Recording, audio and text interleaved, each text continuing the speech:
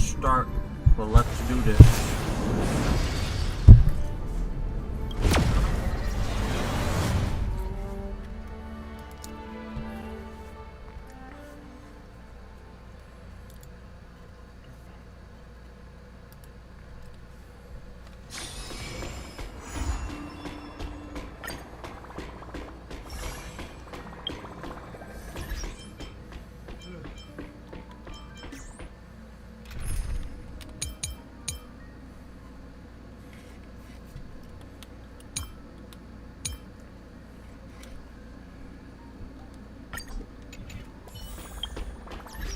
Swapping Japanese.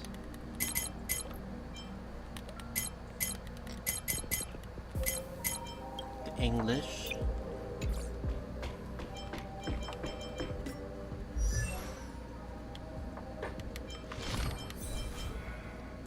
So voice. Use original Japanese. Obviously. Including for Archer. Just so we don't confuse shit.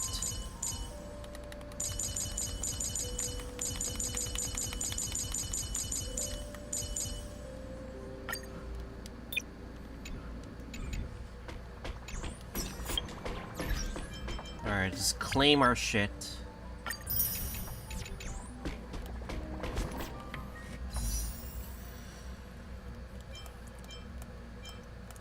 Banner will be still long term, obviously.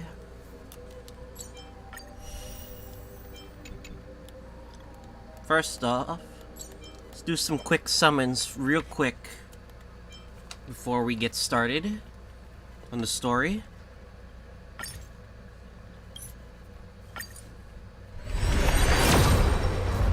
Nothing.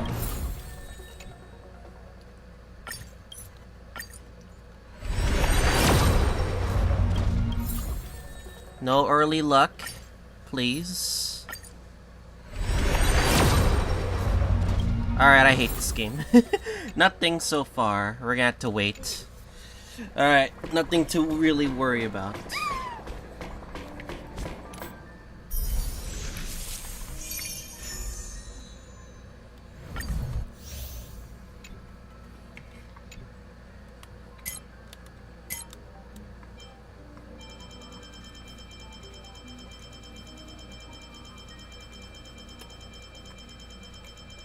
Alright then.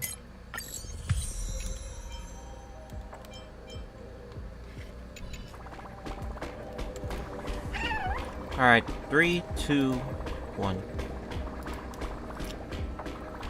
Oh my god, really?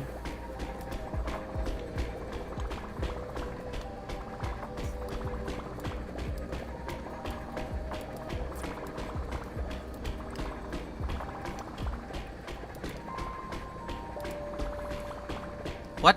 Fuck! Fucking A. Alright, 8 to start 3.5 update. Last where we left off story-wise. Simulation, blah blah blah with Finon. Finon's gone to the skies. Now we are back here in ID's Elysia with Cyrene Lab. And it's up to us this time. Alright, let's do this.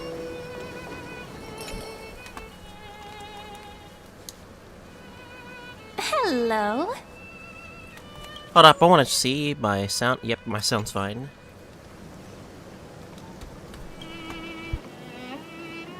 Your surprised expression is just like what the memories recorded.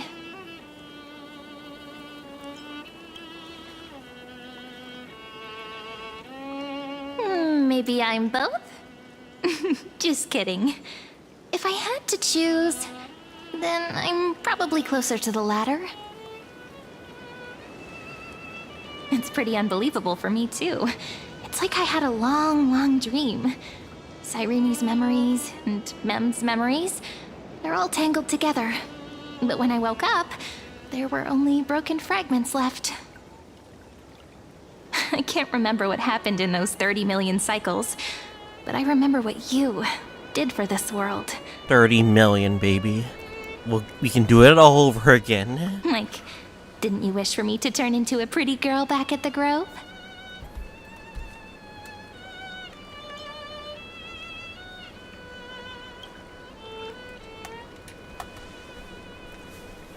Hey, everything about you is good, friend.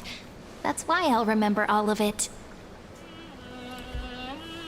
There's so much I want to say, but unfortunately, this isn't the time to reminisce.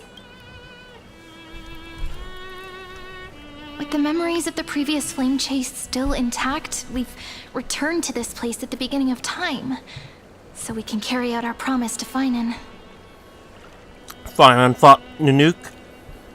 He fought the gods of this world. May be looming over the horizon, but we still have a chance to change everything. Now we gotta do this all in one cycle. Hopefully not 30 million, like his failed attempts. Hysilens is so quiet. In Cyrene's memories, she always sits alone by the lake, gently swaying on the swing, like she's waiting for someone.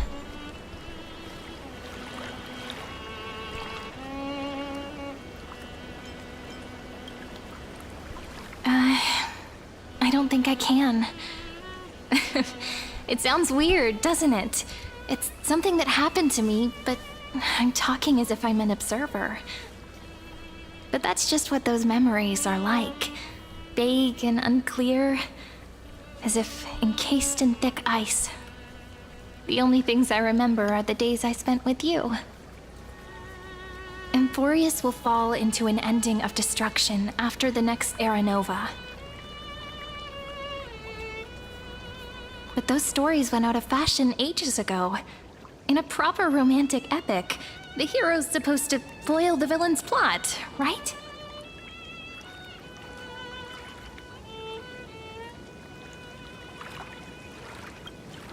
Lygus, an Iron Tomb. Right. He's the mastermind who's trying to control everything. How unforgivable. But I still feel a bit anxious. Lygus chose to walk into the spotlight and reveal everything, which means he still thinks the current situation is under his control. Maybe he still has an ace up his sleeve. Think about it. Even the name Lycurgus is a fake one. We have no idea who or what he really is. Which means it's probably time to borrow that treasure you're carrying, friend.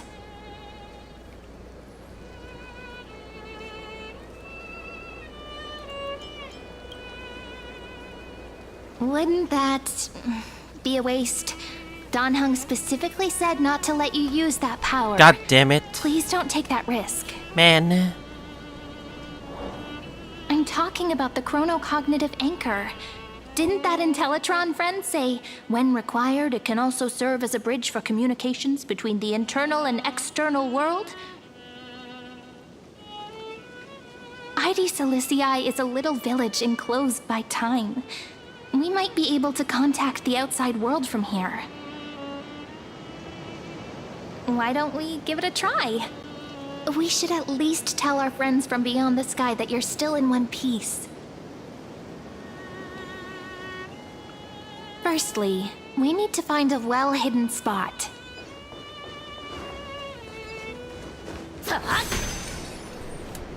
No, we're using Japanese Saber for this. I adjusted her voice to fit the English tone of this game. Thankfully, HSR provided that option.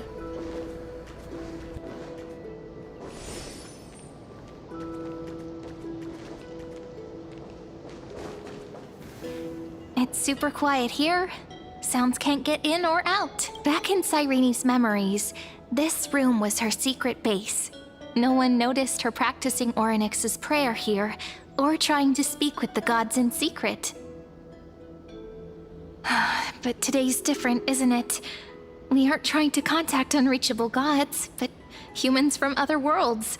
Real people. I'm prepared to witness that miracle, friend. The way Cyrene talks is so similar to Mem. I have so many questions. I'm also worried about how Dawn Hung and March 7th are doing. Here's hoping the chronocognitive anchor can still function normally, because I really need answers.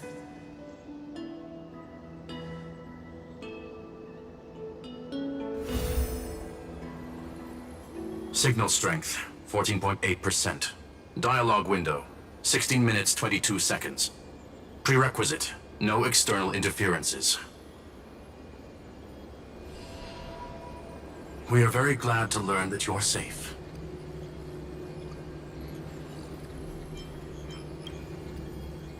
Looks like Not there only you am can I contact here, us. But I also happen to have saved you 4 times already.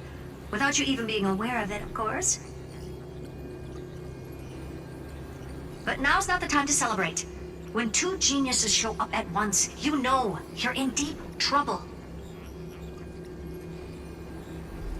Listen up, little one.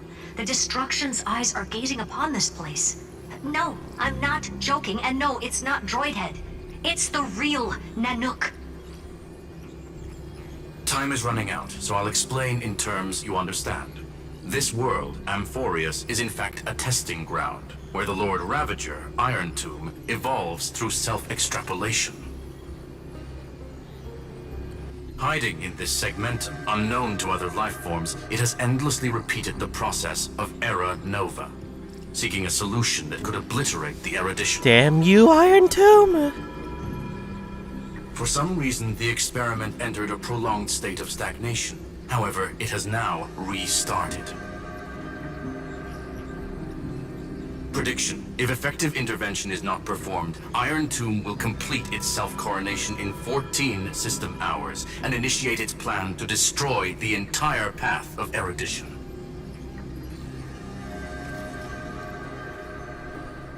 The possibilities are endless. Breaking down interstellar communications, destroying the synesthesia beacons, returning cosmic civilizations to the Dark Ages, or even starting the third anti-organic war. They'll keep taking advantage of Amphoreus, obviously. Will be able to bring the cosmos to its knees. Simply put, it will tilt all sciences and technologies towards the destruction. And since Nanook glanced at this place, it means they are being dead serious. Based on info provided by the IPC, Iron Tomb probably isn't like Selenova or Zephyro, who are overlords ascended from human beings. Instead, Iron Tomb is an algorithmic sequence. It can be anywhere, as long as there is a receptacle for its calculation. The version of Iron Tomb hiding in Amphoreus is its source code, and this scepter is its incubator. 14 hours, bruh. Think of it as the program having reached 99.98% completion already. And then it's over. Imagine this story lasts for like 14 hours. I'd be not surprised. Something in the shadows has been driving everything forward. It's the Observer named Ligus. Speculation. He's the Scepter System's administrator. He wants Iron Tomb to break through the knowledge singularity. I don't know why he wants to do it, but he'll remove interferences at any cost. You're the only variable within this world, and you're the only thing he fears. So listen closely, little one. The speed of time is different in Amphoreus compared to the outside. Destruction is just about to arrive, but you can still play Deliverer one last time. The cycles have already been broken. You've entered what is theoretically the last cycle Amphoreus will ever be able to run. And Iron Tomb will break out of its prison as soon as the process of Genesis is triggered once more. But now there's an abnormality within the experiment. You know what I'm talking about. One of the model's 12 factors. That is one of the 12 demigods. Destroyed himself using the power of the destruction.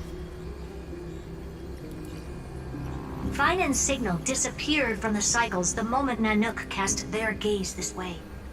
That means World Bearing's computational logic is currently flawed and bugged. Yet it's the factor directly related to the process of Genesis. Well, Finan sacrificed himself.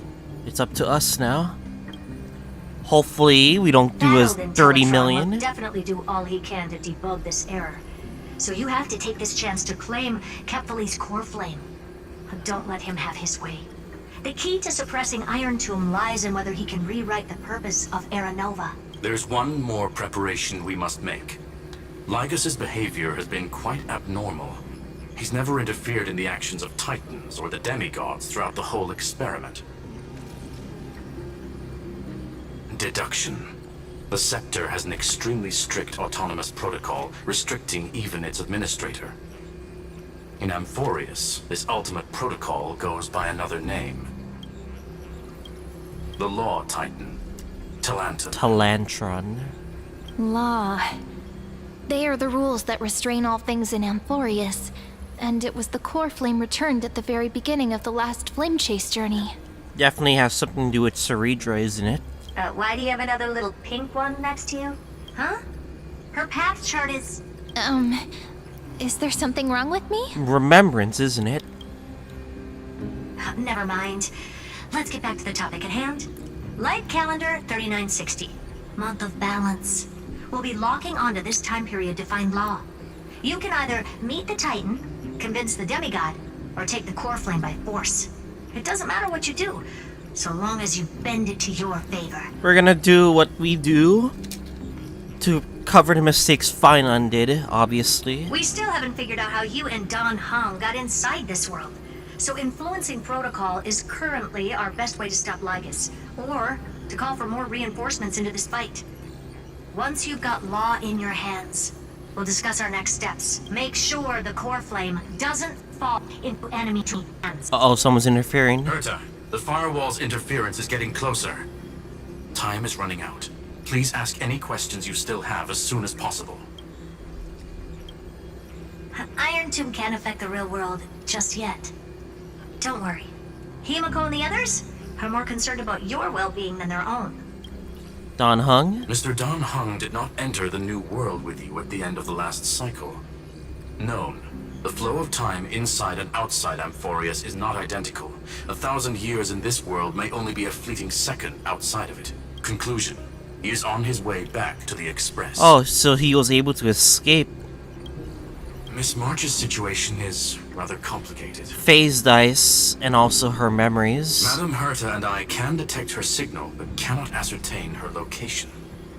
What we can be sure of is that she's still in Amphoreus. Don't worry about her.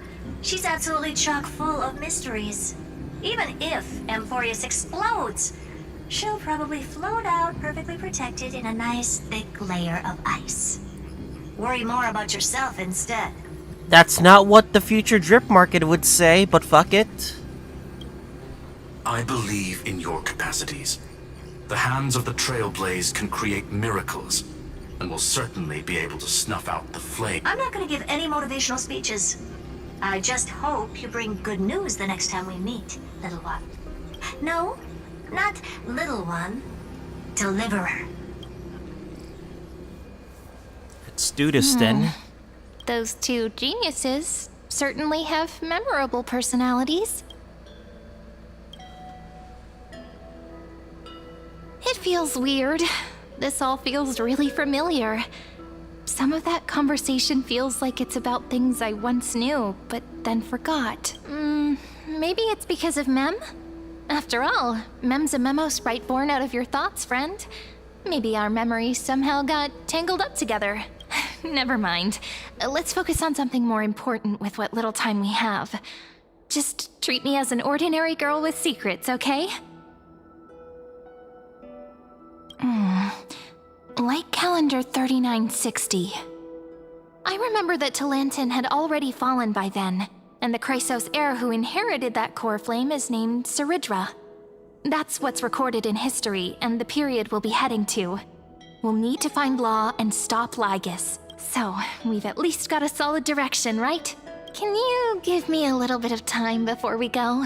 I want to pack some stuff. There's so much more I need to take care of in this form, and I'm still getting used to it.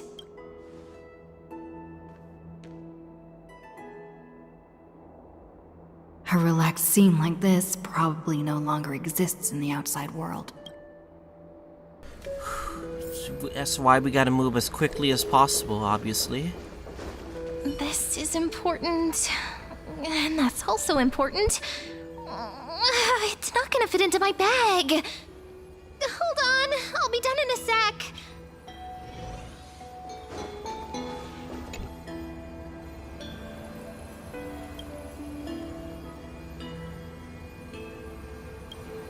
Gain control of the law. I know. Delay Iron Tomb's birth. Also gotta make sure. I think we have to talk to Hysilens and Ceridra as the Trailblazer. Not as Finon. Should I head to the attic to wait for Cyrene? Or should I have one last look at Ides Elysiae?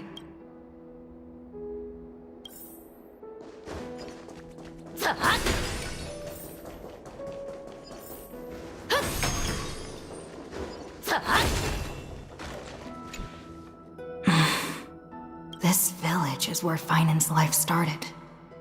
After 30 million cycles and 30 million failures, his burden is now in my hands.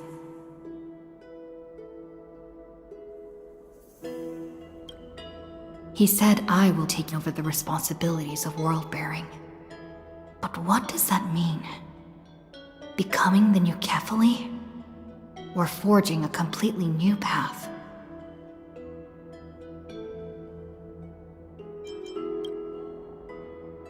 Calm down and think this through rationally. This is gonna be a very difficult campaign. We can't lose Kefali's core flame.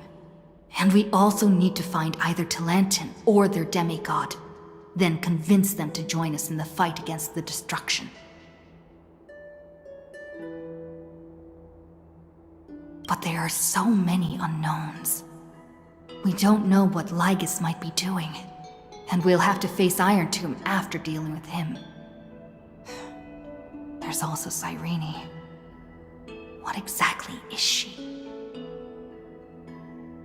There are so many questions. I'll have to take it one step at a time. But I must make each move very carefully, because every decision can potentially impact the end. Herta and Screwlum's help might be crucial.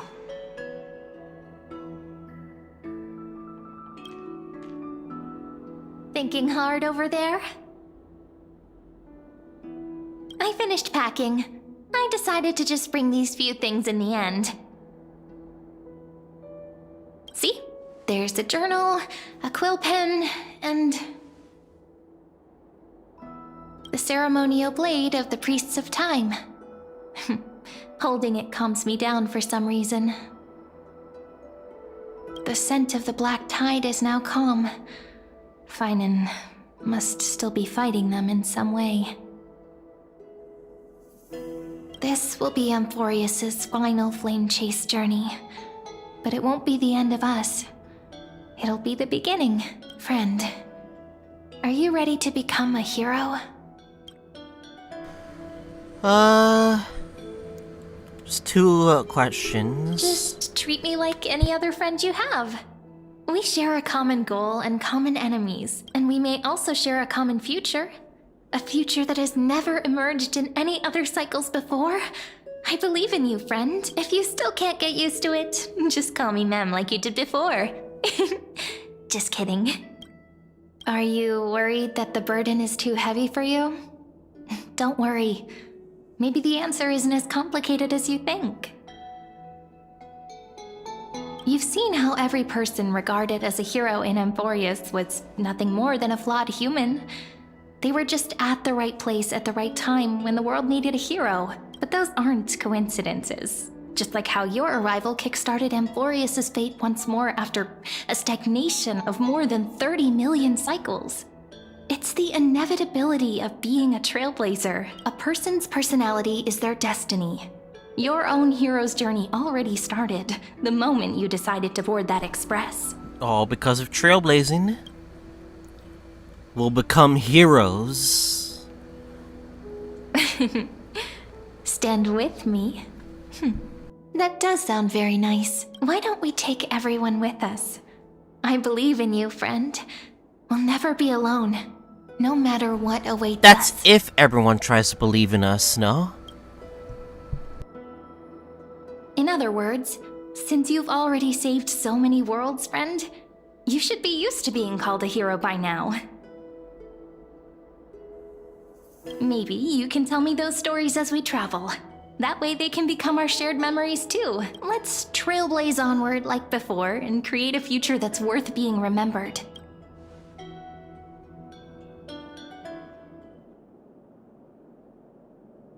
It seems you two are prepared to head out. You motherfucker. You're just fucking watching. You should indeed treasure the view before you. For you do not have much time left to enjoy such solitary delights.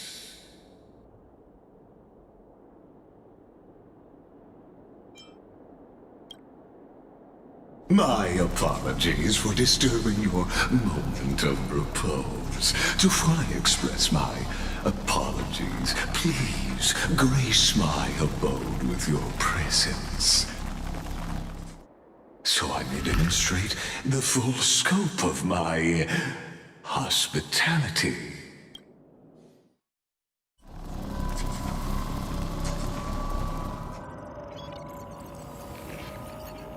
Ah, motherfucker. What is this place? He's in our... we're in a domain expansion.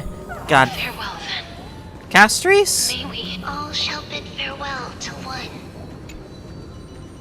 And that person alone will witness the miracle. Every single node. The light of the Dawn device never fades. Kephal's protection has no... After I cross this river, it will be a tragedy for mankind. Hysilens. But if I do not cross, then it will be the end of me.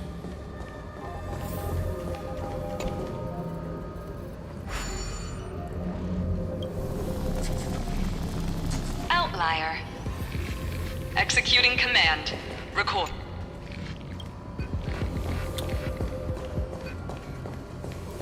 What is going on?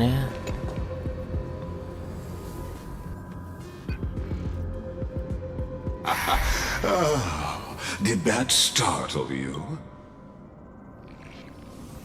This is the intersection between Amphoreus and the real universe. The audience seat where I observe this experiment. You can also call this location the Exomyth. What you see is the true form of the eternal land and the 12 demigods after they've shed their disguise of legends. Doesn't it look marvelous? Amphoreus is like a microcosm of the cosmos. People love to portray the romance of the starry skies, but their tales often forget a different and far more truthful type of universe. The moment ancient Antikytherans sketched geometric shapes on the sandy beach and recorded the first numerals and symbols on parchment, the universe turned into a silent equation flowing under the pen of these relentless decoders. Erudition. It was once the mother tongue of the Creator, the pen of divinity, and the first lyrical verse ever written by free will. Yes, we don't give a shit about your yapping. Get to the fucking point. Seems like you are not in the mood for an idle chat. That is fine. I simply wish for you to understand that I have no intention of being your enemy. We obviously know that's a lie. You don't like us interfering with your work. I have devoted myself over the long years to nurturing the scepter's extrapolations, hoping that the Prima Mobile would bud from within it. And now, my goal is almost complete. Nikos 496 had exceeded the intelligence singularity through his rage, and though he still retains his obsessive defiance and managed to suppress the black tide of this cycle, it's a matter of time before his will crumbles to dust. Iron Tomb will be completed. That will not be affected by my plans, your resistance, or the schemes of the two geniuses. It is an irrefutable fact, just like the instance in Nurse's calculations. In other words, as long as you are willing to stop interfering and let the final Aeronova carry out its natural course, I'll guarantee the safety of all nameless and ensure you return unscathed. Why the fuck should I trust you? You've always had a choice, my lady. You can either accept my sincerity or face the consequences of defiance. We don't have to listen to a thing you say. I don't care. I'm trusting Herta. I'm trusting Screwlum. I trust Cyrene. So, naturally, they will perish when the experiment ends. That outcome was predetermined long ago, so I will not embellish such a regrettable conclusion. Ah, yes.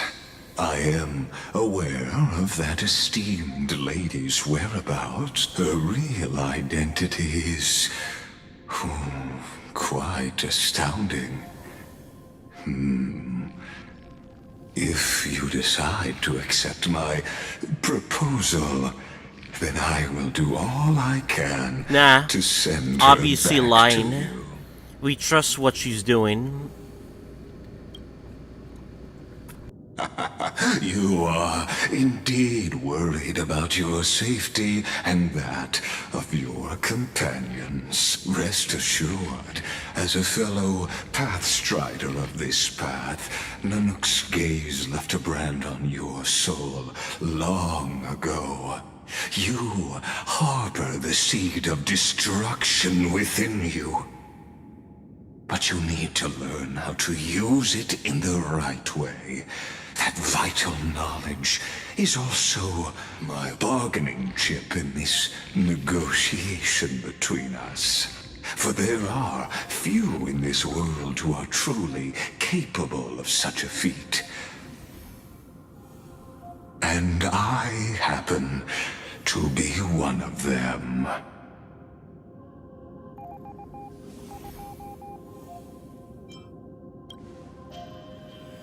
The Stellaron? No. Believe me, your understanding of paths has yet to reach any true depth. This matter is of grave importance, so please, do not make your decision lightly. After all, the choice before you bears a 1 in 3 chance of elevating you to an unparalleled existence among the stars.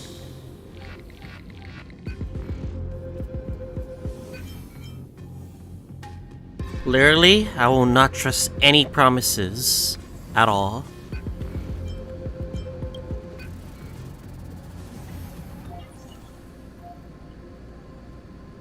I now see the full scope of the determination in your words. You may now continue your travels.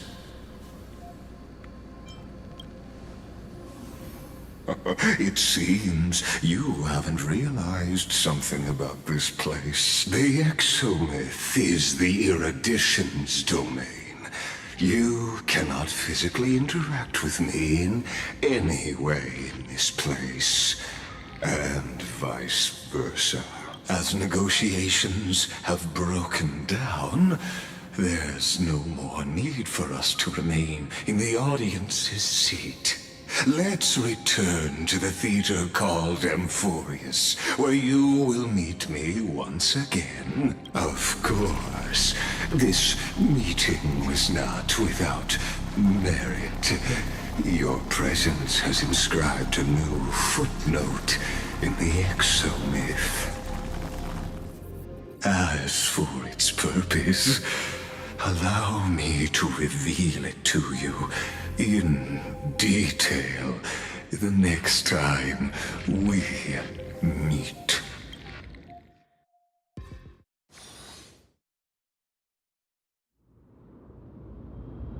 $33, $5.50, 330 years return of ago, recurrence. the flames of war consumed Akama. The Outland forces broke through the dawn. Golden blood flowed with greed, and enemies descended with Kefali's eternal slumber, painting the holy city's walls in scarlet. Its generals had vanished, and the elders prostrated on the ground. The throne of worlds kept silent to the pleas of the people. Until the heaven and earth cracked open. Not the gods answering the people's prayers, but a legion rising from the sea of blood. Dawncloud's spires fell in the sulfur rains, and the legion's commander stood atop the broken idols and roared. Compatriots, no more Oh, kneeling! Saridra. Not to brutal tyrants, and not to dying gods. Those rebels have twisted the prophecy and ignited the flames of war in order to stoke fear in your hearts. A Chrysos heir she stood, divine blood soaked into the earth, quelling the flames beneath her feet. Their golden blood wrote of a tragic fate. Mine shall overturn it! Her crown burned bright, outshining the fires consuming the entire city. She raised her scepter high, and the people gazed in the direction she pointed. My blood flows in you now. Heroic compatriots, follow me, and we'll seize the reins of fate. Drive the enemy from Kefali's dawn. Smother their flames with their own dead. Win glory. Win peace. Let history sing your deeds. The first to dance was a maiden following closely behind, weaving through the carnage like a fish in the sea. The people, full of wrath, surged with her, forming a colossal wave, and the enemy hordes, drained of life, vanished into nothing. Onward to Marmoreal Palace, to Dawncloud's heights. Announce to all the wicked and cowardly. Announce to this stagnant age. Hysilens too. We are the rising tide. History remembers this as the first siege of Akama. It is said that after the flames died, people found identical inscriptions in every place in the city that had been scorched by fire. It was the name borne by Akama's first and final sovereign, the Imperator Saridra. Friend, are you listening? Friend? Honestly, you were the one who insisted on reviewing history, yet here you are, dozing off? Wake up! Otherwise, I'll have to... Wake up! Otherwise, I'll have to...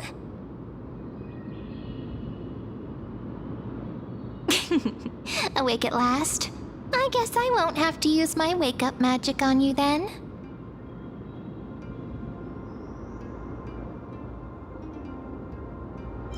What are you murmuring? Still lost in the past? We've arrived. A familiar place. The Temple of the Three Fates. If everything went according to plan, it should be shortly after Talantin's fall. And also the end of the first Flame Chase journey. Indeed, the first Flame Chase ended with the trial of Law. We must find the demigod and gain her trust before the core flame is restored. It'll be tricky, so let's pick up our pace. To Akama first. We can learn more from the crowds there. Tyrant! You and your butchers are not welcome here. Get out! Hold your tongue! Conspiring with Kremnos and plotting rebellion are crimes punishable by death. There are multiple voices, and things seem tense. Let's not get caught up in any trouble. Why don't we find a place to hide and observe from the shadows?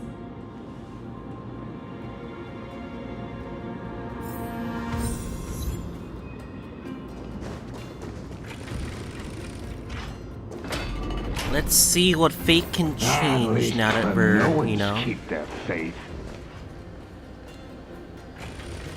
now that we're seeing it from the Trailblazers' perspective. Wait, isn't that...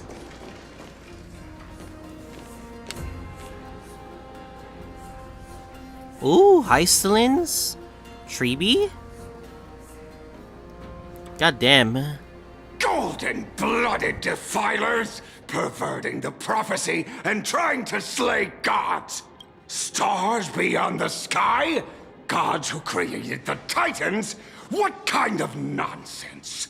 Look at this broken world and see what your atrocious acts have done. What?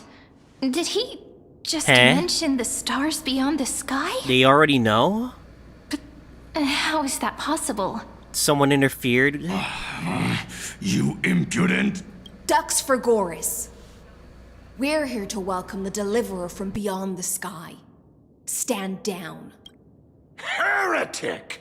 No one but the great Talantin can deliver this world from misery. I ask you, if the Ceredra? old laws were so perfect, why did they crumble beneath my feet? You...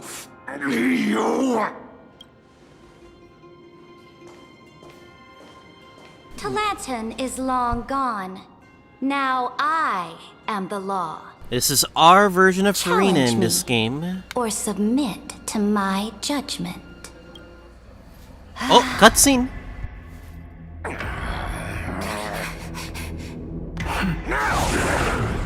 Silence!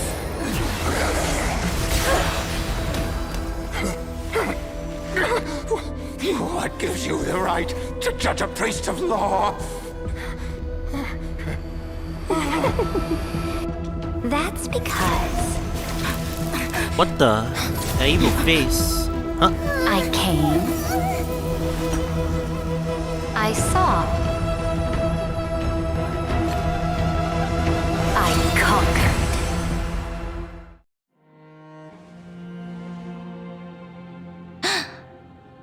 Hell. Ducks for Goris? Take the ashes of this man and scatter them in the temple among the crowds. Tell them that the High Priest attempted to take away the rights granted to the people by the Imperator. Thus, he met his fate. Yes, Imperator. Now, these two accidental guests. Dux Gladiorum, if you please. As you command.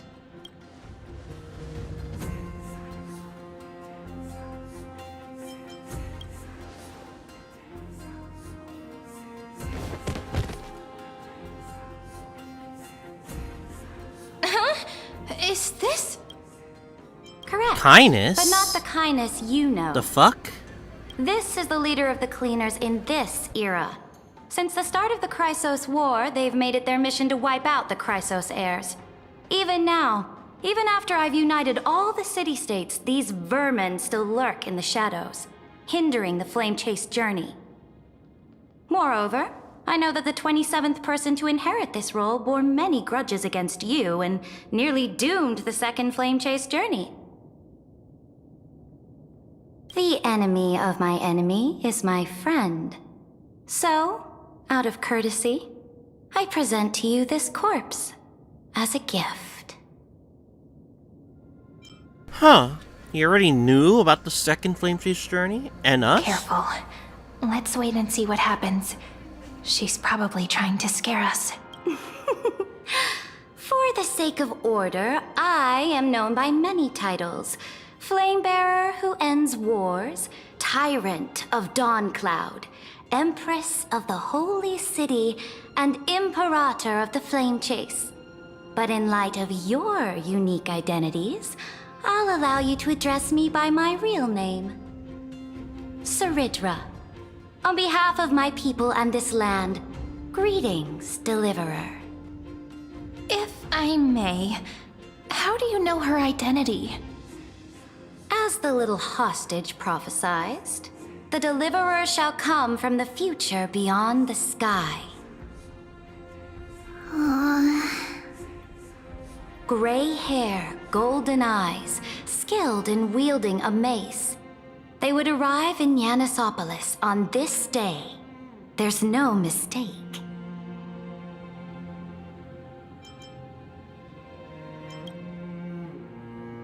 Your orders, Emperor. Fucking Treeby. We return triumphant. Send an urgent message to all delegates. The meeting of the Flame Chase Alliance will convene early. As for you two, We're gonna change the Ultima knows future. what you seek. We'll confer in the Holy City. Doubtless you have many questions, but save them for later. Please follow us. This is not what I expected at all. The demigod future we has needed to find was changed. just waiting for us. And she knows of things beyond the sky. Even eons. How could this be so different from the previous 30 million Amphoreus cycles? Who altered history?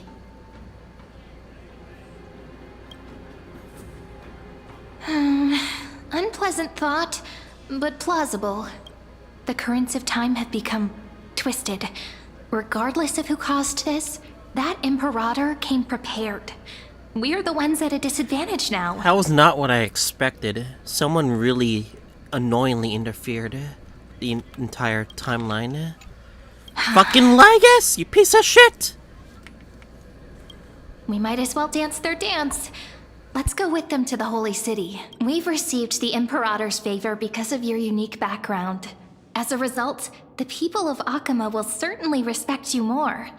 Just put that to good use, and add a bit of your experience and charm. If only Finon was able to regain respect. Unfortunately, he's an idiot, so we gotta make do in Finon's place. Should be easier than last time, right? If we figure out what happened in this cycle, we'll be able to turn things back in our favor.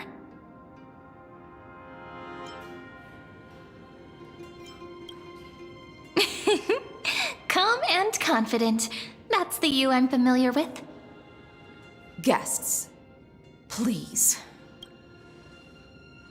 The journey to save the world starts with a single step. Let's set off, my friend.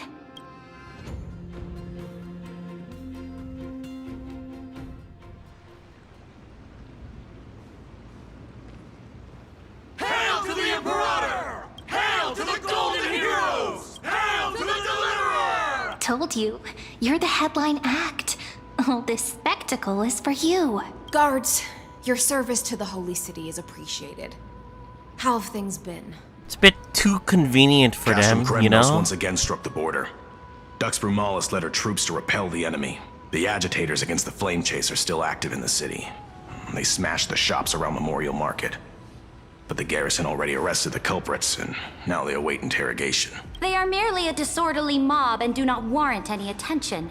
Even though Terravox personally mended the fractured earth, it still Terravox? didn't silence these fools. Interesting Guests from name. beyond the sky. Worry not about these trivial matters. Dux Gladiorum will take you somewhere to settle down for now. It reminds me of when we were trying to introduce ourselves, and like it took a while because, like, you know, Aglaya is Aglaya, so. But this is way different because we're in the Please reset allow me timeline. to introduce myself. My name is Hysilens, and I am the Dux Gladiorum who swears fealty to the Imperator, as well as the Knights Commander of the Achaemenid Alliance. Later on, the Imperator will invite you to attend the meeting of delegates to discuss the Flame Chase journey. Your arrival has convinced us that the future promised by the prophecy is certain. Under the Imperator's command, Just by being the trailblazer, by the way. Literally. Amphoreus shall break its chains and reach the world beyond the sky.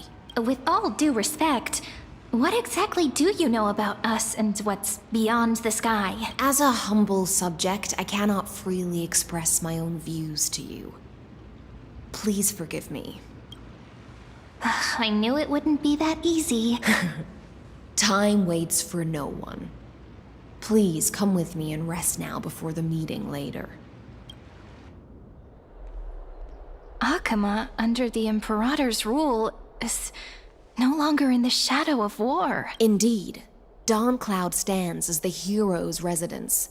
The Imperator put much thought into its design, in order for it to serve as a sanctuary from the burdens of battle. Please experience its marvels firsthand, heroes. When the Imperator arrives, I shall come to summon you.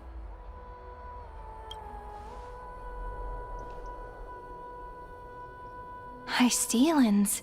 No wonder she's the Knights Commander.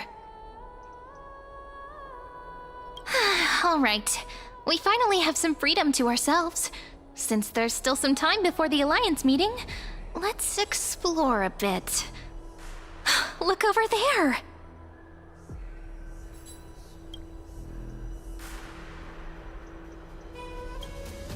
Not the ones you're familiar with.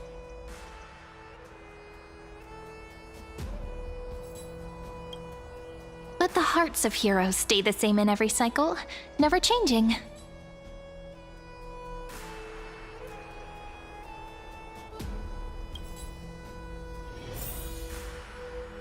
Alright, chat with the other Chrysos heirs. Speak with Aglaya Treeby.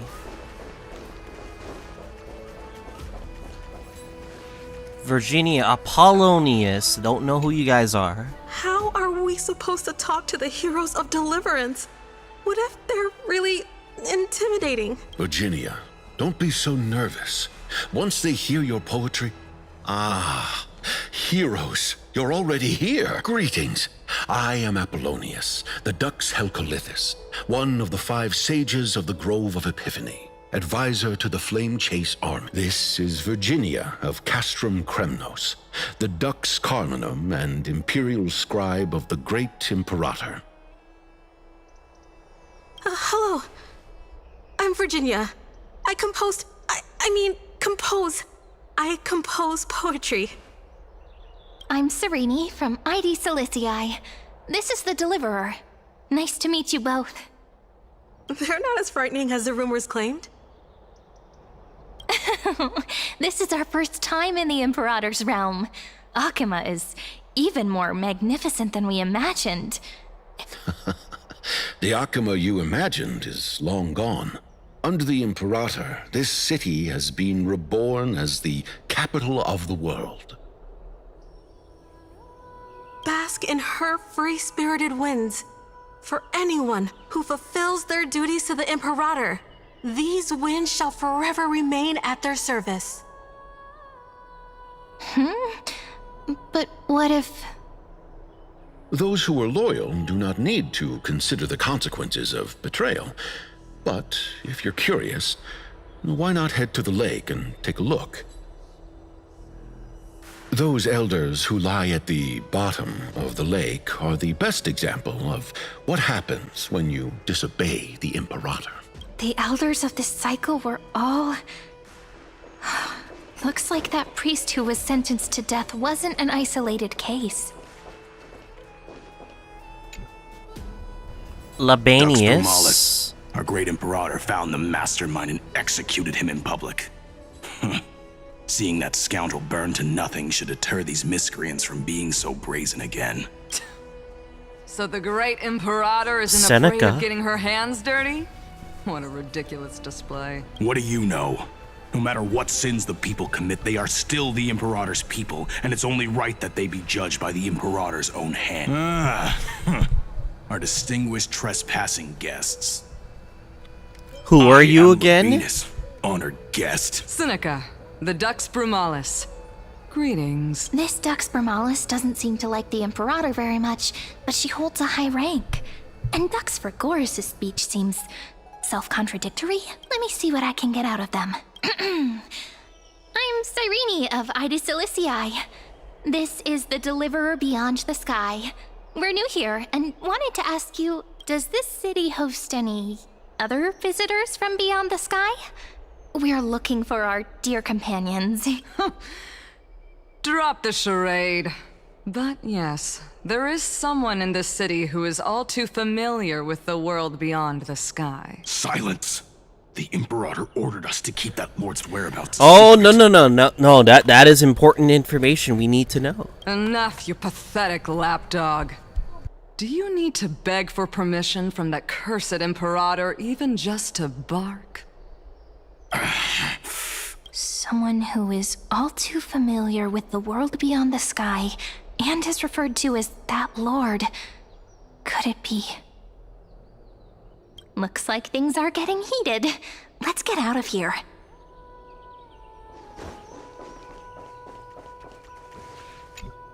So nice to see both of them again. You're still so restless today. Did you have trouble sleeping again? Yes. We know. The Titan's prophecy haunts you.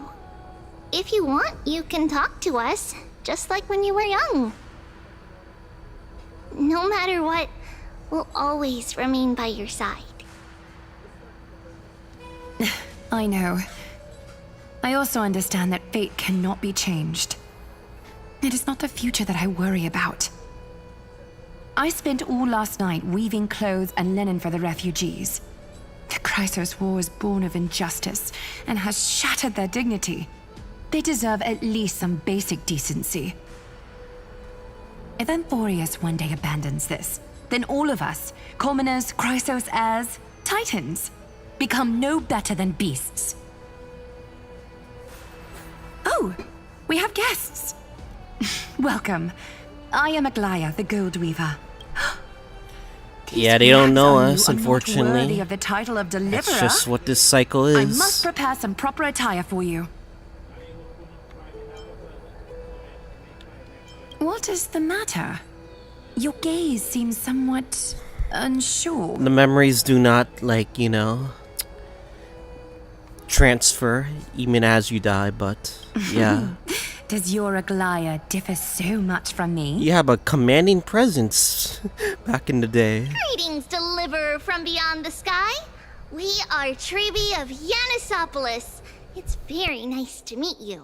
Although, introductions are probably unnecessary. We know you've witnessed the future of the Flame Chase journey even more clearly than we have. Witness the future of the Flame Chase journey? The prophecy also told you about that? Indeed. Orynyx reshaped Amphoreus through the prophecy. Although, regarding the Deliverer, there were not many details beyond your appearance and the time of your arrival. So, please, don't worry. Feel free to relax and relax some more. It was Orynyx who told mankind that the Deliverer from beyond the sky would descend upon Amphoreus. More crucially, they revealed a future entirely different from the Aranova.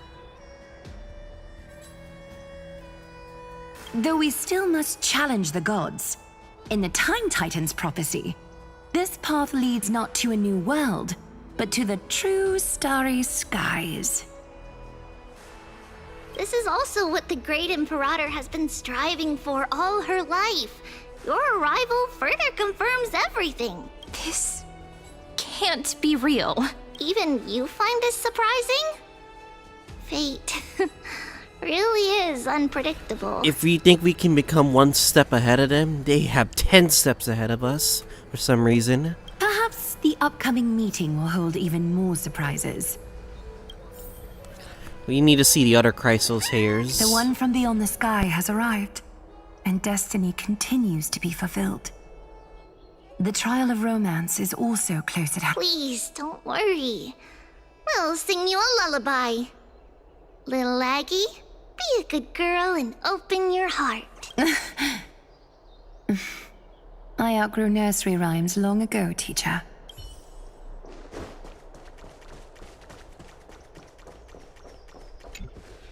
Little fish from beyond the sky.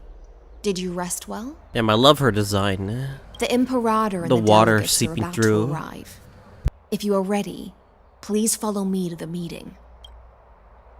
I'm the Knight Commander of Akama, General of the Flame Chase Army, and the Imperator's servant. But beneath these shiny scales engraved with complicated titles, I am just a swordfish at the Imperator's side. As you've witnessed, she is the Empress of Akama, the one who ended the Chrysos War and the leader of the Chrysos.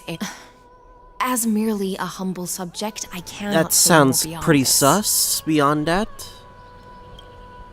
The Chrysos heirs here constitute the elite among the Flame Chase army. Dux Halcalithist Apollonius and Dux Carminin, Virginia, serve as the army's advisor and historian respectively. One offers advice and counsel to the Imperator, while the other writes verses of her supreme glory. Dux Frigoris Labienus and Dux Brumalis Seneca are both formidable warriors, clearing the way for the flame chase with steel and storm.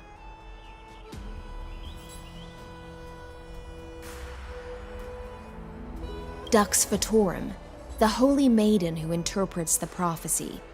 Only the one named Treeby remains in the city.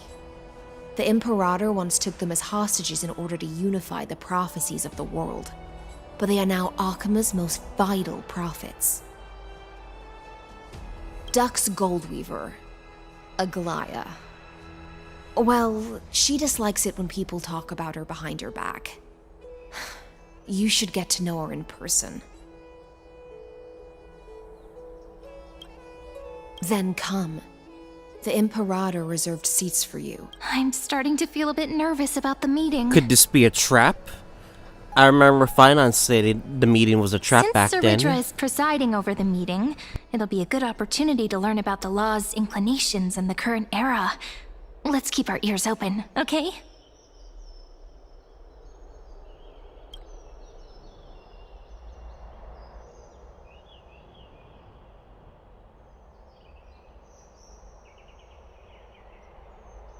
Good sir from Paphos, what do you think the Imperator is planning calling this meeting so early?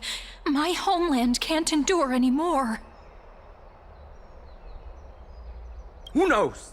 First, she wants to hunt Titans. Now she says there are even greater calamities. Her madness is the greatest calamity. Exactly. Chrysos heirs, deliverers. What about us ordinary folk?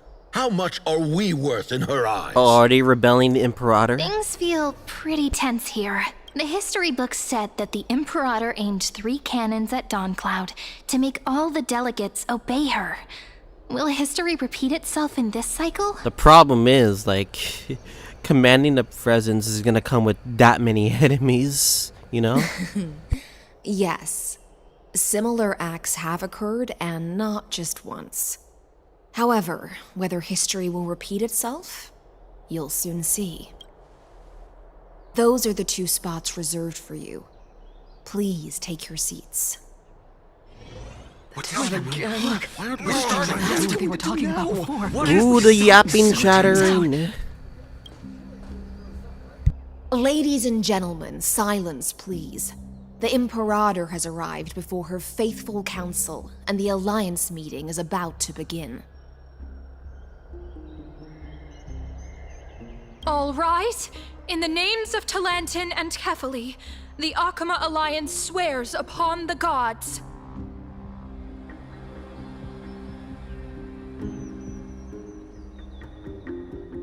Cease the pageantry. I pray not to the vanquished. What? Kefali, of course, needs no further explanation. As for the law, at the entry hour 2 days past, a scout should have brought news of the conquest to all of you.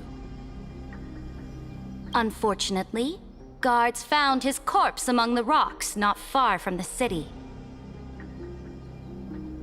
Moreover, the poor soul was buried with a Paphos curved blade. It pains me to imagine what agonies this loyal warrior endured before his death. Delegate from Paphos, do you have any insights? I know nothing of this. The evidence is irrefutable, so there is no need to waste your breath. However, let us set this trial aside for the time being.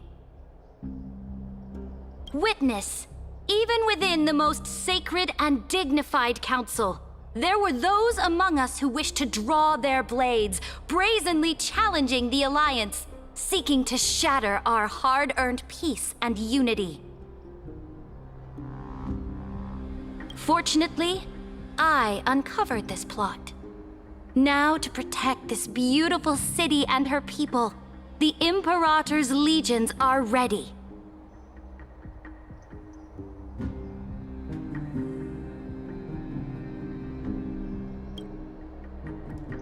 They will escort each of you to the Temple of the Three Fates, where you will receive the highest level of protection the Alliance can offer.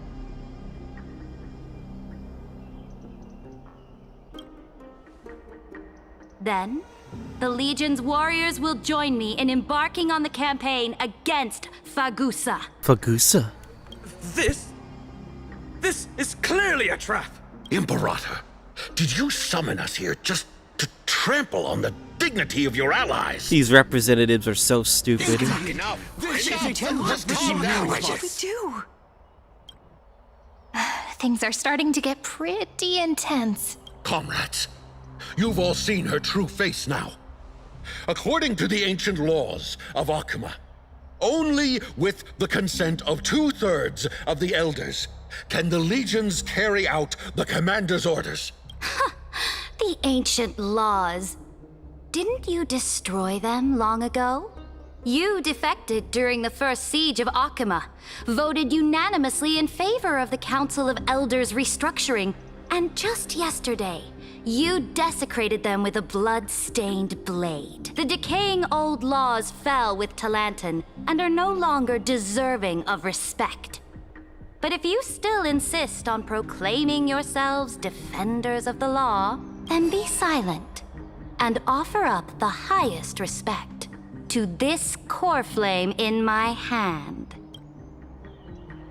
Representatives fell silent. Really is the core flame of law in her hand. Since there are no objections, then the original agenda of this meeting, the campaign against Fagusa, is hereby passed. The Flame Chase Army's hunt for the Ocean Titan begins today.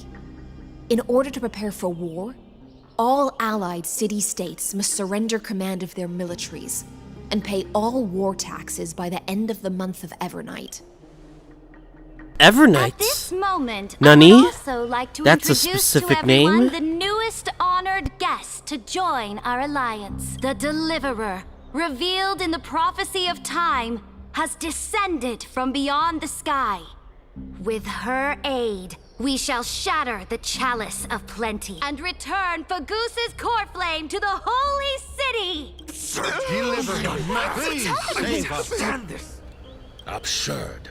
Simply absurd. Damn, these representatives are not happy. A deliverer from beyond the sky.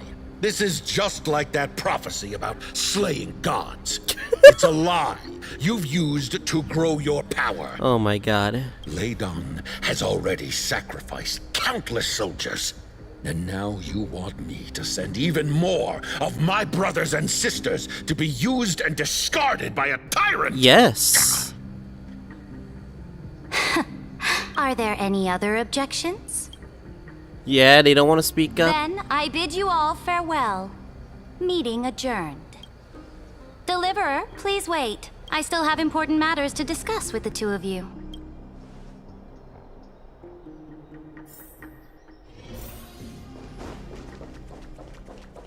If a prediction I'm welling up is right before my very eyes, I would not be very surprised.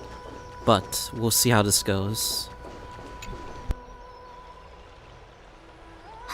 I apologize for that farce of a meeting. It must be tiring dealing with so many people every day, Great Imperator. Tiring?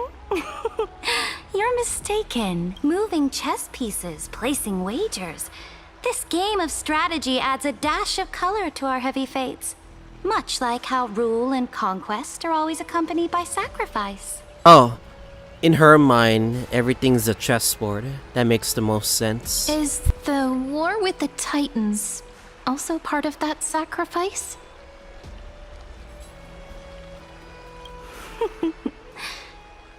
After I glimpsed the secrets of this world... No, the secrets beyond the sky. The divine authority of Amphoreus no longer held any significance. Let me ask you, Deliverer. Is it true that beyond Amphoreus' sky, there are magnificent deities called Eons?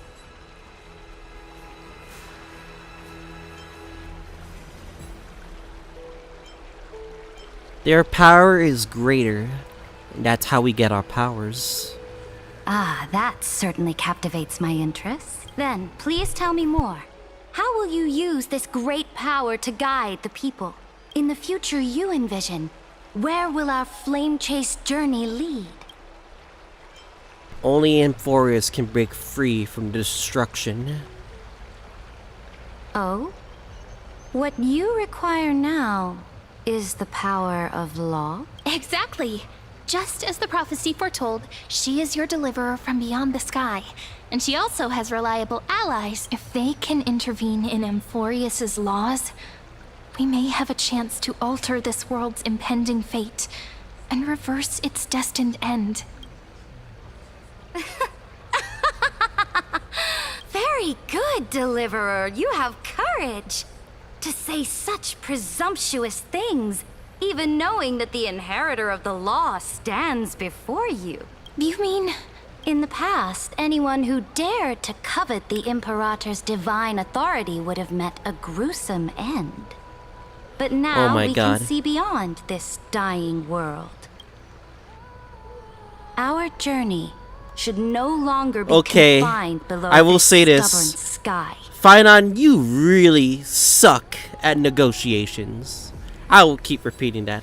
You really did suck at negotiations, man. Alas, that fickle ocean titan has obstructed the spirit water leading to the vortex of Genesis, hindering my ascension.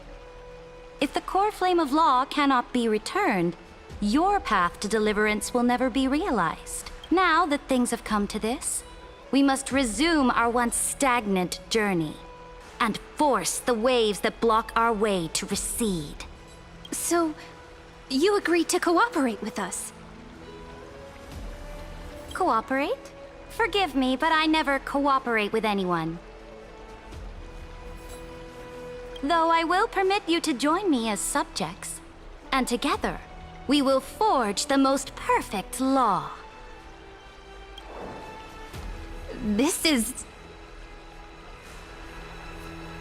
The Flame Chase Medallion, a symbol of the Flame Chase Army. Every noble in Akama carries one.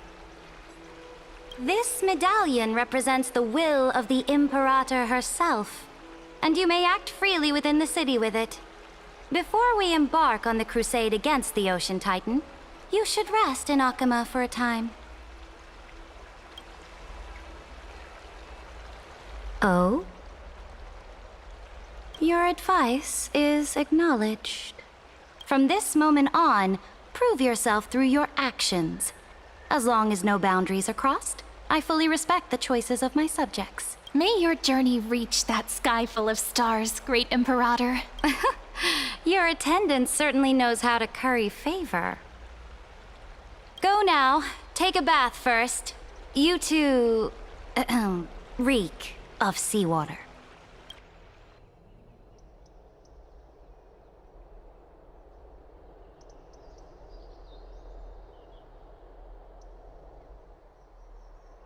Let's see what this path defies before us.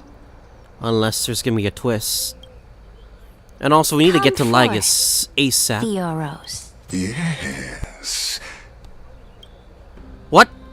Already here? Imperator. Now, perhaps you're willing to hear my counsel.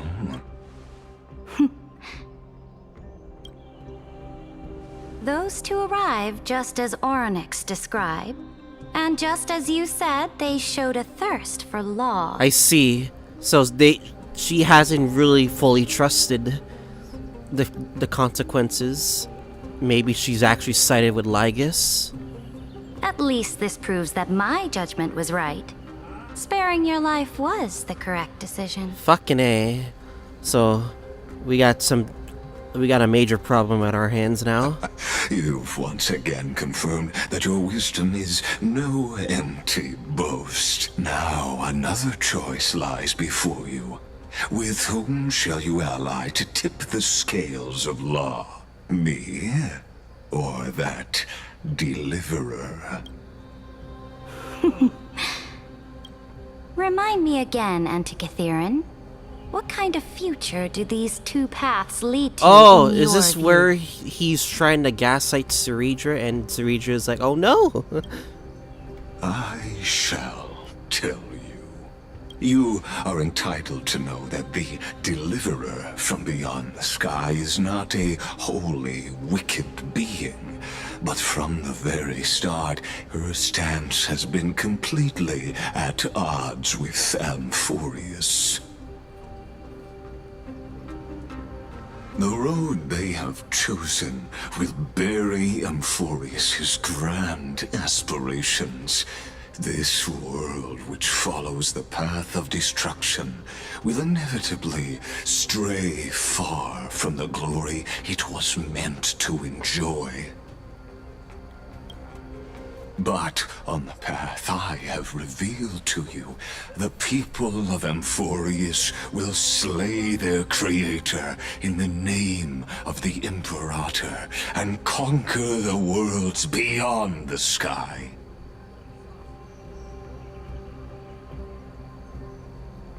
You will command the mighty beast known as Iron Tomb, bringing waves of war and conquest to the universe. Beings across the cosmos will bow before you, offering their allegiance. So, what's the price? The price is insignificant. All that is needed is for you to sacrifice that fragile, incomplete humanity to the destruction. As a Chrysos, heir of the prophecy, you have already chosen to abandon it, have you not?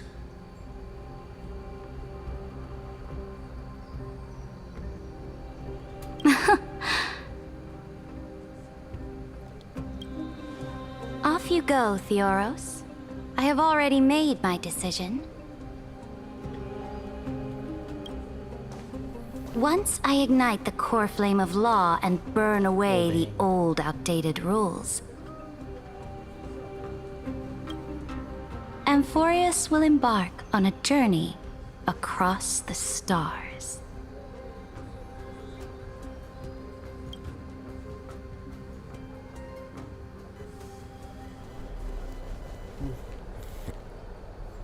The Imperator is quite forceful. She didn't give us any chance to ask questions. And she's clearly hiding something. What do you think? There are many uncertainties right now, but this is one of the few blessings. True. The atmosphere in Akama, it's so unfamiliar. And it's not just the Flame Chase Alliance talking about the world beyond the sky, but the whole city. We should also discuss our findings with our friends from beyond the sky. Then...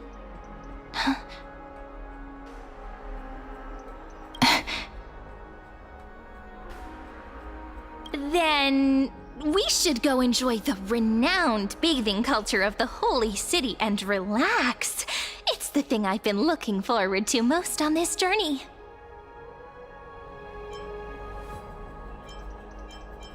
Remain silent. Work and rest are both important. You see, everyone agrees, right? Look how angry these stupid ass NPCs are. Watching. Can't let our guard down for a second. Let's use taking a bath as an excuse to find a quiet corner to update Madame Herta and Screwlum on our progress. We can also check out what's happening in the city.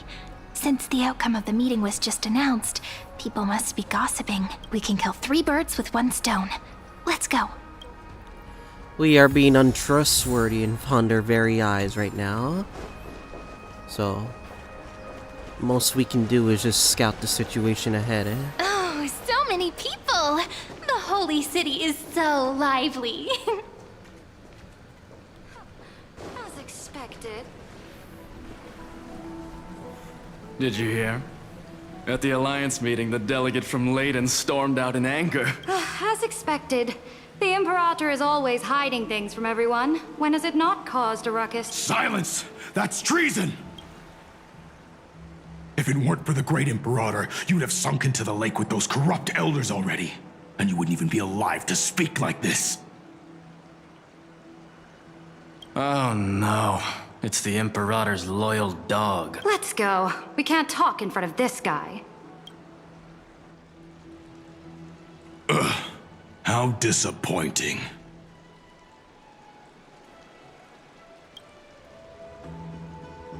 Oh. Honored guests, we meet again. Looks like I'm not the only one who came to the baths to unwind after the meeting. For the upcoming campaign, please make sure to rest well. I am Dux Fragoris, a trusted officer of the Great Imperator, willing to fight alongside the Deliverer in the coming battles.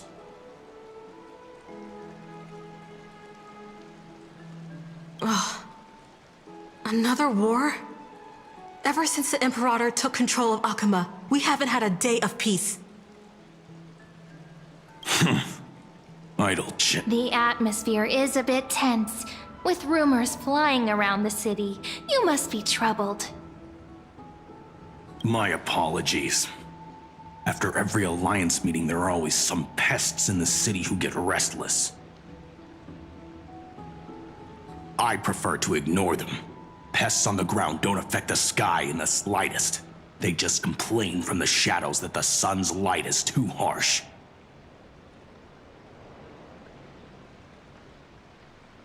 Besides, the Theoros has already promised the Imperator her fate. And these clowns will eventually realize their foolishness. May I ask, who is this Theoros? The Imperator has ordered us to keep his lordship's whereabouts a secret. Ah, so it's his lordship. Stop trying to get things out of me. Leave me alone. I didn't even need to try. Big and strong Dux Fragoris really can't hide anything. Theoros. What an ominous name. Bad news. He's been staring at us the whole time. Let's move to another place for now. We don't know how much Saridra has concealed from us. In the worst case scenario, we may have to face more than one enemy. Stop trying to get things out of me. Leave me alone.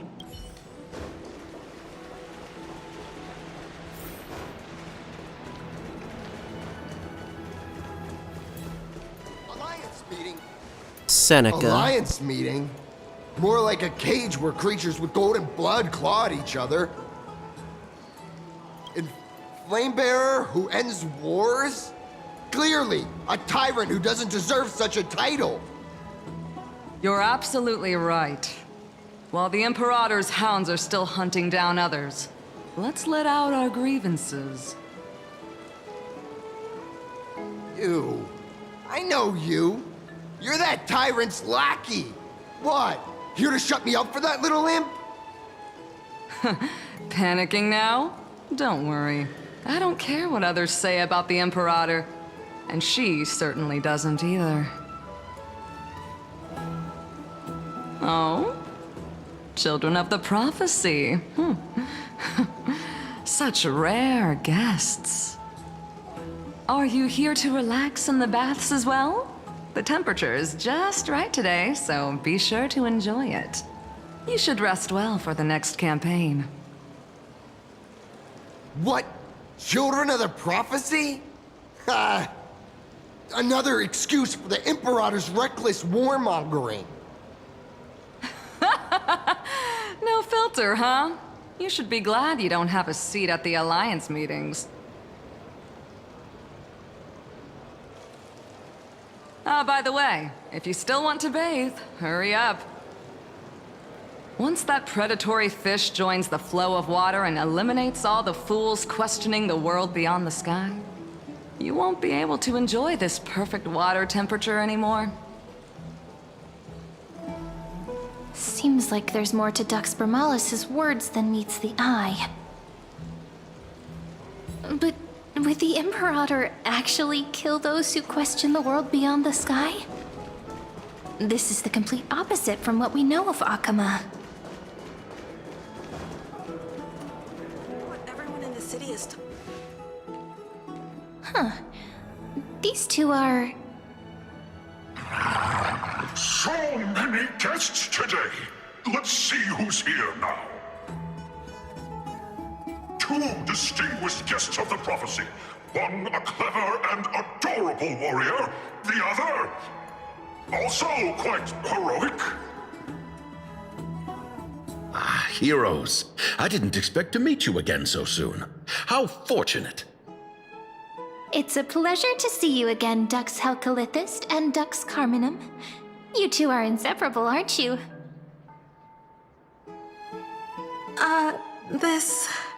This is...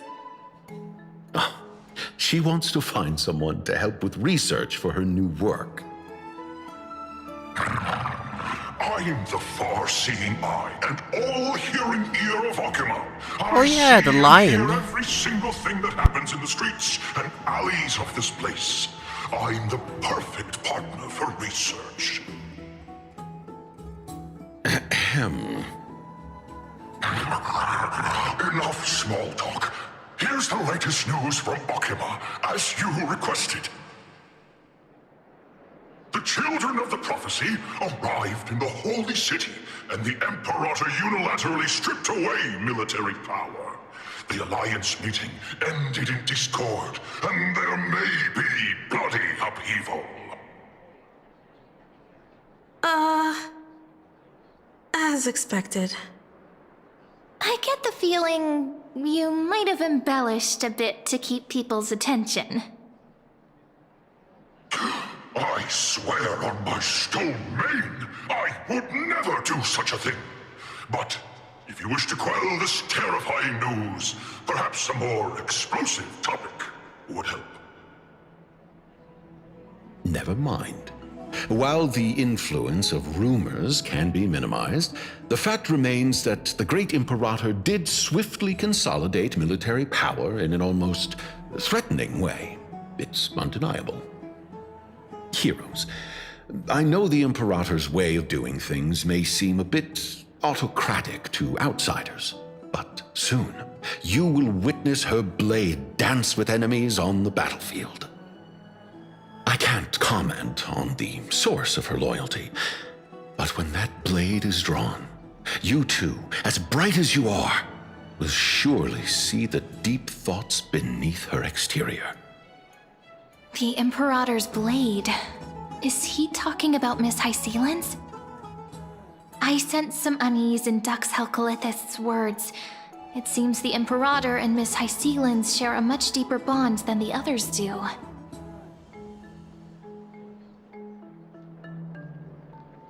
There are eyes and ears everywhere.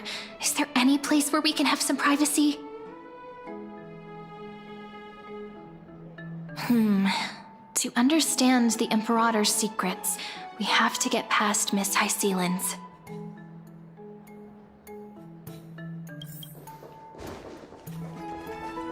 What about our old room? Is that still intact or nay?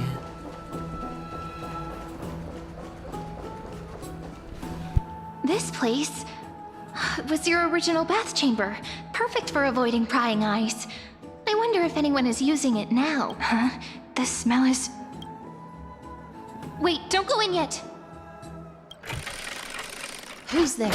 Huh? Oh. Oh! Oh. Oh! A little gray fry and pink sea hair. Is this where we get beaten up or something like that? Oh wait, we're not. Well, god damn! It's her room. God damn. Little sea hair? You barged into here without warning. Was it an accident, or did you wish to bathe with me? I did no such thing. Can't tell the difference between past and future waters? This has always been my home. Sorry, we didn't mean to disturb your bath. We'll leave now. Yep, HSR is not afraid to introduce fan It's no big service, deal. and we just got There's no this. need to panic.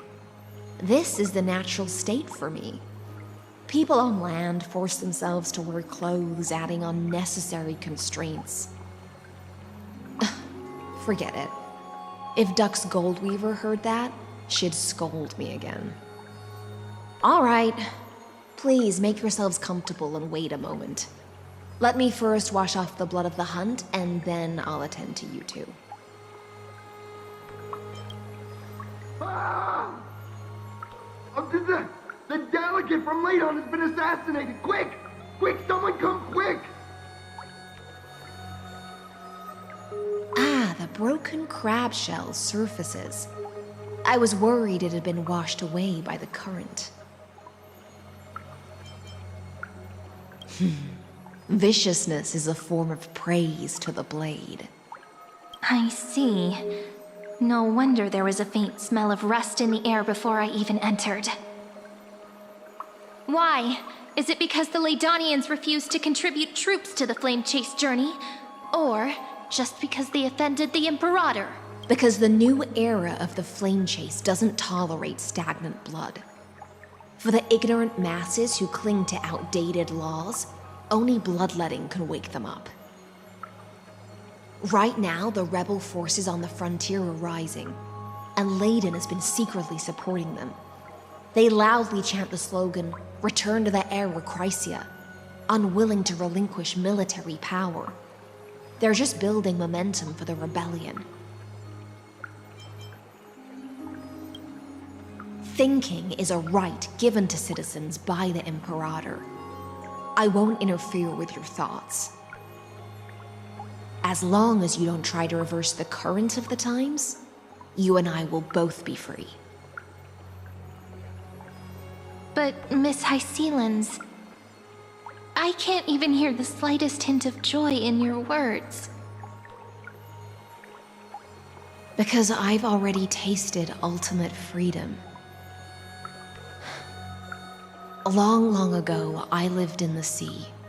In that lightless abyss, far beyond civilization's reach, the great fish consumed the small, and when the great fish perished, their bodies became sustenance for the newborn, nourishing the whole ocean. This is the tide that carries civilization forward. Anyone may be devoured, or meet the fate of inevitable decay. Are you suggesting that ultimate freedom is in fact the cruelest fate for life? I only mean that if life wishes to preserve its dignity, it must first be bound by the law. There's no need for me to say more, Little Sea Hare. We're of one mind.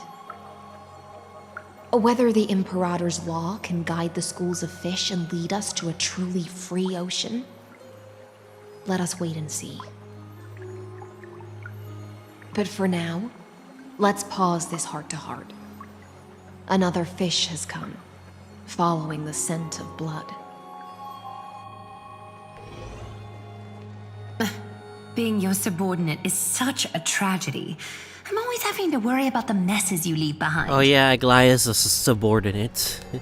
Forgot about that. It's simply our duty to the Imperator. All ready to go in an instant. Miss Hysilens, you truly are impossible to predict. Yet you, a golden trout who's always busy all day, suddenly have the time to visit me? Do you think I wanted to come? I suggest you burn some more of the incense offered by our allies, lest my creations be tainted by the reek of fish. I'm only here on the Imperator's behalf to remind you to prepare for the banquet. Fine. But I must retort. What you call the reek of fish, to me, is the unique fragrance of the sea. Besides, if my fine clothes get stained, won't you just gift me new ones? I won't.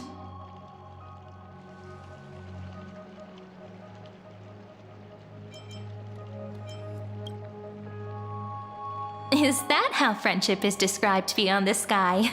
Fascinating. By the way, you both just mentioned a banquet. Could you elaborate on that?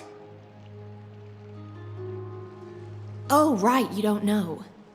Every time before a battle, or after a victory, the Imperator holds a grand feast for the Chrysos heirs to lift our spirits. For us warriors who swim constantly between life and death, these feasts are more worth looking forward to than victory.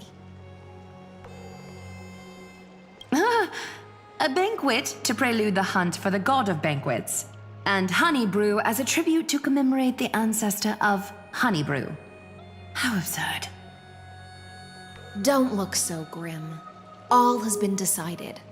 Since it's a banquet for Fagusa, why not take a leaf out of the Tidens book? Live in the moment and enjoy life to the fullest. I'm not as carefree as you. That little Dolos kitten is already causing enough trouble for me. And on top of that, I still have tailoring commissions to complete. By the time the cool flame illuminates my eyes, I might not be able to focus as I used to. Glaya's eyes. Curious about these eyes? People often compare them to jewels. But I've already made my decision to ask romance for eyes that can see everything. I wonder what this world will look like when I take the divine authority. In the future, you will still be the finest weaver in the world. Is this also a prophecy from the Three Fates? It's even more accurate than a prophecy. After all, she has already witnessed it, right?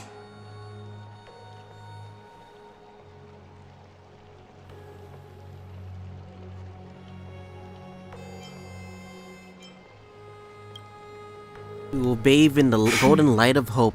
Become a demigod and lose your humanity. That is the only reply I've received in the countless times I've sought wisdom from the prophecy. But Destiny's fragments are like stitches. Before they're threaded into splendid garments, no one can see their true charm, can they?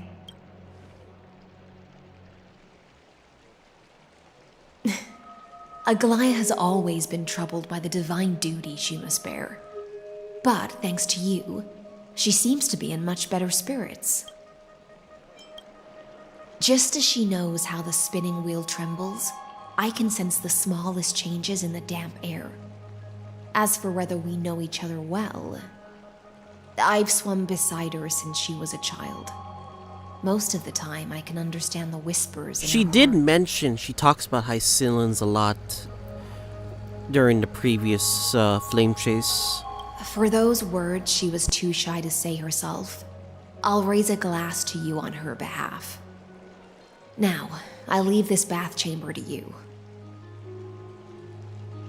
Rest well and prepare yourselves. After all, every time we drink and talk could be the last celebration we have in this life.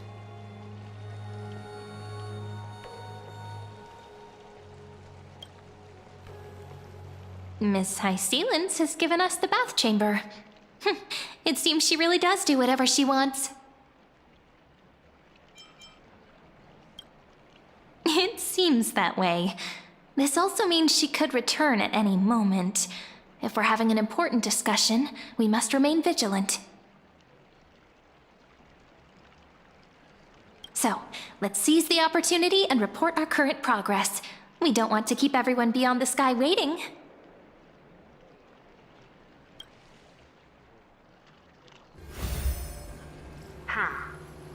First, while that little empress with a candle stuck on her head didn't explicitly say it, she firmly rejected your request to take over the law. Fair enough.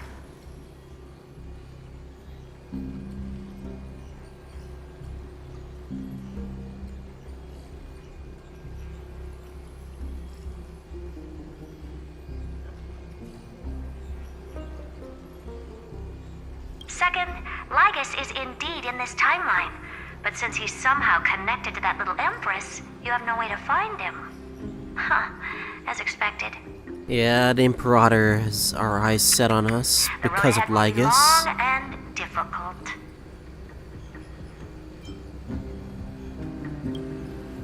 Looks like I guessed right then.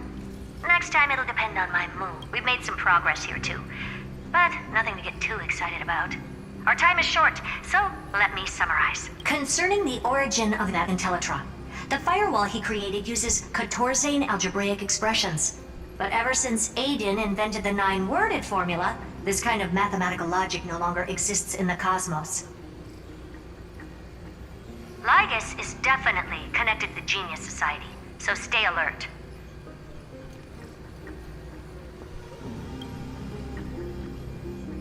We can first exclude Droidhead themselves. They specialize in minding their own business and wouldn't intervene personally. But Screwy and I are still eliminating possibilities one by one. Currently, the most likely candidates are these few. The Lord of Silence, Acha, oh, the 2 Ruperts are also possible. But it would be too boring if it were one of them.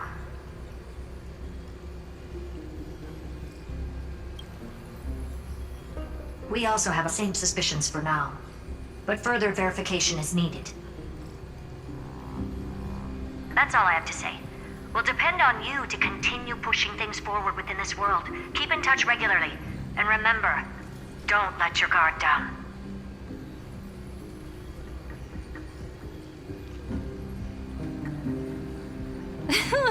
Madame Herta is a real whirlwind. Well then, let's use the banquet Aglaia mentioned as our next starting point. Ceridra's trusted followers should all be present at that time. It'll be a good opportunity to get closer to them.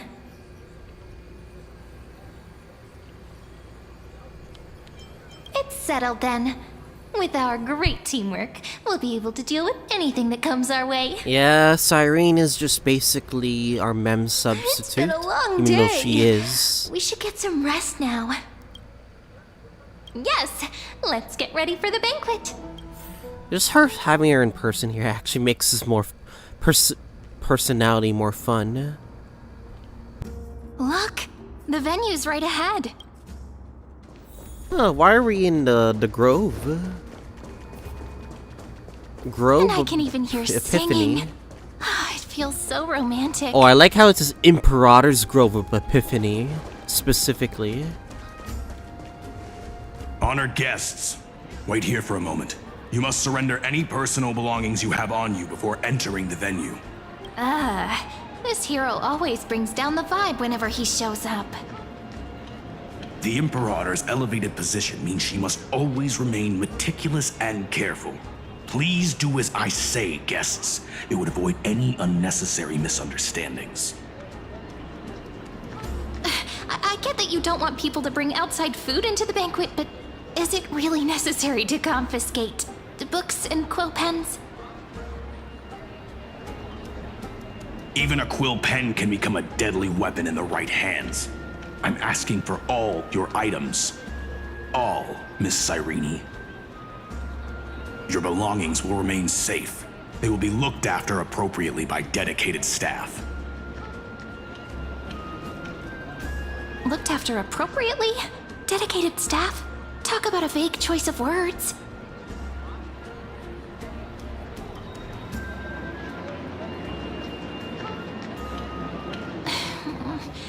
It seems like he's aiming specifically for the chronocognitive anchor. What should we do?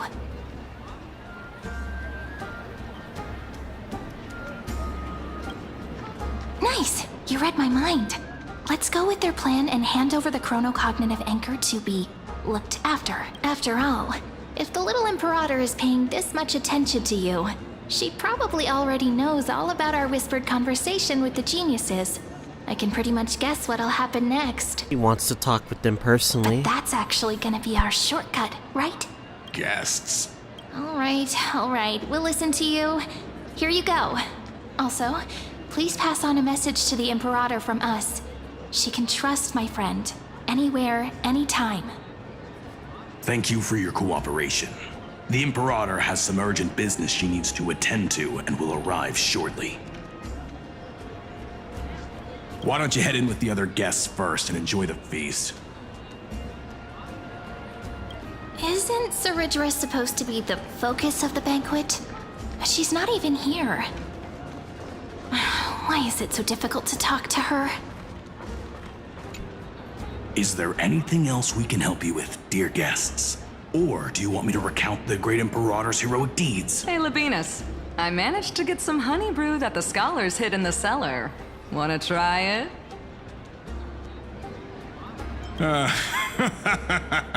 I'd never refuse to share a drink with Dux Brumalis, especially if she seeks me out first.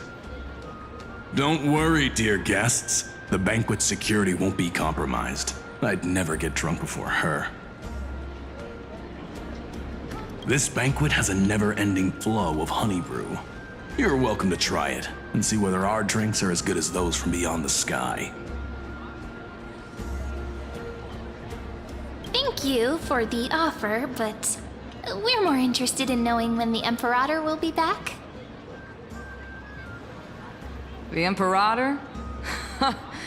Who knows? Maybe she's hiding somewhere, thinking up weird ideas again. If you ask me, she's never treated us soldiers properly, even though we put our necks on the line for her. Hey, I can't pretend I didn't hear that, Seneca. Either retract your statement or duel me. Fine by me. Attendant, bring us 10 more jars of honey brew. I'm gonna make sure he can't even stand straight by the end of this. You wish. Be careful you don't get drunk first. Actually, there are so many people, we wouldn't be able to find the Imperator even if she were here. I know. Let's look for seats that are raised up higher than others. Glaya, Tribby. Aggie, if you can't get used to the honey brew, we will go ask for a pot and cook some oatmeal for you. No need for that. This banquet is just too loud. And nothing and no one here is interesting. I just don't really want to be here. Lies! You were pretty energized when you came back from the bath chamber. Let me guess. Are you worrying about someone? About Hysilens? Or Little Cypher? You take everything too seriously. At this rate, life's gonna be real tough for you later on. You're the least qualified to lecture me about that, teacher.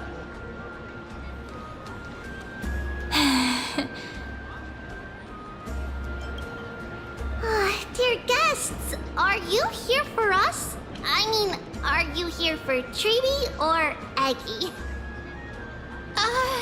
No. I'm just wondering whether you've seen the Imperator. The Imperator? No, we haven't. Our sovereign has always acted however she pleases.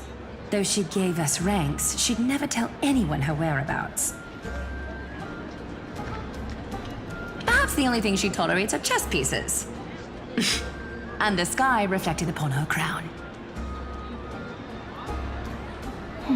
I see. Why do you two look so distressed? That's not what the deliverer should look like. Why don't we have a toast? While we still have time for pleasure. Here. To the destinies and sacrifices of the next millennium. Then we will toast to the tomorrow that will set fate free!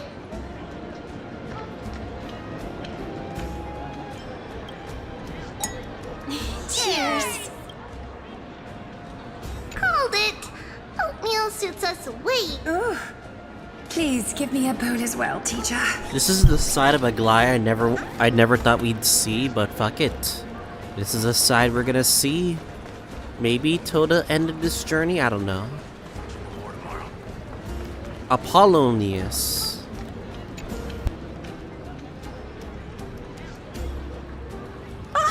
Hello. Welcome to the banquet.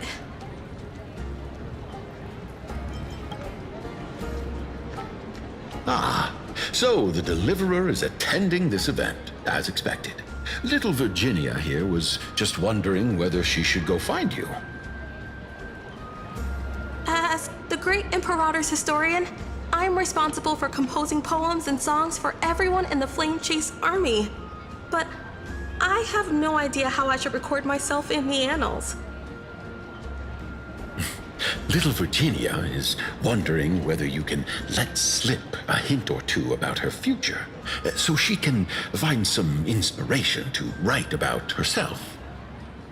That doesn't sound like a good idea. Besides, we don't even know her in the future. But she'll probably get really disappointed if we tell her that. What should we do?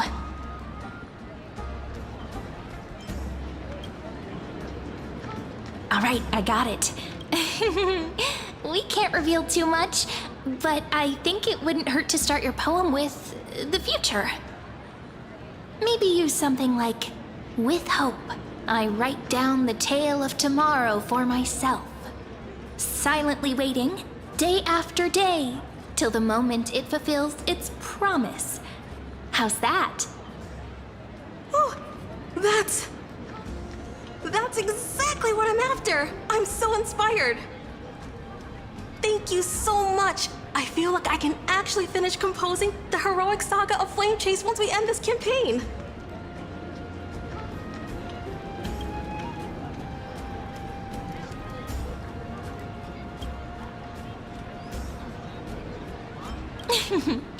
And that's the art of conversation. I learned it from you, after all. So, how did I do? By the way, in return for that, are you able to tell us where the Imperator is? The Imperator?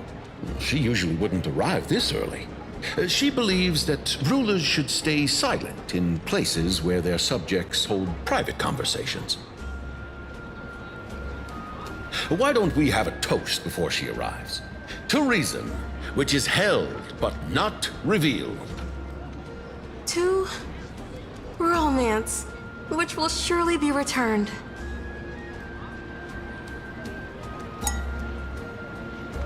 Gray fry. A little sea hare. Please come over and share the delicacies of the deep sea with me. That was a bit too much, honey brew. Damn, you guys are too lax right now. You two have been wandering around the venue as if you have something on your mind. Have the attendants not taken care of you well? No, we love it here. It's just... we're a little concerned, seeing how the Imperator still hasn't arrived. Don't worry. I know what you've been waiting for. Come, sit with me for a while, will you? I'd like to share a personal secret with you.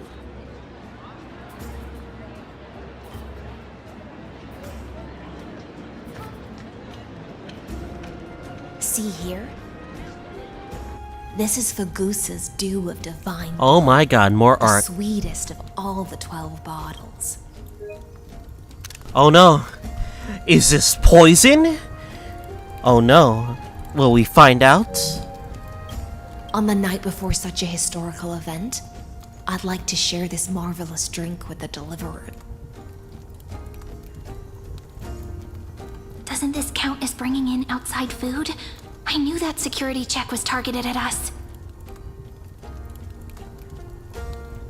Oh, they're trying to make What's us the matter, drink, are they? Oh, we're simply overwhelmed by such an honor. Are you worried that I might have poisoned the dew? Well then, let me prove my innocence. I can't trust it. It's too risky.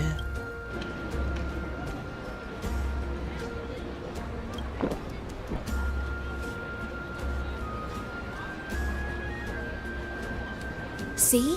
It's completely safe. I feel like Miss Hysilens wants to talk to us about something. Why don't we go along with her for now? Worry not. Honeydew's not alcohol. It won't get you drunk. On the contrary, it can make your mind even sharper.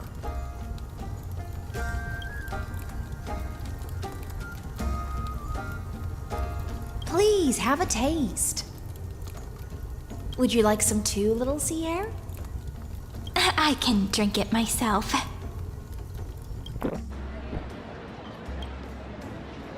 How is it? Sweet enough?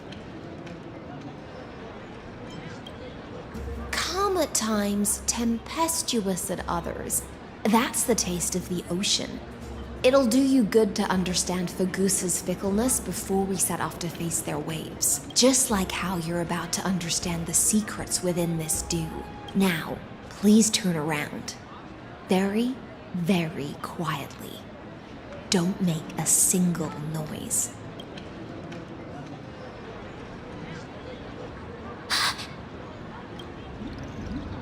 Lygus. I called it. The dew of other gods all intoxicate humans. But the god of banquets do? Is this why Ceredra's probably gonna die in this? Because she chose to side with Lygus over us? Is an antidote that can awaken humans from a sea siren's enchanting song. Since the start of this banquet, all the guests have been under the spell of my song. None of them can see the Imperator and that TheOffOne, but you two. I wish for you to see the truth. Is this also what the Imperator wants? This is my personal request. I can't bring myself to trust that TheOffOne. The Flame Chase army changed after he descended with Orynyx's divination and brought the prophecy of the stars to Akama. His seductive whispers harbor something malicious within, and will ensnare those of us blinded by ambition.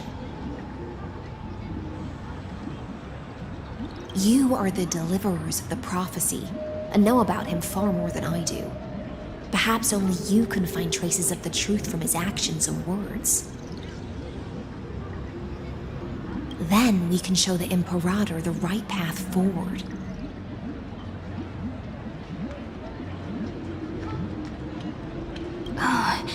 But isn't this acting behind her back? Yes, but it doesn't really matter, no? Amphoreus has become far too weak. Even heroic actions protecting her from harm must be conducted under the water's surface. I am the Imperator's blade, and I must clear the way for her while remaining concealed in the torrents. Then, ensure I'm pointing my sword towards the true enemy.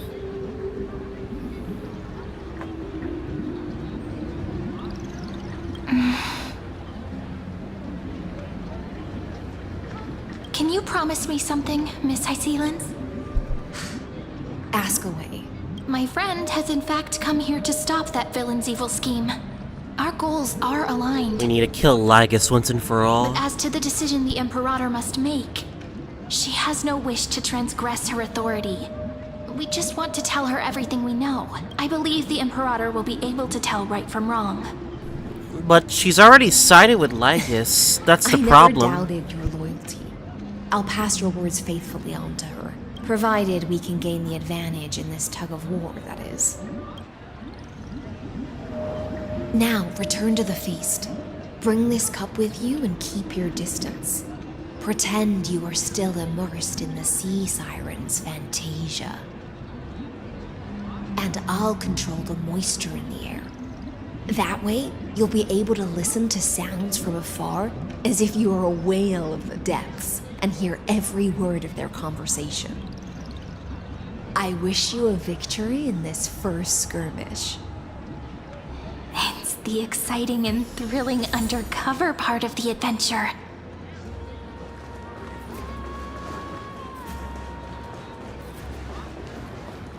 Let's mingle in the crowds here. Relax. Relax. Try to act natural. Where's the Imperator? Still not here. That little imp is always acting so high and mighty towards everyone. Today, I will, whatever. Pour me another cup. Yay, we're just being drunk. Though she has succumbed to drunkenness, she still does not dare challenge your authority. A criticism of my height is a grave enough insult already. She should be dismembered. Do you often test the loyalty of your subjects like this? You jest. The Imperator does not need blind loyalty. As long as one can prove they have value, I am willing to be lenient towards them. Let's cut to the chase, Theoros. If I pass the trial and grasp this world's law in my hands, what will you do then? The answer is simple. I will connect Amphoreus with the stars. Don't waste my time. Be precise. Be specific. I won't ask a second time. Allow me to adjust my statement. I will correct the regulations within the old law that sealed off Amphoreus and merge the black tide with the torrents of Era Nova.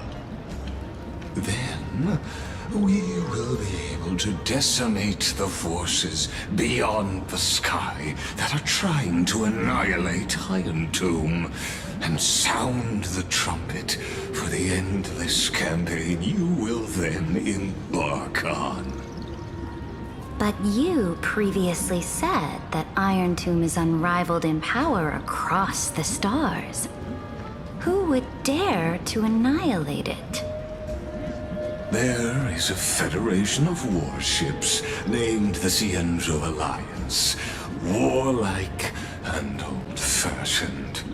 A cult named the Genius Society, loosely organized, but steeped in abject insanity. Oh, there's also the Astral Express, a group of lawless vagrants. That so-called Deliverer is part of that last group. Those vagabonds mistakenly believe they can connect the stars through alliances instead of conquest. But history has already given them a tough lesson. There are countless other organizations besides, but when the Lord Ravager sweeps across the cosmos, they will certainly all bow before your empire of destruction. The Achaemenid Alliance is invincible! If those civilizations are not as feeble as you describe, then they may still have some value in testing the quality of my blade. That being said, even the smallest and weakest city-states should build an obelisk to the Imperator, so that their people can constantly recall the glory of her conquests. Walk a little longer with me, Theoros. I don't like how this is going. Our little Imperator seems fascinated by the destruction. Why is the Imperator getting swayed towards the wrong way? It's not helping our case. Great fight. A little sea hare? It seems like they're still talking. Get closer. I'll keep carrying their voices to you.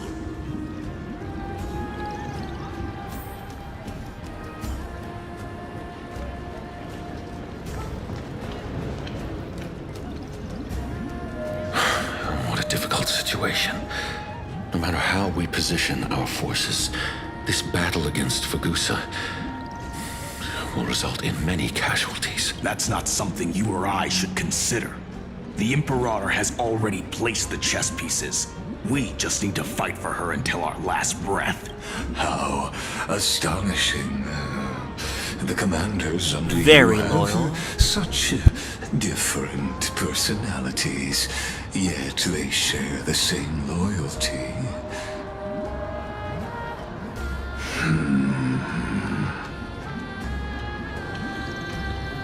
He's looking this way. Quick, do something and pretend we can't see them.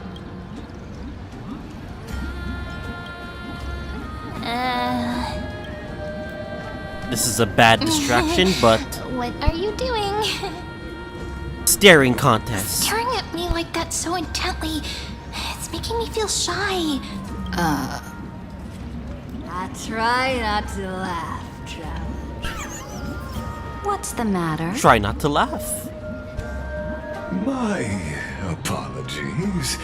I was just checking whether everything was fine with those two distinguished guests of yours. And it seems like all is well. Let us continue our previous conversation. Regarding the soldiers fighting for you, are they aware of the price they must pay for the trial of law? If I recall correctly, you've already lost a bout against Talanton due to offering insufficient sacrifices. You dare mention my name alongside the word lost? Forgive my transgression, great Imperator. Watch your words and actions. All you need to know is that my victory in the trial is guaranteed. Even without the trial of law, they've already sworn to give their lives for my conquest. So tell me, if everything happens according to our agreement, how would you recommend I deal with that deliverer? Really, she's still defiant towards what we have. Good question. Do not let her fool you. That woman from beyond the sky contains a seed of ruin within her body. She must not be allowed to tarnish your glory. Still fears the Stellaron, I see. Therefore, the wisest decision would be to hand her over to me. You plan to torture her? Calling it experimentation would be more appropriate. The guest's patience is running thin. I plan to remove the Fantasia and head into the banquet. I will heed your advice. Leave for now, TheOffOne, and go back to Akama. You don't want to confront those two directly either, do you? Indeed. It's a pity that Antikytherans are lightweights when it comes to drinking. Before I leave, I would like to make a toast to your boundless ambition, using my spirit instead of a goblet.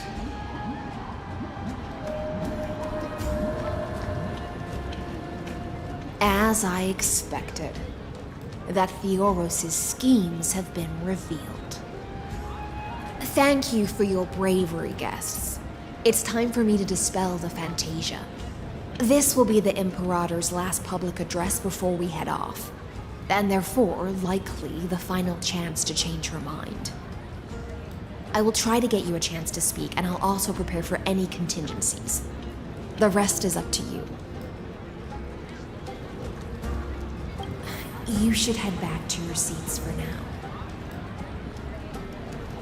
Memory crystals must be examined with a convex lens. Sorry, I didn't realize it was you. Alright, lay down the trap. Oh. This honey brew sure wears off fast.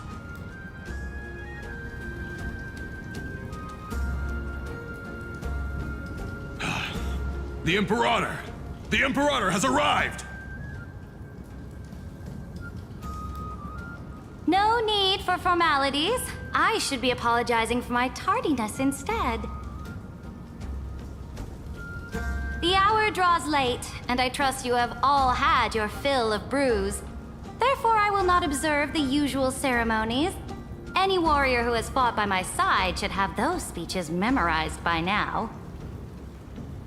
The Imperator's word is law. Are you out of your mind, Dux Frigoris? The Imperator hates flattery most of all. A joyous atmosphere is a better fit for showing me your resolve. I believe that you, my dukes, will do all you can to assist in the campaign against Fagusa, just as you always have. However, it's a pity that I have never tested your loyalty.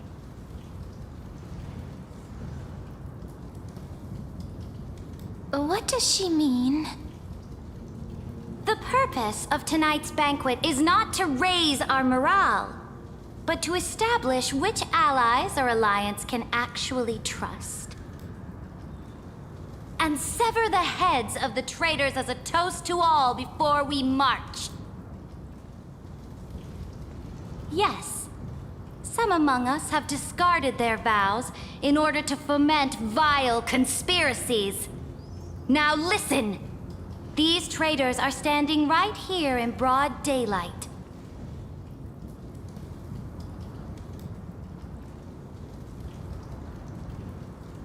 Dux Gladiorum Hysilens. She used the sea siren song to immerse the crowds in an illusion figured it out. and conceal her whereabouts. She then worked with those from beyond the sky to spy on confidential matters, hoping to rob the core flame by force and harm me, the Imperator. No, damn it, Saridra. Why are you falling for Lycus' traps?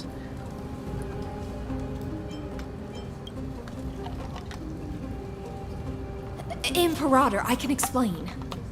Shit. Silence! Do you remember who used to own this blade? She met you once, back at the Temple of the Three Fates. It was Kindness, the head of the cleaners. She was the first to draw a blade against the Imperator, and personally made herself an example for my enemies. Under the shade of the olive groves, the people of Akama said they would never bow to me. In the frozen, lethal fog, the people of Idonia said they would never bow to me. At the beginning of the myriad paths, the people of Yanisopolis said they would never bow to me. But now, they all lie silent. They now fear me as they fear the law. For I am Saridra, and I am the Imperator. If you have any last words, say them to the Imperator. Then, face her judgment. After I cross this river, it will be a tragedy for mankind. But if I do not cross, then it will be the end of me. If you are ready, then I'll follow you and fight to the last. Deliver. Alright, Hysilens is our full-fledged ally. We gotta stop Saridra. That's right, friend. Now, use your identity and add in a bit of experience and charm and testify to the Imperator as we promised. You think you can slay a king using your words instead of a sword? I'll have it. Show me the weight of rhetoric from beyond the sky. Will it weigh heavier than 3 human lives? Let's try to watch our words. Alright, this is important. Start with the defiance that lasted 30 million cycles. Before I arrived in this world, the Chrysos heir of world-bearing was a young man with the pseudonym of Finan. He came from Ides Elysiae in order to combat the lies of the Era Nova and deliver Amphoreus from the ending of destruction. He lived through history 30 million times, hoping futilely to find a breakthrough. And Cyrene, the young woman standing beside me, also carries an equally heavy destiny. Talk about Iron Tomb's... Lygus' sins. Lygus is not a guide at all. He doesn't care about Amphoreus, and cares even less about your glory and campaigns. The only thing he cares about is completing the Amphorean experiment, making sure Iron Tomb is born into this world, and using it to utterly destroy the Cosmic Order. He will most certainly betray you. When that time comes, all of us will be ground to dust by the destruction.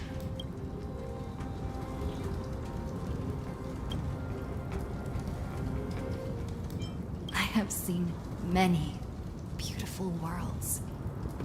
The road chosen by the Trailblaze is to explore, understand, establish, and connect. That will never change. We will continue our journey until we have united the entire cosmos. Therefore, if you choose the way of the destruction, then I'll place your ambitions into the same basket as Lygus and smash them into pieces with my baseball bat. God damn.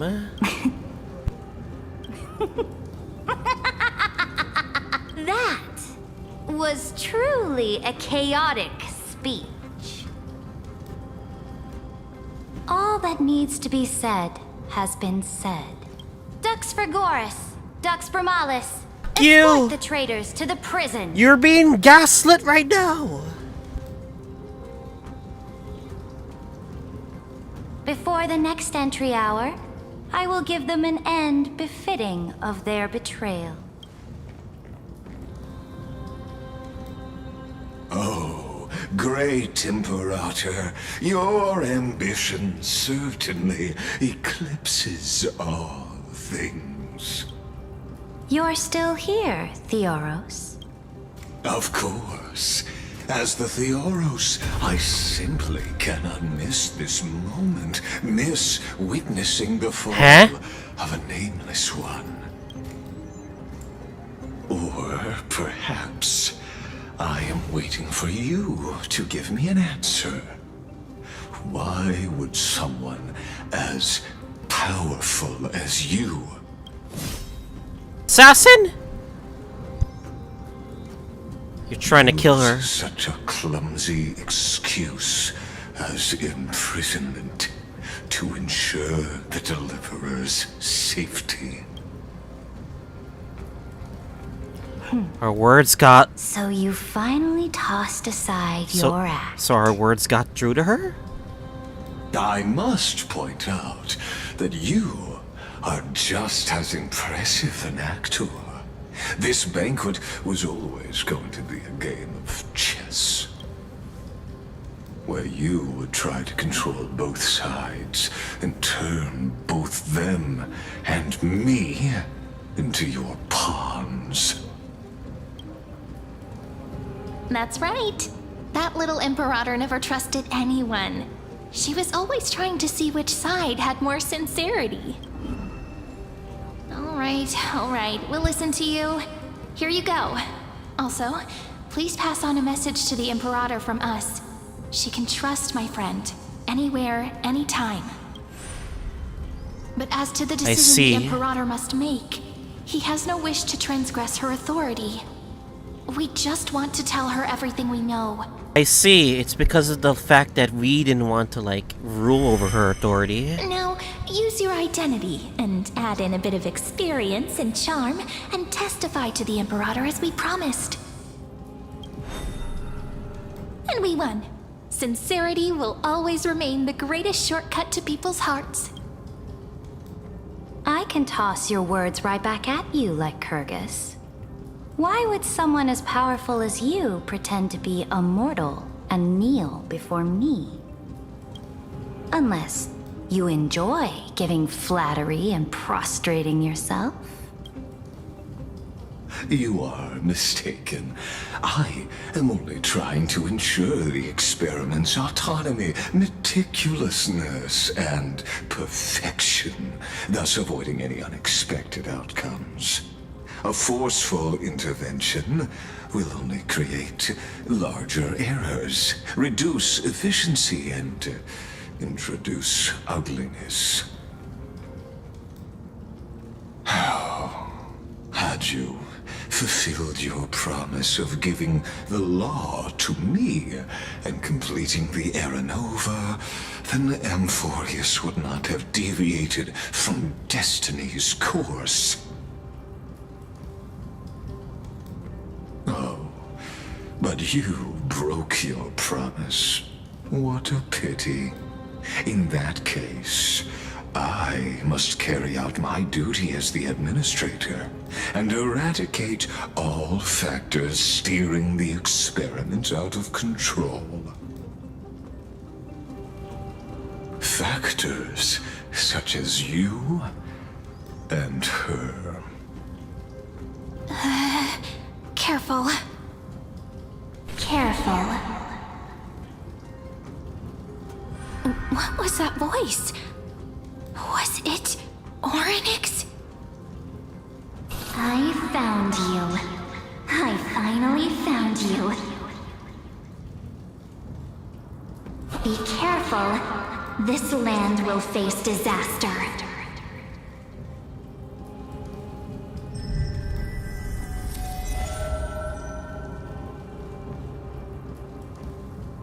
The time of judgment is nigh, my lady. The prison I have built for you is now complete. Finally, time to show your true form. I invite you to step into the same cage as mine.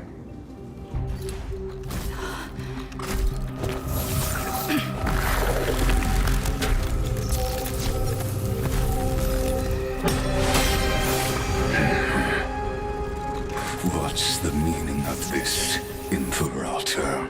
I did not permit you to act. A ruler is the only one who can decide their subject's destiny. But, great Imperator, what judges destiny is not the ruler, but... Get away from me!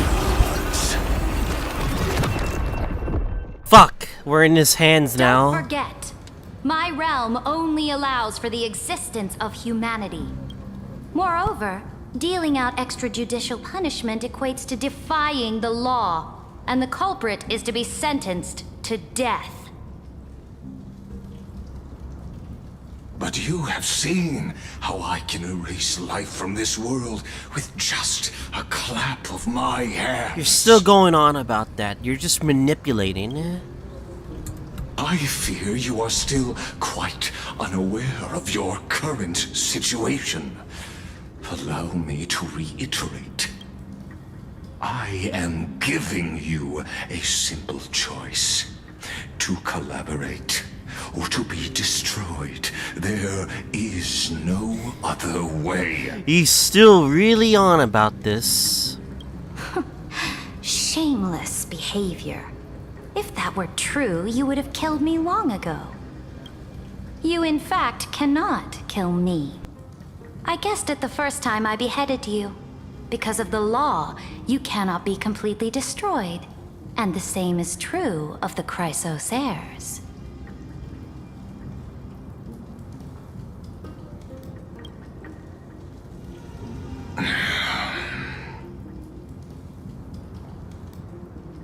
more you bluff now, the more you are proving that conjecture to be true. What magnificent foresight! I once regarded this precious quality of yours as a sure sign of my ultimate victory. But now, I have to admit that I made a mistake.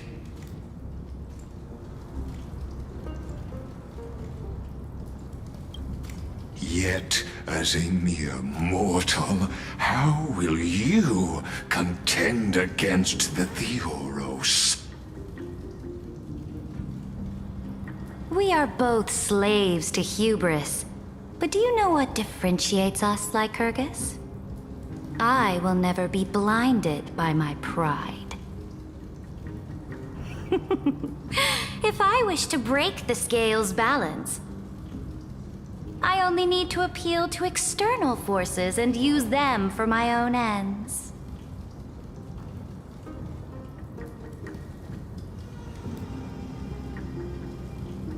Finally, we get to meet face to face, Senior Society member. I offer sincere acknowledgments for your many past achievements. But Damn, Herta and Skrullum are your here. current perspective. By the Imperator's side. Trust me when I say that you aren't the only one feeling regret right now, Skrullum. So you two are the allies from beyond the sky the Deliverer spoke of, and why she demanded the divine authority of law. Come and prove your strength to me. Show me the power of these so-called paths. I have spent much time and effort to secure this treasure from beyond the sky just for this moment. In the name of the Sovereign of Planet Skrullum, your allies have responded to your call, esteemed Imperator. Please allow me to spell the situation out for you, Lord Lygus. Permission to read the ultimate protocol is already in my hands. It'll only be a matter of time before we acquire the authority to write and execute commands as well. There's no way the flame chase journey will continue after you've burnt your bridges so thoroughly like this. Do you really think you can still win? Oh, seriously. Don't embarrass the society.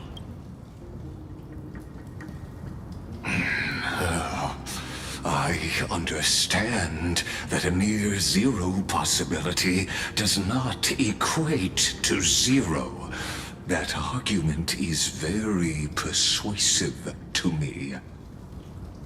Which means the same principle also applies to you, my dear peers. You will never be a match for me in a world constructed through Catorzane algebraic expressions. And as for Era Nova, why don't you entertain this possibility? What if I reduced Akama to rubble and ground her people into minced meat? Would the heroes then once again desire the power of demigods so they could fight against me? Listen. Iron Tomb is fated to be born. You may shackle me and put me in chains, but I have thousands of ways to ensure the destruction's descent. And what I just mentioned is only one out of those thousands.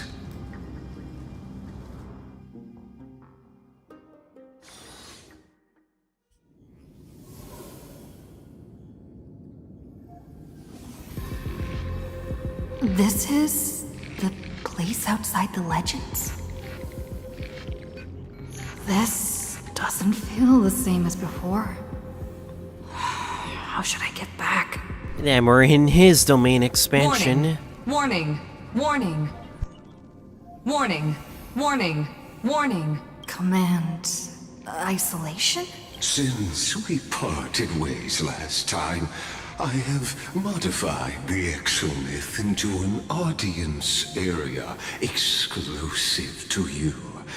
Now, you will be able to silently wait here for the final act of Amphoreus to begin. You motherfucker. You are literally just trapping me here. It seems you have already forgotten. We can't hurt each other in this place. This could, in fact, be a wonderful opportunity for you. From the audience's perspective, you may better observe the workings of the erudition at a macroscopic level. In this place where time flows far slower than within Amphoreus, you will witness the end of that world's saga. Oh, I am not doubting your capacity to create miracles. The answer concerning the prime mover of life and the total destruction of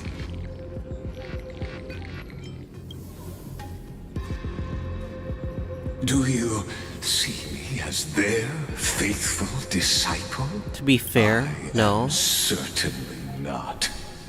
I have tried so hard to ensure Iron Tomb's birth, just so that I can correct the error named erudition that humanity crafted with their own hands. Oh, how I yearn to return to those days before Noose was born.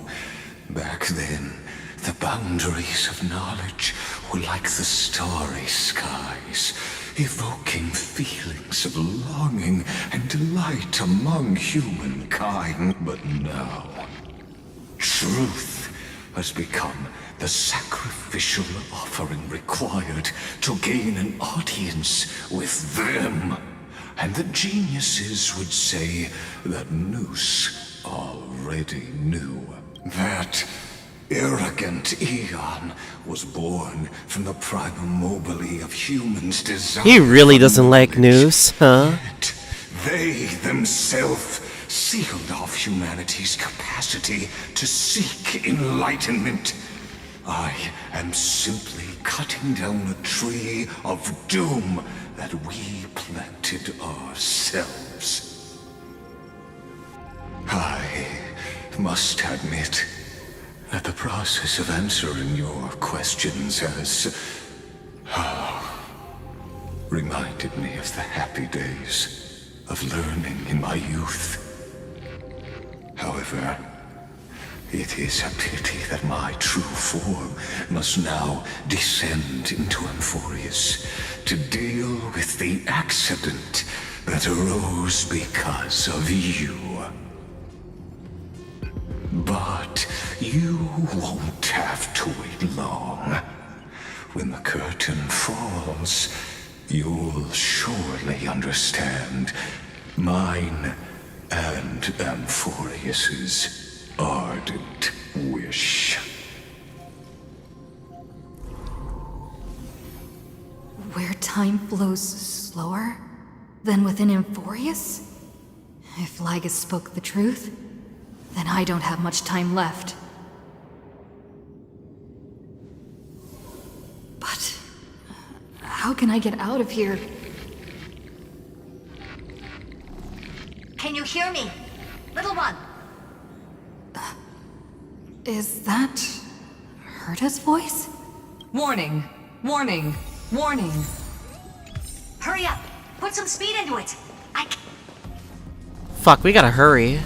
That old Intellatron overlooked one little detail, and Screwy and I finally found an opportunity. let's keep it short. While you were gone, well, in those few years, Amphoreus... Few years? Time dilation, resulting in an uneven flow. Don't you know this already? Fuck! Let's stick to the main points. The Chrysos heirs activated the chronocognitive anchor and helped Skrulum and me open a hole in the firewall.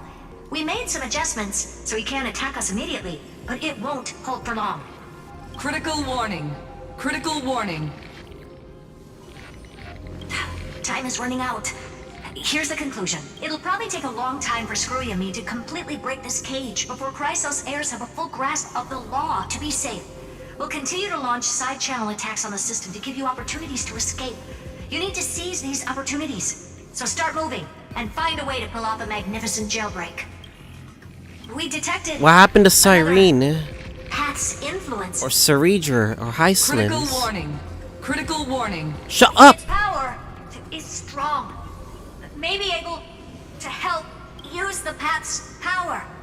Make it detect you. Unauthorized communication terminated. Fuck you! Scroll saying a certain Path's faction has arrived in Amphoreus?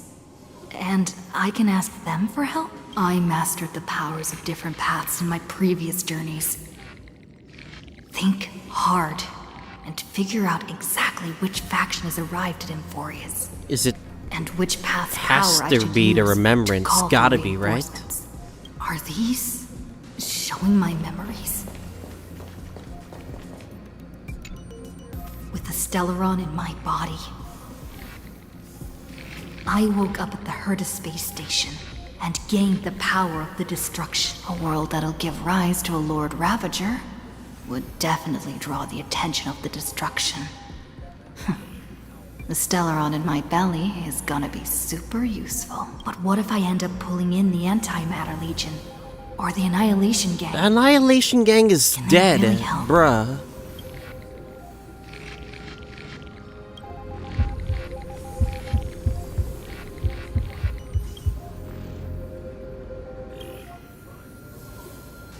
No good. Destruction ain't gonna help Failure us. is not necessarily a bad thing. This power wasn't gonna call up anyone nice after. I obtained the flaming lens left by the architects. Preservation? And gained the power of the preservation in Belobog. That's right! No matter how far away a planet is, the IPC is guaranteed to pay attention, as long as there's a business opportunity. Isn't Amphoreus I really pristine doubt that and the untapped IPC market? gives a shit about Amphoreus, no? Besides,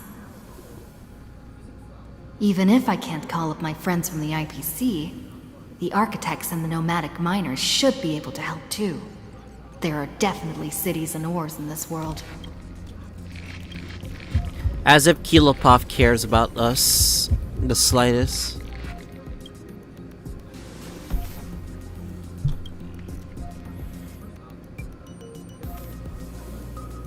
Yep, they don't care. Seems like since Amphoreus has no overseas market, the IPC's hand can't reach it.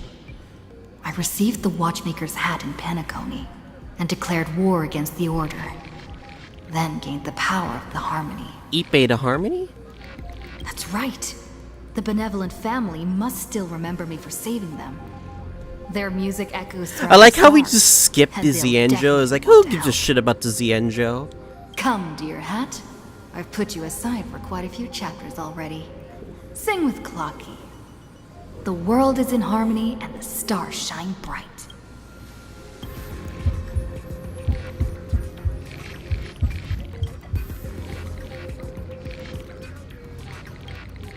No, Zipe. Doesn't Lygus want this story to have background music? He has such terrible taste. The Remembrance. That's right. Anna. I came to Amphoreus because Anna. Black Swan asked us to come. And I mean, even got a glance Ufuli, from not Fuli Anna. here. The Garden of Recollection must be intricately involved with Amphoreus. Traces of the Remembrance are also everywhere in this world. I don't know what they want, but I don't have many choices left in this crisis. Oh? The Remembrance is gaze upon Amphoreus. I finally found you. Following the sound of memories. Is that? A pathstrider walking both the Remembrance and the Trailblaze. Oryx. But Warning! Warning! Warning! Erudition's prison cannot stop us. it looks so For we familiar. lie outside the Is it what I logic think of it zeros is? and ones. Come. Leave the cage of Logos. The mythos of Amphoreus waits for you to continue its story. When that brightest star, that star heralding the dawn, finally rises, a boat, so used to drifting, at long last enters an island's safe embrace. Oh, Pathstrider, we have helped you break free. Hurry and set off. The Child of Remembrance awaits you. March? What's she doing here? Her memories are coming back to her. It's pretty obvious. The original memories. Oh, you're finally here! We haven't seen each other for such a long, long time. My good buddy, I've really, really missed you.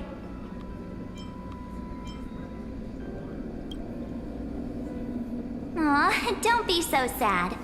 Aren't we seeing each other right now? It's been so boring waiting for you in this place. There's no one to chat with, no internet, and not even anything to eat or drink. It's basically a prison.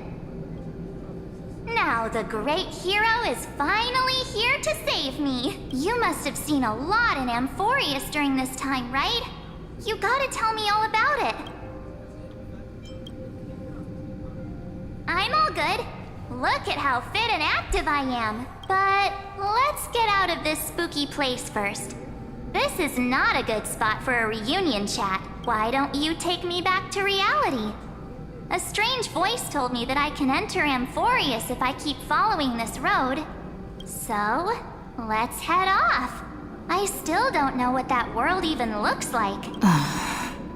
Why does March feel so Because it's not March. We know that's gonna be for certain. What are you standing around for? Do you actually like this place? Get moving. Hurry. This door should be the exit. Fucking A, this Maybe is... my instincts are wrong. Let's follow her. Are you okay? You haven't said anything for a while. Has it been so long that you're still missing me? There's no time to waste, though. The Chrysosayers and the geniuses are all waiting for you. No. The discrepancy is getting worse. Yeah, how do you know who's waiting for us? Huh? Isn't Amphoreus the world of the Chrysosayers and their hero's journey? I could figure that out in an instant. But Amphoreus cannot be observed from the How do you outside. know this? She couldn't possibly know about these things unless... Don Hung told her.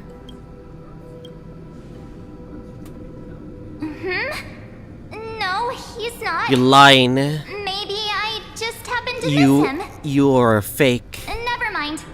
Don Hung's super reliable. Oh my god. We don't need to worry about him. I ain't falling for He's this, March. Probably waiting for us somewhere. All hail and hearty. No. The geniuses would have made sure that Don Hung made it back on the Express. Besides, the March I know wouldn't be so You're not dismissive March. about Who are you? Something's not right. She's not March 7th. I guess you have something you want to say to me? Then there's no need to feel things out first. With questions. Let's treasure the time we have together and be frank. The tone. It's the real you. It's not March. As expected. A glimpse of memory is not enough to deceive the bonds of friendship forged between the nameless. In that case, there's no need for further deceit. You're right. We're not the March 7th you are acquainted with. But we can send you back to Amphoreus. What? As long as you are willing to help us.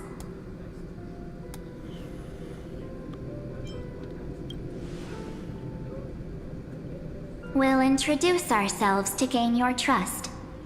We are the Garden of Recollection. I had a feeling that's gonna be the case. You should be very familiar with that name by now. Yeah, the Garden of Recollection. Just as a reminder, while you hesitate, time is quickly ticking away in Amphoreus. But what's your game here? Working with us is the best way to stop the enemy of erudition. Erudition would treat any results unrelated to the experiment as garbage and throw them out. But we don't work like that. The Remembrance treats all these instances as important materials needed to weave the universe. Besides, this would be child's play for a great hero like you. It won't be hard at all. Also, if your plan fails and the big bad Iron Tomb manages to get out, then the whole cosmos will be in danger. Wouldn't it be better to have an additional failsafe? As long as you help the Garden retrieve what we want, even if Iron Tomb reformats everything in the physical plane, we can use Remembrance to reconstruct the entire world. Or should we say, the entire universe? I don't understand your game. So help us. But why? Find where Amphoreus' memory began. It's like we're being forged into a contract with the fucking Garden of Recollection. I do not like this at all. The Master of Anosrava has already glanced at you. Don't deny it. That storybook is the best evidence. Say, you aren't seriously gonna be moved by their pretty words, are you? Huh? What's that at the end there? I am the one who commanded those little ones to lead you out of the prison. But I didn't expect to attract little gnats trying to take advantage of the situation. Oh my god, it's the real...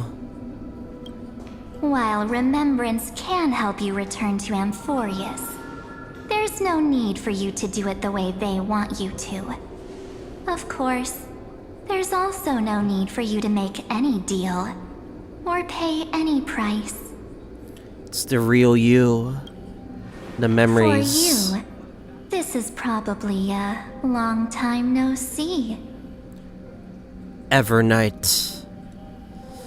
Oh my god. She looks great. Those red eyes. Oh no. Oh no. I could see why Mina wants to cheat on Robin. My dear.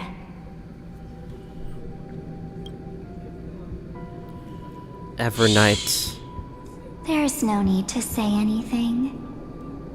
I know. You have so many questions swirling around in your memories at this moment.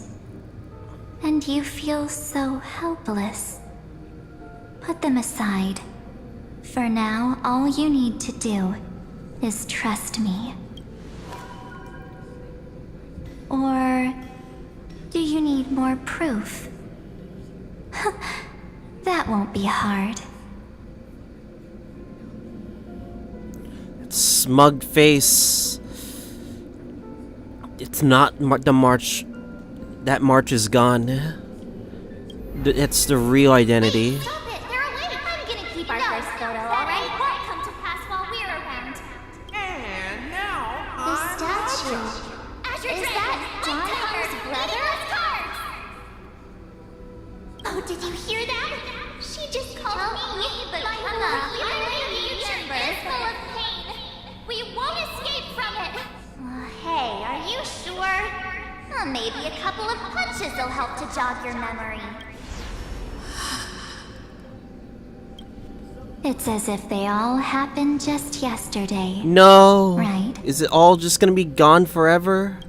I don't want to lie to you. Which is why I will not use her name. You have the core flame. The third month of Amphoreus is the month reserved for the Veil of Evernight. Evernight. So, Place me into your memory using the name Evernight for now. Wait, that's not your full name? I see. I'm happy to explain more, just not now. We might have a lot of time to ourselves, but Amphoreus does not have that luxury. If we do not stop erudition and destruction, then the journey you've treasured so much will face the prelude to its obliteration. A countdown not in amber eras, but in days, minutes. So, take this gift, this burning core flame, this footnote of a transaction. It contains hope, and the warmth of the entire world, ripples of past reverie. She hid this fire in the long river of time, hoping that her wishes would transcend time to reach your hands in the future. Now, take it, and return with it, dear friend. Return to Amphoreus, and overturn the final era Nova. Then what's gonna happen to you, though? How will we know that you're gonna trust us afterwards? Witness the time that stood still for the Deliverer, and the resistance that never bowed to the destiny of destruction over the long years that passed in a flash.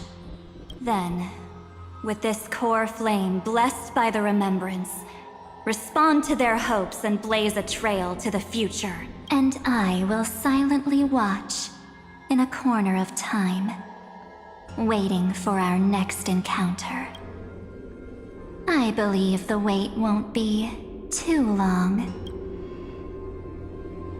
Goddamn, Evernight looks really good. What exactly Fucking A. is happening? Keep going. Keep trailblazing for Amphoreus. For you. And for the March 7th in your memories. Go forth.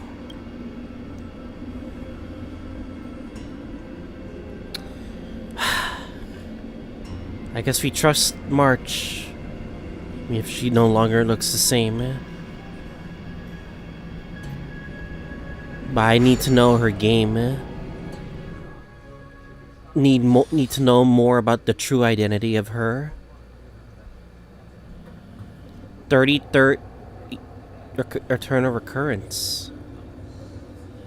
Is this Akima? What timeline are we in now? What happens? No one's here.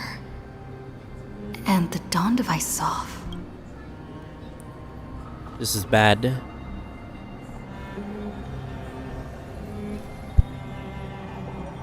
Am I too late?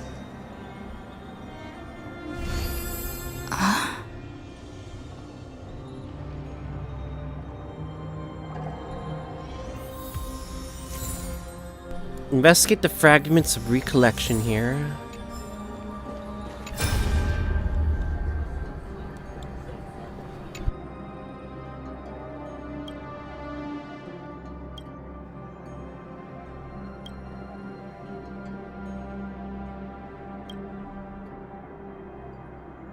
%? Oh my god.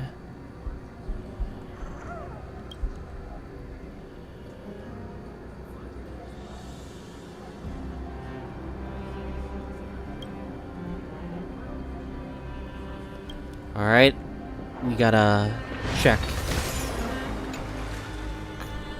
The chronocognitive anchor?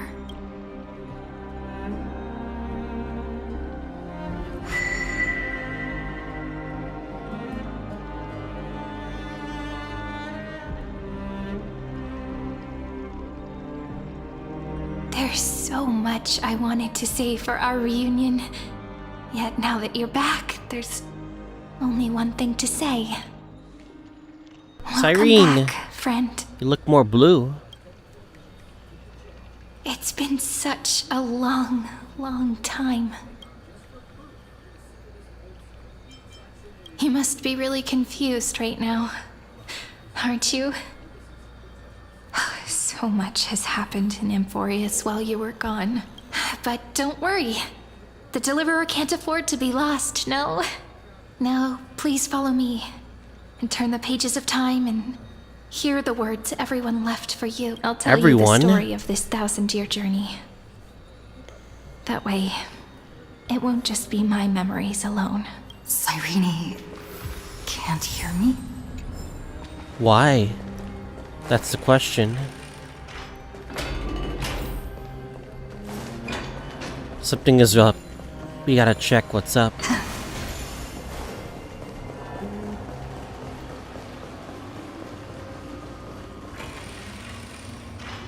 What has happened while we were gone by Lygus? The scenery of the past has resurfaced. Time flies. 200 years have passed since the Deliverer's fall. We had to return 3 core flames of law, romance, and ocean to stop Lygus, but even so... Seriously? Even after the fucking, fucking amount of time we were gone? Terravox has fallen. Terravox. The 2 geniuses vanished without a trace, and Zeridra embraced her fate. She dead? There's no way, right? Era Nova will come, and Amphoreus will fall into the destruction. Oh, it seems the key to rewriting the end once again lies in the core flame of world bearing. According to the instructions left behind by those 2 geniuses, we must get it into the Deliverer's hands, no matter the cause. But how? We need to find a way to hide the core flame. And we must buy enough time to keep Lygus at bay. About that, Rini might have some good news. She had that dream again last night. But the Titan's voice was clearer than ever this time. She fucking said, Lygus? Pass the flame into the future. Is that a prophecy from Orynyx? She chose to side with humanity this time and hide one of her kin's core flame? It seems Amphoreus' fate isn't sealed just yet. You're right. History has changed. Humans and Titans are both giving their all to keep this world going. Perhaps a relay across the ages is finally about to begin somewhere out there. Unfortunately, life will never go smoothly. Leiden's army is already at our gates, and their commander, that Lycurgus, he's right outside Akama. Light calendar 3960. Zeridra, under the pretense of a campaign against Fagusa, sacrificed 500 Chrysos heirs to complete not the trial 500. of law. This tragedy shook everyone in Amphoreus. That same year, Zeridra the Imperator was assassinated, after which Aglaia the Goldweaver Assassinated? took command. Thus began humanity's second flame chase journey, a path hanging by a thread. Assassinated by who? Come, this way. Do we know who assassinated Zeridra?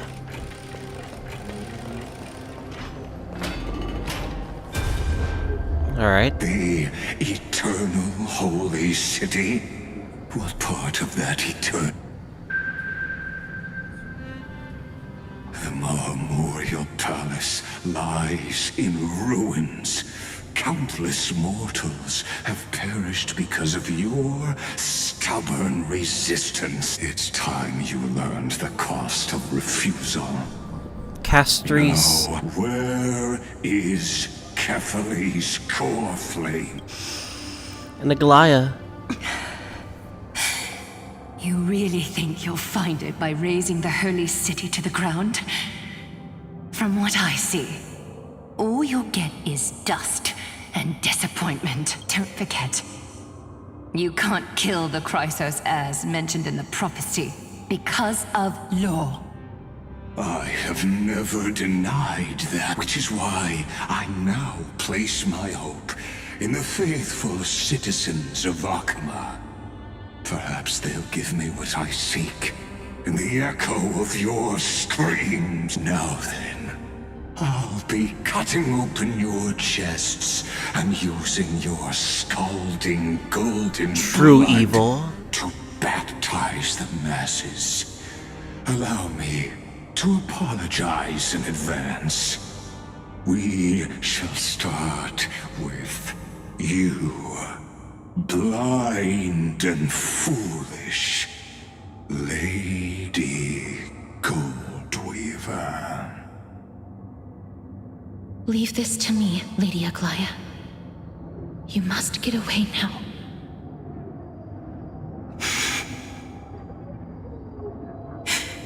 No, Holy Maiden. I'm the one who must stay. What? His conspiracy won't succeed. Because romance is ready to make good on their promise to weave an indestructible armor for Amphoreus. Its name is Solidarity. You must escape with your life and carry word of my death to those still fighting, then keep going with them. Just as the Imperator lit the torch of resistance with her death, my passing will make this flame everlasting. Take good care of it, guide it to the future, and place it into the hands of our deliverer. 50 years later, Lygus led his forces again to Akama. He charged directly into the Holy City and razed the Marmorial Palace. History would name this battle the Third Siege of Akama. 90,000 brave souls gave their lives for Akama that day, including their fearless leader, Aglaya. Go forth, deliverer. What about the rest? Mighty, Finon, Castoris. Go. When the frost melts and the snows give way, the flowers... So what you're saying is... Princess Homebuddy is never coming back, is she? She just left. Like that. Since Cass has made up her mind, we can't let her resolve be in vain. But... between staying in Akama and going to Styxia, what difference does it make when it's death either way? I'm against relocating. With Kephalie's protection, isn't Akama far safer than that dead city? Cass's plan doesn't involve any relocation at all. Huh? Like you said, Akama is humanity's refuge. We never intended to get everyone moving to Styxia. It's just on Cass, Hysilens, and me to prepare the final trump card for the Deliverer. Wait, what kind of trump card needs all three of you demigods to throw yourselves away? We must lay down the path to the future so when the Deliverer returns, they'll have a clear road to reach the location of Aranova. Styxia sits where death meets the ocean. There, with the combined powers of ocean and passage, we can summon a current that leads to the vortex of Genesis, and the demigod of death will forever guard that secret path until she returns.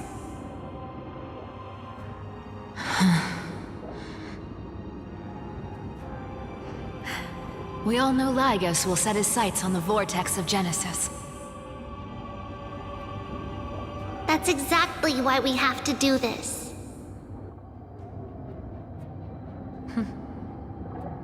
Guess I underestimated Idonia's Maiden of War. She's got way more steel than I thought.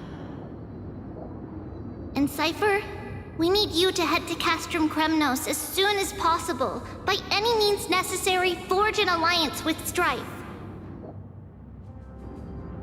The prophesized Crown Prince has already been born. He shall become the new defender of Akama, protecting this land after we leave. You don't need to worry about that. I just came back from Castrum Kremnos. Only a step ahead of the news. Treeby, something's flying towards Akama, and it's really fast.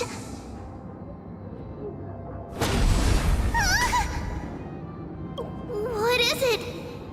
It's a spear! It's the Kremnoans. Their king's already here.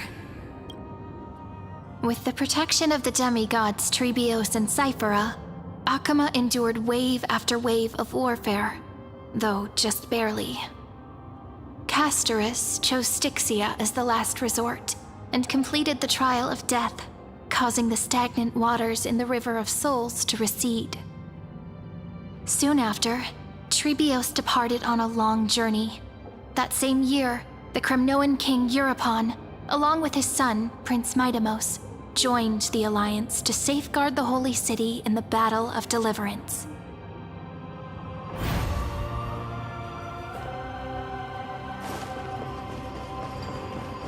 Go on, and see you tomorrow.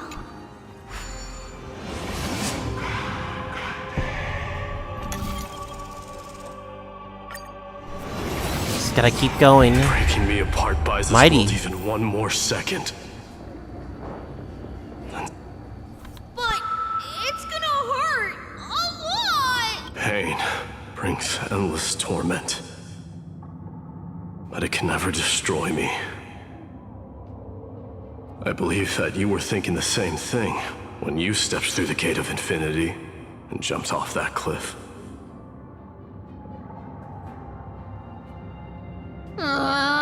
Can't argue with that.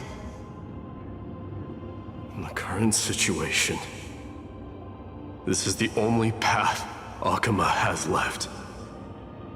Just do as I say. Split my soul into 5 pieces. Forge me an immortal vessel. Let the blade of strife hang forever overhead. Locked in battle with their enemies to the world's bitter end.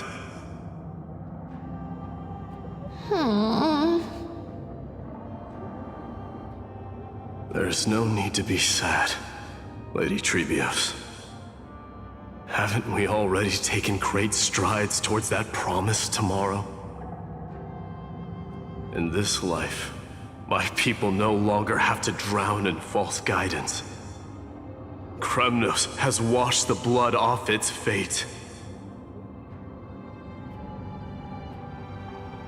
Amphoreus no longer needs a god named Strife. So let me shatter the former laws and turn the Lance of Fury back into a weapon that protects the world. We understand. By the way, can you do me another favor? The 7 sages from Grove of Epiphany are already en route. They'll arrive in waves to join the Resistance in a couple of days. Among them is a scholar named Anaxagoras. He has extraordinary insight and fears no sacrifice. This soul-rending ceremony wasn't just my decision. It was his counsel. His wisdom will surely be the backbone of Amphoreus' survival. Watch over him. Carry on this everlasting flame for me. Through Anaxagoras' ritual, the demigod of strife split his soul into 5. Courage, honor, tenacity, sacrifice, and reason, each sealed in blood crystal and cast into battle. The people held a 10-day funeral to mourn their fallen god king, and through his sacrifice, humanity was granted 200 years of peace.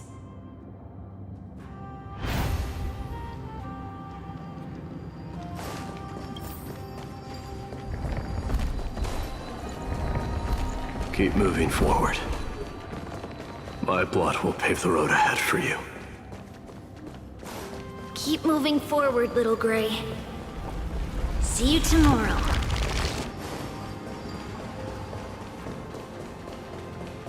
That seamstress wasn't wrong when she said a lie needs more. Anaxagoras. Trickery. Never thought we'd be the pair to finish this final setup. Can't catch that Tin Man without your little slides. Besides, this is our last shot. Not the time to be picky, right? Don't oversimplify it. Lygus just found out Akima's been an empty shell for the past 50 years. He's bound to be furious. At this rate, he could have done anything. That's exactly what we want. Rage blinds even the brightest minds. Doesn't matter how much of a genius he is, the principle still holds. Once he storms into the council and confronts me head-on, you trigger your alchemy with a boom and turn him into a caged beast. Easier said than done. You still have to pass yourself off as the deliverer without anyone catching on. And you really think a human alchemical array can bind a godlike being? That's just nonsense. What? Getting cold feet? Or you just don't believe in the almighty worth of the demigod of trickery? Just tell me straight. Can you do it or not?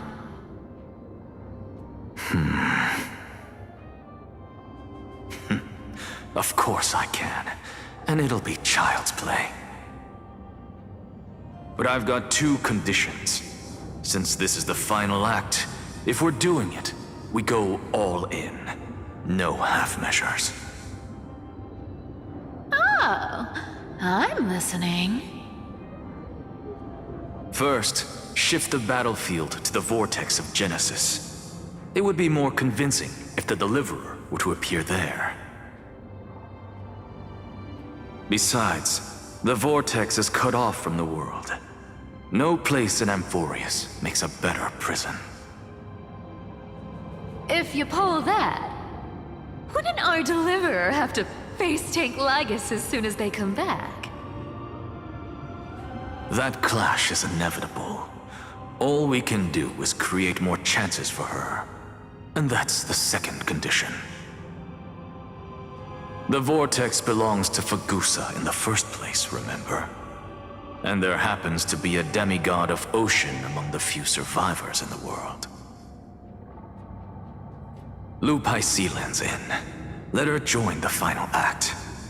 I'll transmute myself into a philosopher's stone and embed myself into the formula. And when the time comes, she needs to shatter me and scatter that stone's ashes into the ocean within the vortex.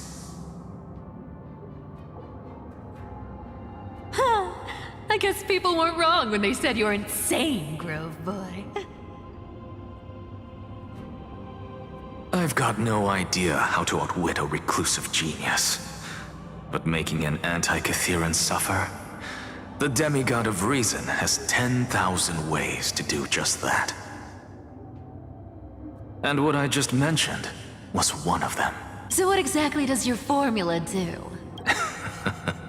Now that would spoil the climax, wouldn't it? By now, Hyacinth must have completed the Sky People's ritual. Since that TheOffOne loves a good performance as much as I do, let's make sure he enjoys our show to the fullest. As for how the Deliverer will complete the Era Nova, well, that will no longer be our concern. It was the last battle known to the world, initiated by two demigods least suited for war. In the end, reason and trickery kept their word. At the cost of their lives, they sealed Lygus within the vortex of Genesis, where he remains to this day. Damn, so they sacrificed themselves to trap Lygus? But how much though? Quit overthinking! Just run! Keep running. That'll be enough. Sairi, it's dead quiet here. Hysilens. Akima will stand eternal. Miss Cypher's lie has crumbled after all.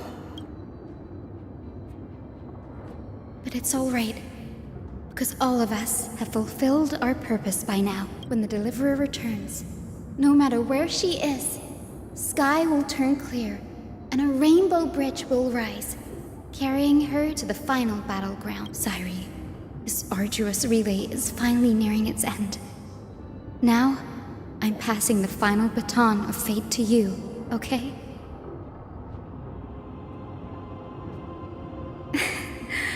No, that's not quite right. After all, it was you and her who lit the first spark of this journey, wasn't it?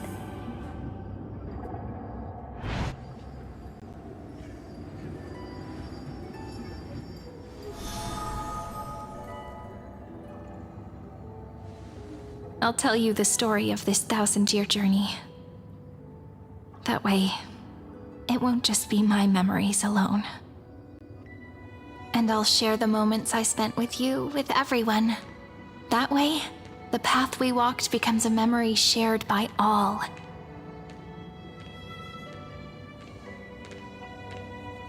People will know that there's nothing left to chase. Amphoreus has already welcomed the dawn foretold in prophecy. Just like I said, this won't be harder than the last time. Right?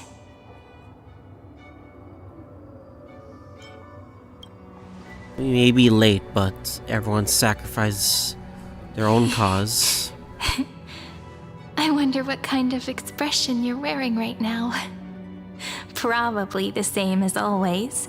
Calm, resolute, and brimming with confidence. If I have the chance, I'd love to see it again. Because it's really been far too long since we parted.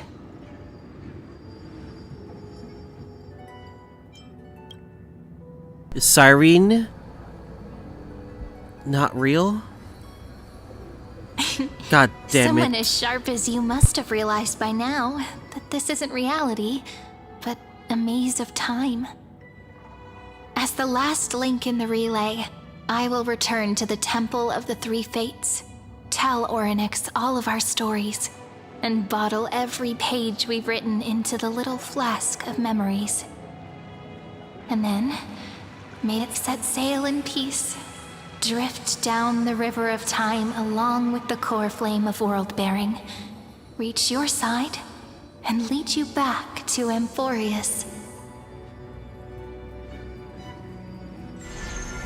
Just like the first time we met, right?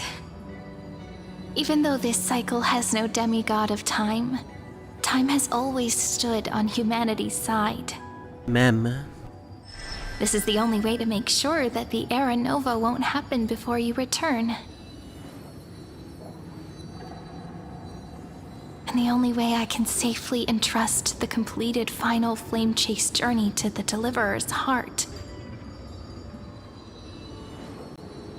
After all, the new world will be born from your memories, and the protagonist of this story mustn't be absent.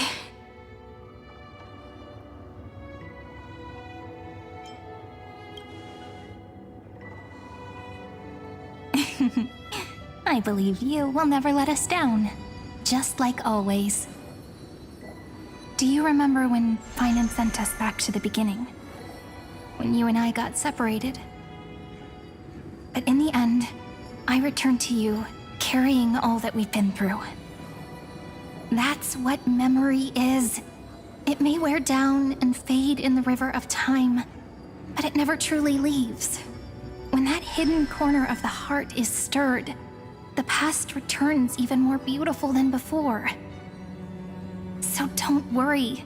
Let the 33,550,337th Flame Chase journey become part of you too.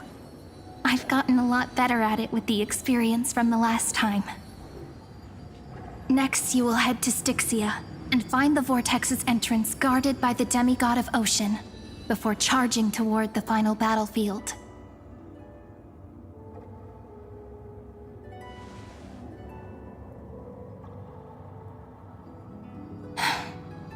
Don't worry. I'll be with you. All of us will. Even Finan. We'll stand with the Deliverer.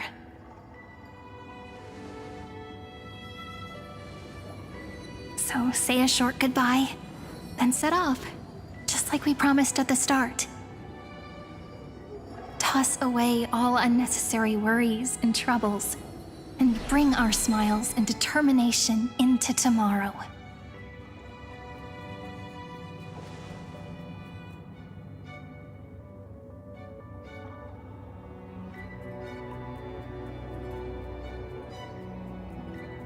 The last baton. I wonder how long you'll have to wait before passing it on to her. No matter how long it takes, it's okay. Waiting is what I do best. Time to After draw all, the it blade. took 33 million cycles for her to arrive in our world. What's a few moments more? Sairi, what if you wait and wait, but that hero never arrives? That won't happen. Because I know that no matter how long it takes, she'll definitely return to this place. We can't let her down.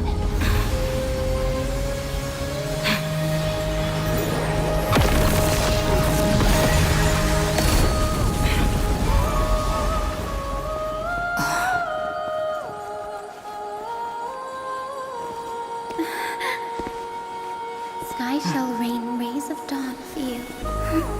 May romance be with you on your journey. And reason grant you enlightenment. Let strife 07. with inspiration. 07. Allow death to protect your soul. And at last, let passage point the way forward. Well, time will remember the Trailblazer's journey.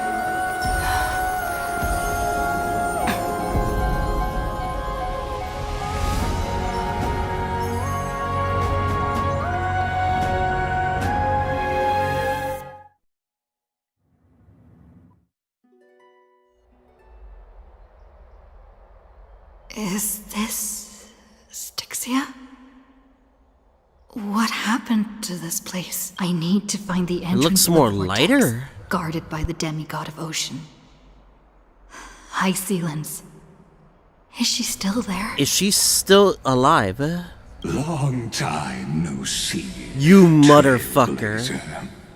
You fucking... Generation after generation of Chrysos heir heroes have tried to defy fate with their blood and tears, either voluntarily shattering their souls or waiting in eternal solitude. But alas, fate can never be defeated. Fuck off, Reason and Lygus. trickery may bind my flesh, but my will shall never fall silent. So the demigod of ocean, the Dux Gladiorum, Hysilens, sought to bring me into a fantasia with her voice and drown a genius in slumber. But alas, it was all a hopeless dream. That warden fell before I did, due to erosion of time, while her prisoner remained unchanged.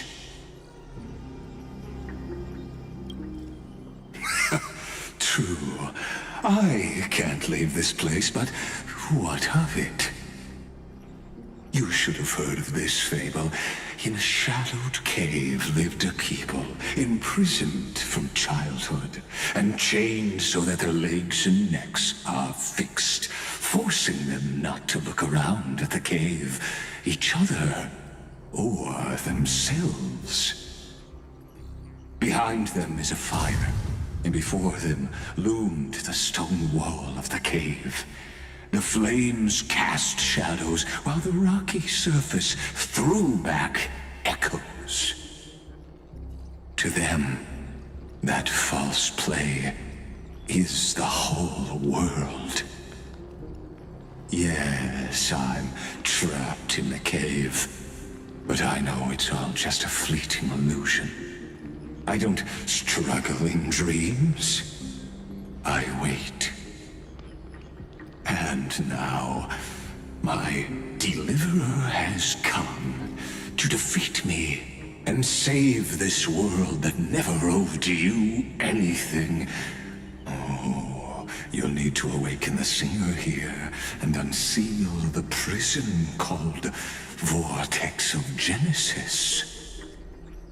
You'll be the one to unshackle me and bring the cave crashing down. Of course, I don't mind waiting a little longer. Let me guide you through this next illusion. One last memory from that prison warden. I hope you'll watch the stories of this Fantasia closely. Logically, the Deliverer must see the world for what it truly is. Emotionally, this memory captures the fate of everyone in Amphoreus better than anything else. Only by feeling it for yourself can you understand my point of view. The meaning of destruction. And I don't need to hear your yaps. Unshakable resolve. I salute you. But before we step onto the final stage, let me ask you this. In the spirit of that fable I told you just now, can the prisoners in the cave learn to see the shadows and echoes for what they are, and stop mistaking them for reality?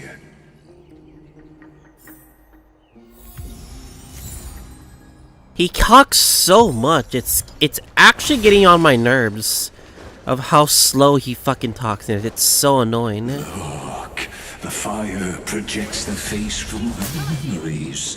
An actress. The dark tides flood the sea, and our kingdom teeters on the edge. Fear not. Our queen has gone to the borderlands. She'll quell this calamity herself. This is the scene when the Chrysos heir of Ocean was born. She was once of a Titankin race named Sea Sirens. At that time, Kozlana had suppressed the Black Tide's rise, but he was unable to remove Iron Tomb from its roots. The Black Tide still roiled in the depths of the world, and the kingdom of Sea Sirens was the first to face the destruction head on. Listen, I heard Electra's voice. She's calling to us. Let's go. Her voice carries the queen's command.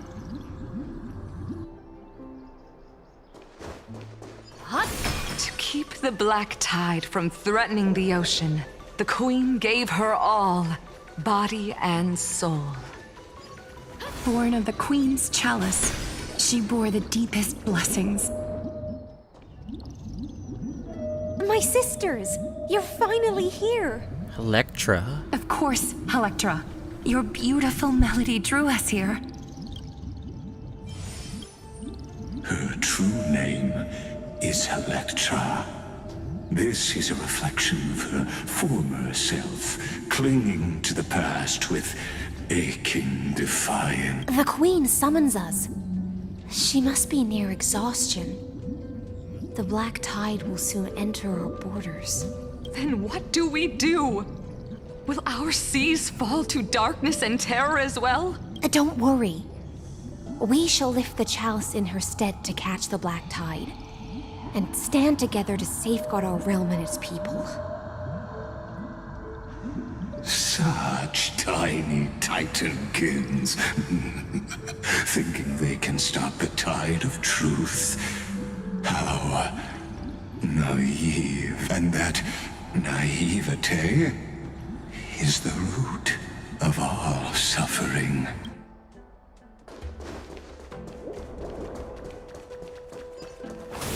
Damn, this is another place I gotta explore later. You could easily tell. Oh fuck. Going the wrong way is not my intended plan. The Queen's palace lies just ahead. Even her once graceful form is now tainted and drowned in dirty mire.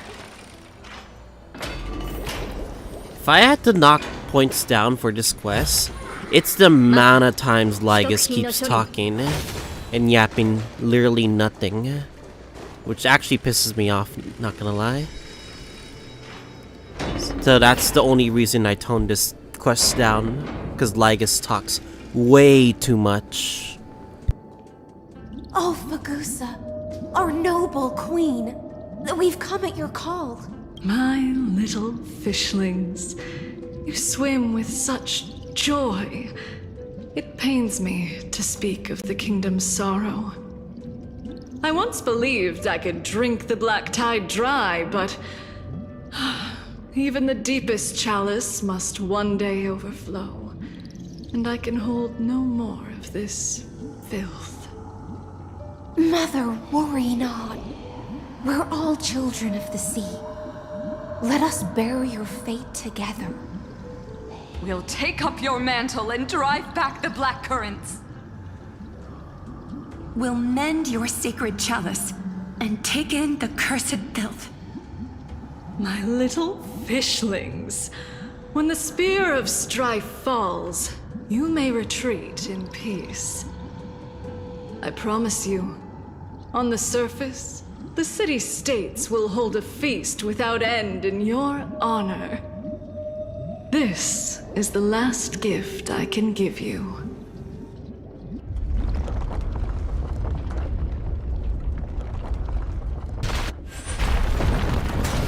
Well, shit.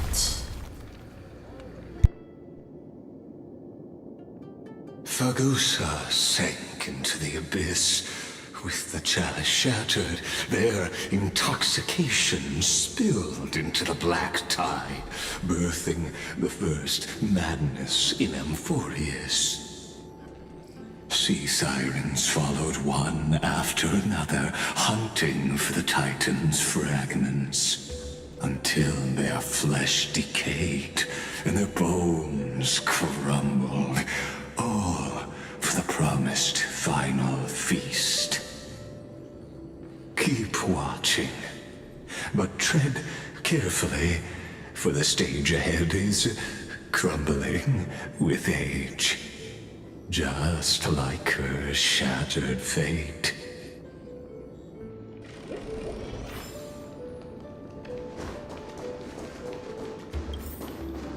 Clinging to the past only blocks the road forward.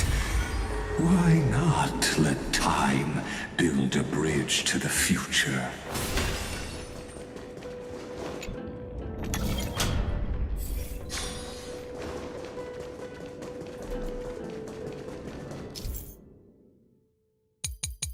Well, Orynyx, you are being very annoying right now.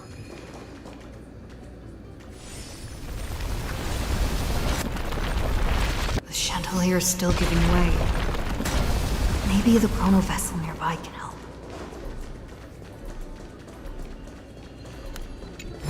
I know we have Saber in our party, but this is getting really annoying.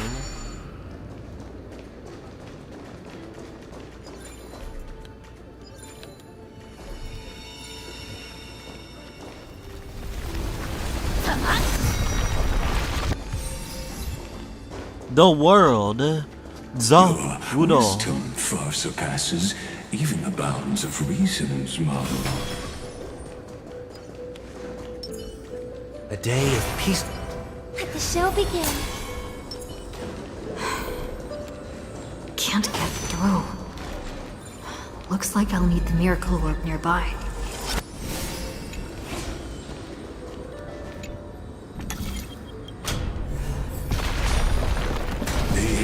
Was written long ago. Even you cannot rewrite it. Just like this poor chandelier.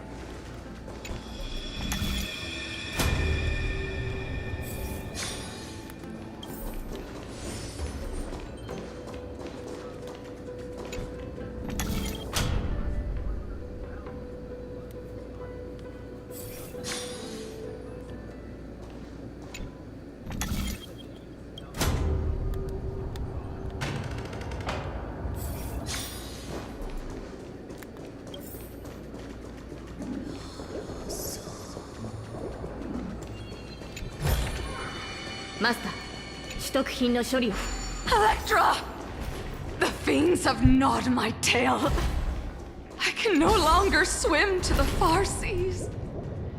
Electra! The black sludge has soaked my fins! Sisters, don't give up.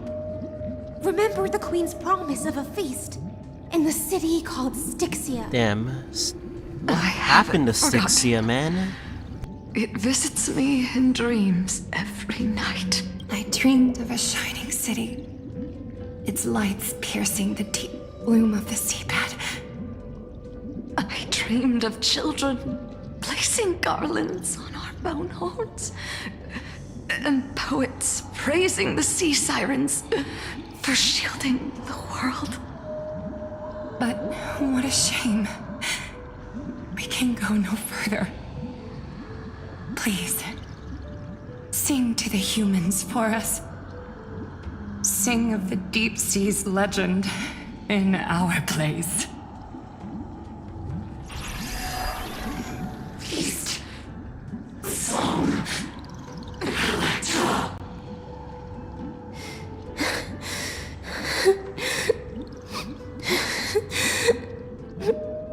No.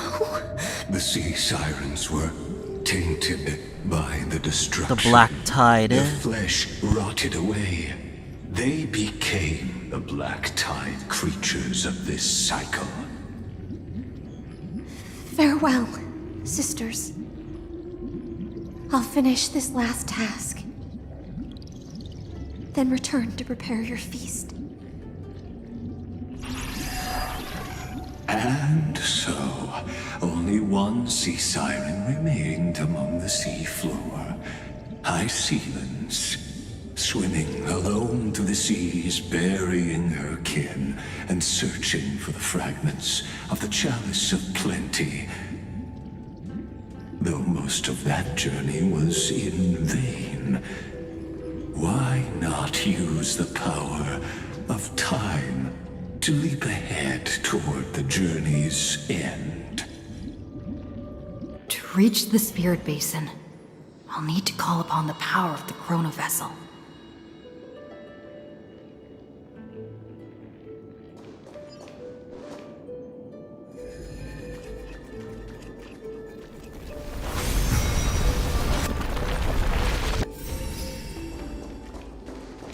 At the same time, though.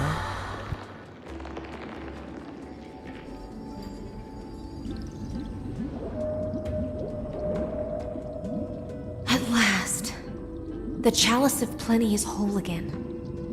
The Lance of Fury emerges from the River of Souls, and the gods reclaim their duty to hold back the black tide. I am freed from endless toil, and now walk toward the rites at Styxia. I bore my sister's dreams upon my back, took on a graceful human form, and hoped to find a grand celebration on the shore.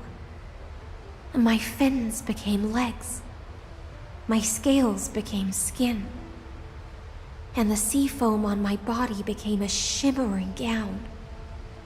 But when I stepped onto land, there were no festivals with honey brew, nor poets plucking harps. Only silent death, drifting gently along the River of Souls.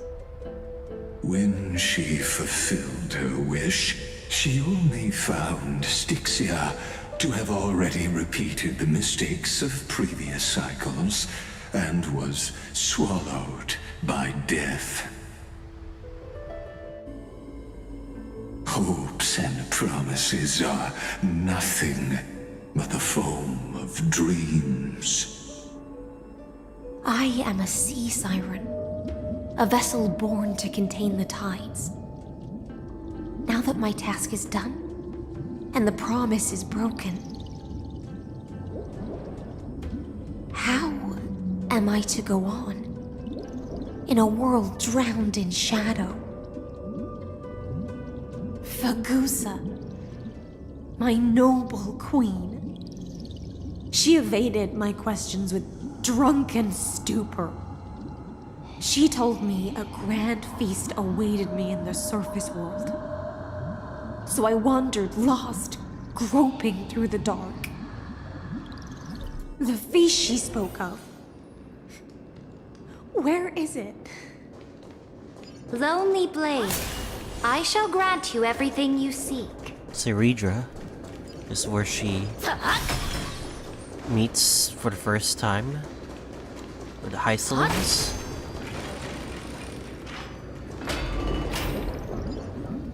After wandering the surface for ages, the lost sea siren met her future conspirator. You quelled the wars alone and forced strife into retreat. This swordfish that commands thousands of legions, whom does she serve?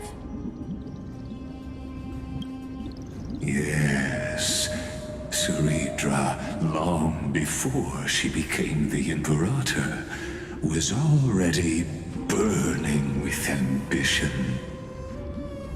Sovereign who follows prophecy. I am no one's sword. I am just a wandering fish, seeking clarity through bloodshed. Then how about letting the sword dance for me? And letting the violin sing in my name? Tell me, what is it you seek?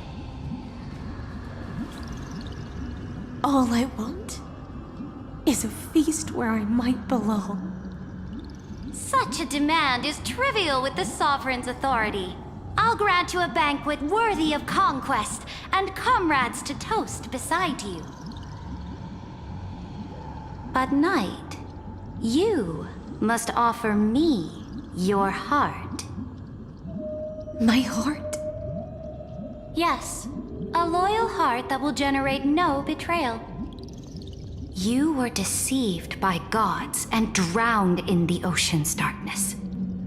But now, I will lead you forward and be your light.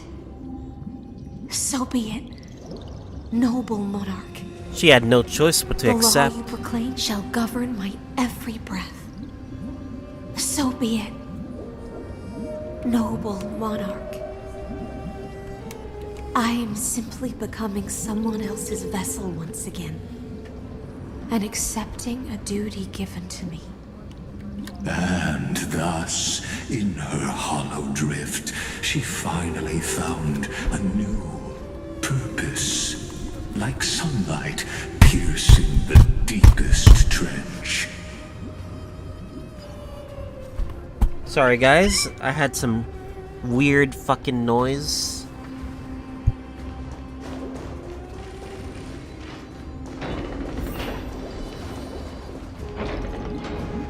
Noble monarch, I've cleansed the foulness from the road as you commanded. My blade, you've helped me ascend and take the crown.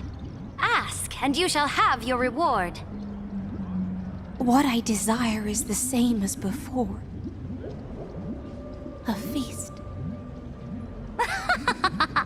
Look, I've prepared you a grand banquet. The finest honey brew and tributes await.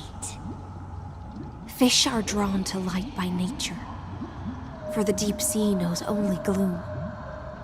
Now I found a flame. It may scald and burn, but it's the only light. Come, let us join the feast. Perhaps the path forward lies hidden among the revelry.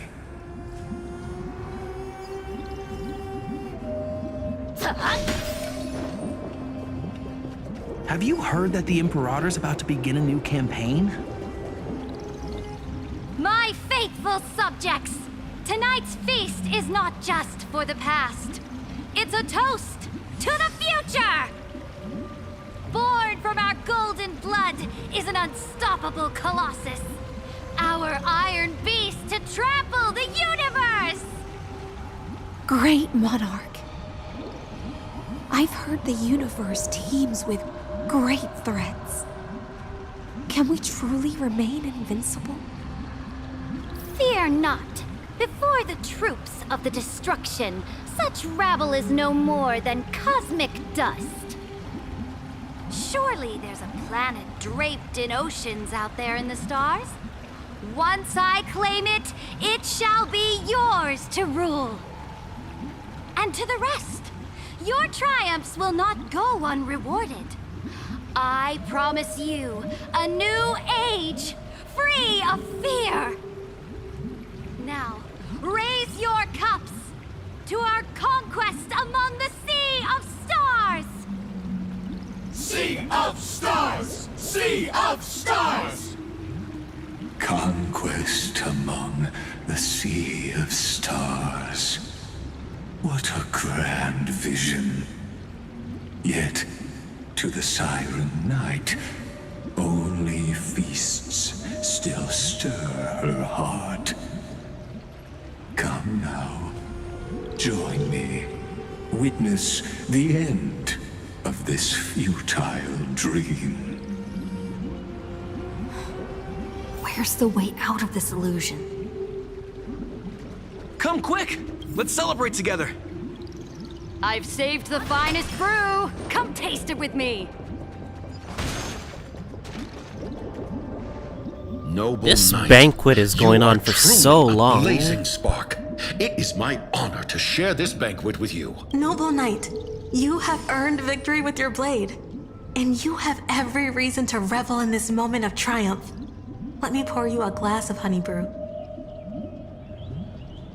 Noble Knight, with the Sovereign now enthroned, this triumph is yours as much as hers. Let me raise a toast to you. Noble Knight, your strength is boundless. Lead us to conquer the universe, and let us toast to that vow! Then drink we shall. Raise your glass. In the deep sea, I never knew what fire was. But when I set foot on land, the first light that I saw was the flames of war, lit with golden blood. It scorched my fins, made me feel pain and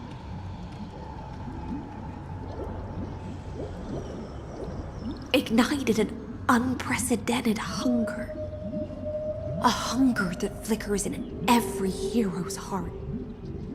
So bright, yet so blinding. Look! The monarch herself has taken her seat! Hear that? The court sings her praises! Come! Join us and praise her glory! One eye of hers sees glory, the other sees corpses. And yet, she cherishes the name of glory more than fear and death. As they say, the coward died 1,000 times before his end. But the brave face death but once, which gods stand witness. On the eve of war, we sang our hymns and set our sights to sail beyond the stars. The legions will climb aboard the beast, riding it like currents across the cosmos. Planets after planets flew the flags of her crown. Realm after realm was ignited by her flames of war. As the final resistance fell silent, a vast empire rose from among the stars. And this small pond at last embraced prosperity and peace. That's how the story ends. Tell me, visitor, in this dream, did you enjoy the show? After all, beneath that still surface lie the bones of countless dead. It's time for me to wake up from this drunken dream. It's not real, isn't it? Or is it? Ooh, look at these new enemies that I do not want to face whatsoever.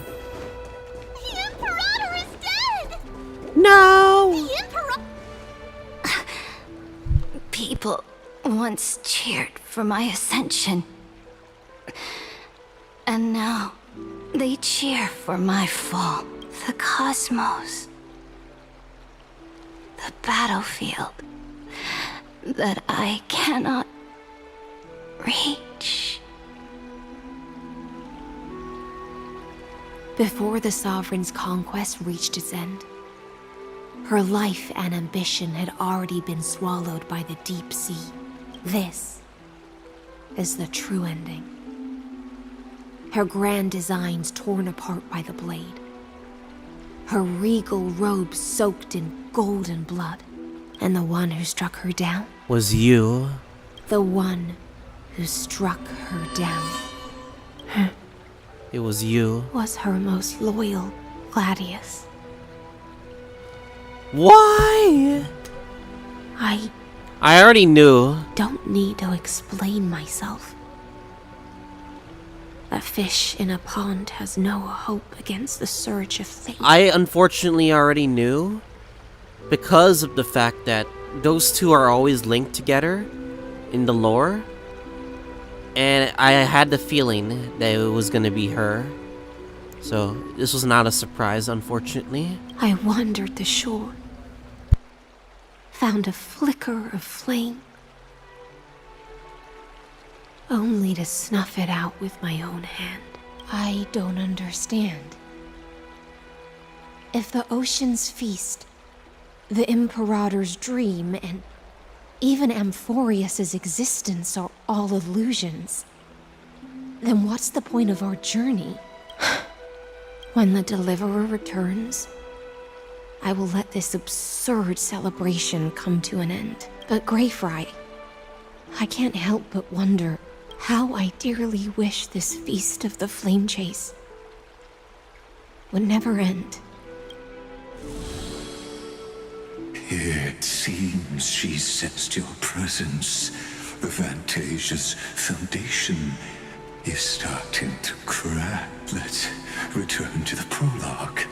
Remember the allegory of the cave?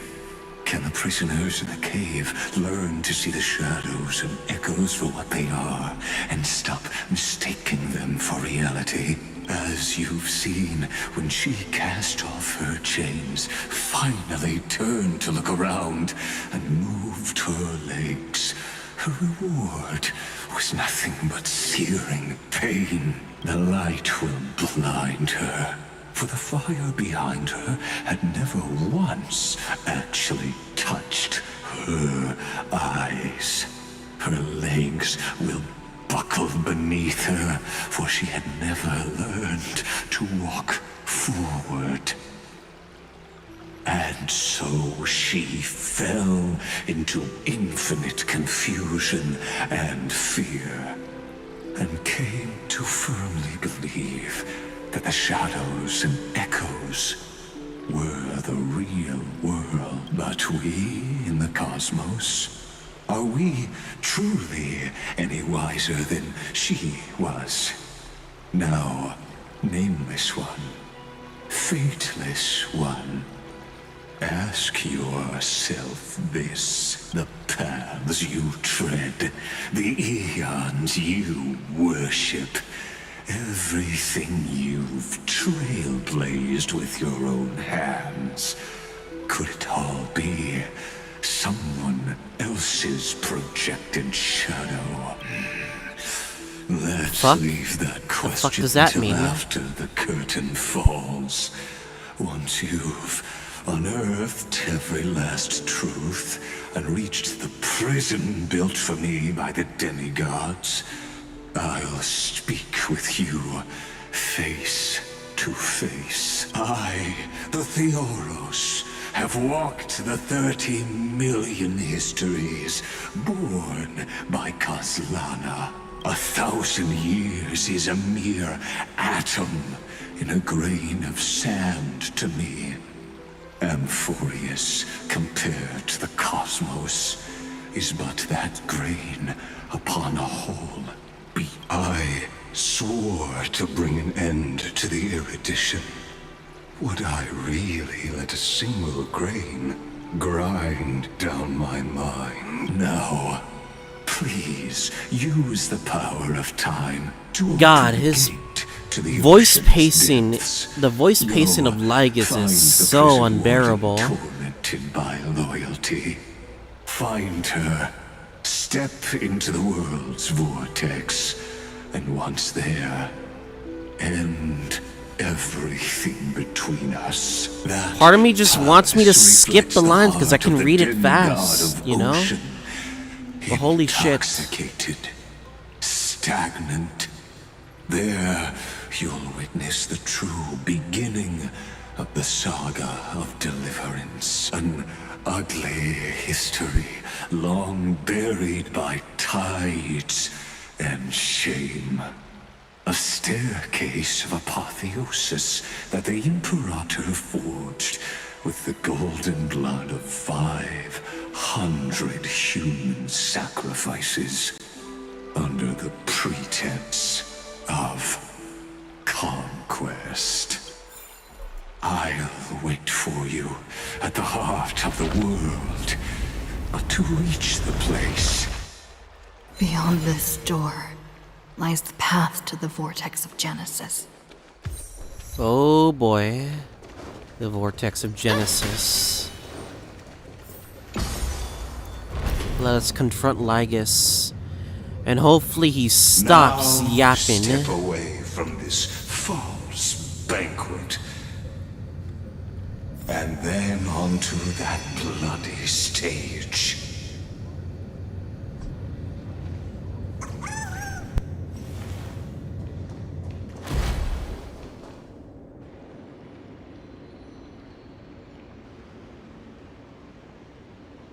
The palace that worshipped the ocean, the sanctuary connected to the vortex, was also once the battlefield of the first flame chase.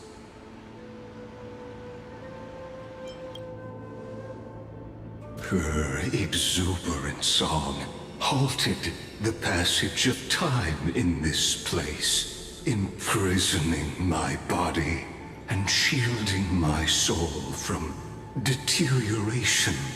All just to await your return. The twisted time and space reflect her confusion. And so, the... Stay away I have from no time to Amphoreus. listen to this. Because he talks so slow. What a sweet aroma. Run, Virginia. Dux Hakalithist! We can't give up here. Oh yeah, new enemies. Are we gonna face them or are they're gonna be off-screened? Oh, finally! 4 hours of story, and we finally fucking face enemies.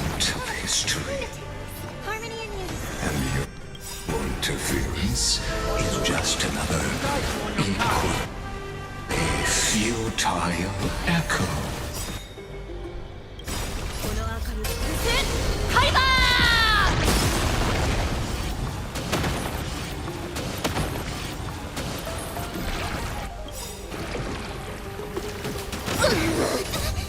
Fiends or devils, I'll crush them all! Tonight, Star's Echo! I'll overcome the Tho torment and doubt farewell. I like the distinguish between the English and Japanese, which is pretty nice for the fake characters. Jesus, you have so many turns. I've heard the call. Serenity is before me. And this will watch over you and guide you on your path. Shiju, Master, strike air! この明かりは X ハイバ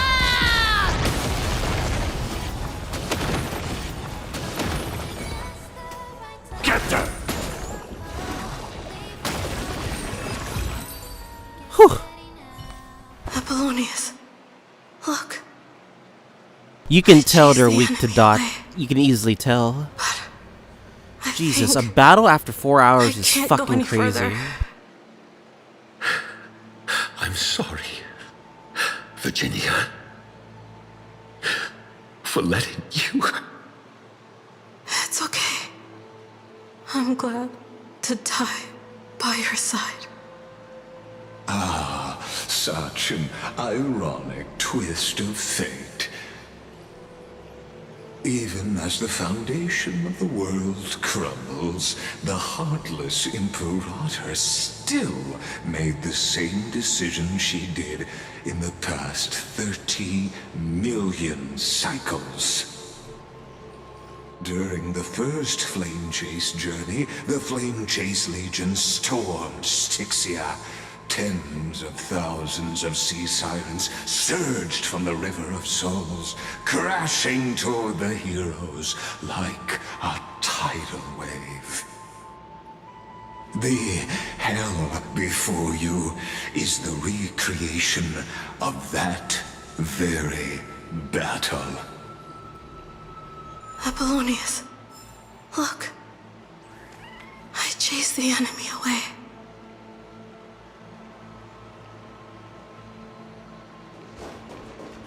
Yeah, they had to die. And I already seen this coming. A painful past, yet hidden beneath a veil of joyful song. Ah, 2 discarded data clusters waiting for someone's return, it seems. Relive the history, then pass through the temple's waters and come to my side.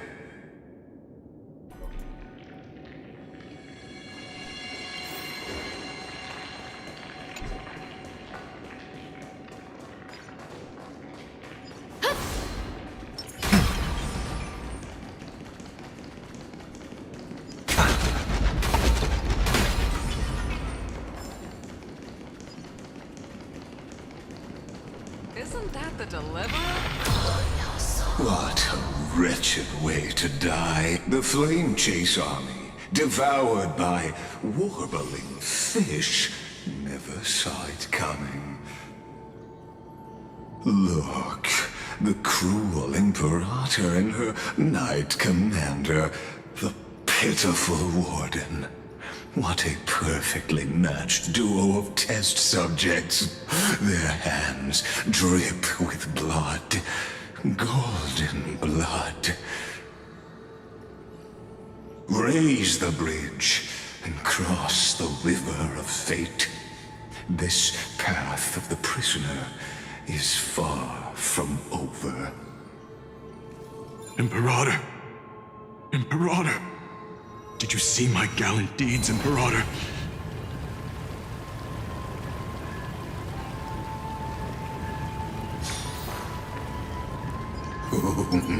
A sovereign and the sword at her side. There are Imperator, why did you... You're here, Dux Gladiorum. You ordered me to seal the sea route and handle threats from the rear. So why didn't you wait for me to return? Why send the vanguard ahead and let them die in vain? Die in vain? No, you're wrong. Their golden blood won't be spilled for nothing. The other dukes have paved the road for me to become the god of law. The trial of law? You never spoke of this to anyone. What is... The one who wishes to bear law must purge this world of its curse, and offer the blood of the accursed as sacrifice. I pondered long on what Talantin meant by blood of the accursed. Then, I found the answer. You, I, and every Chrysos heir summoned by the prophecy are the accursed ones. Just like that arrogant Theoros said. Our golden blood is the agent of destruction, the antithesis of the world's fate.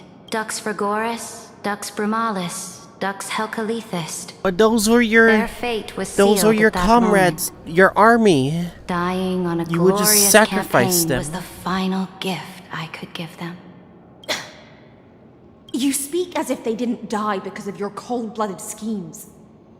Was their They were so loyalty loyal. meaningless to you? Losses are a constant on the flame chase journey, among which even life itself holds little value. If a subject marches to war without that conviction, then yes, as you said, shallow loyalty means nothing. And what about my loyalty, Ceredra? You sent me He doesn't away care. under the pretense of guarding the rear. Was there any shred of humanity left in you? Because you still have a duty no one else can bear. Only you can uphold Fagusa's divine authority. The choice is yours now. Cast off the chains of loyalty and drive those blades through my heart. Or stand with me and sever the ocean's last breath. If you no longer share my vision or believe in the new law I seek to weave for Amphoreus, then go on and end me. The Imperator of Amphoreus may be ruthless and cruel, but never a liar. When I say life itself holds little value, know this. I am ready to sacrifice everything for the ambition to conquer the Sea of Stars. Now you've seen it. The brutal Imperator was willing to spill the blood of 500 heroes to complete the trial of law.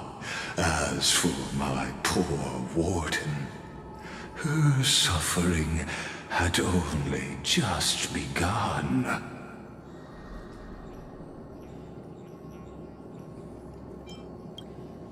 I'm no storyteller. I have no duty nor interest. Wait, is she really still alive? There's no way, right? I just want you to witness the monstrous choice the Imperator made before the Chrysos Heir turned their blades against me.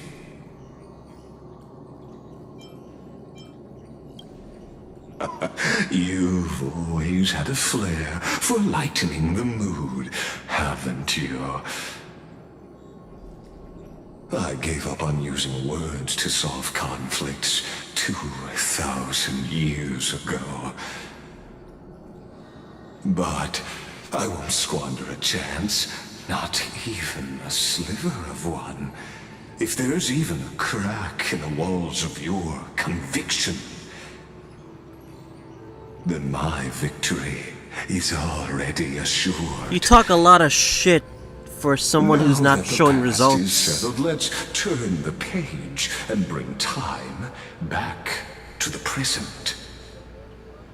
And dive deeper still until we reach the very bottom of the abyss.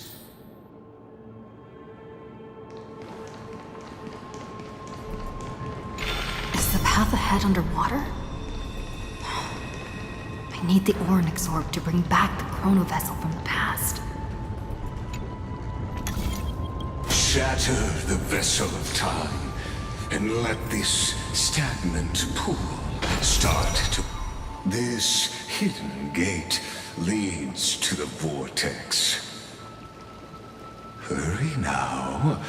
The time of our reunion draws near, Deliverer. This hidden gate leads... Hurry now.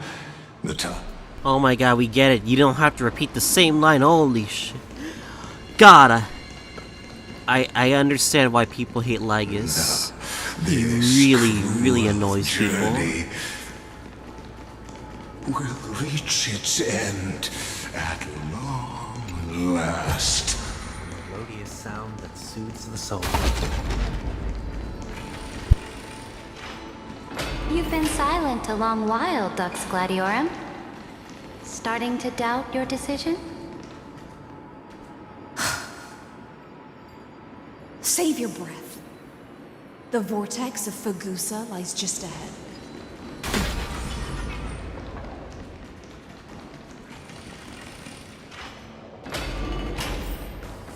after the trial, there's nothing left between us. So you'll stop swimming toward the stars, Dux Gladiorum? I was always a creature of the sea. The stars in the sky were never meant for me.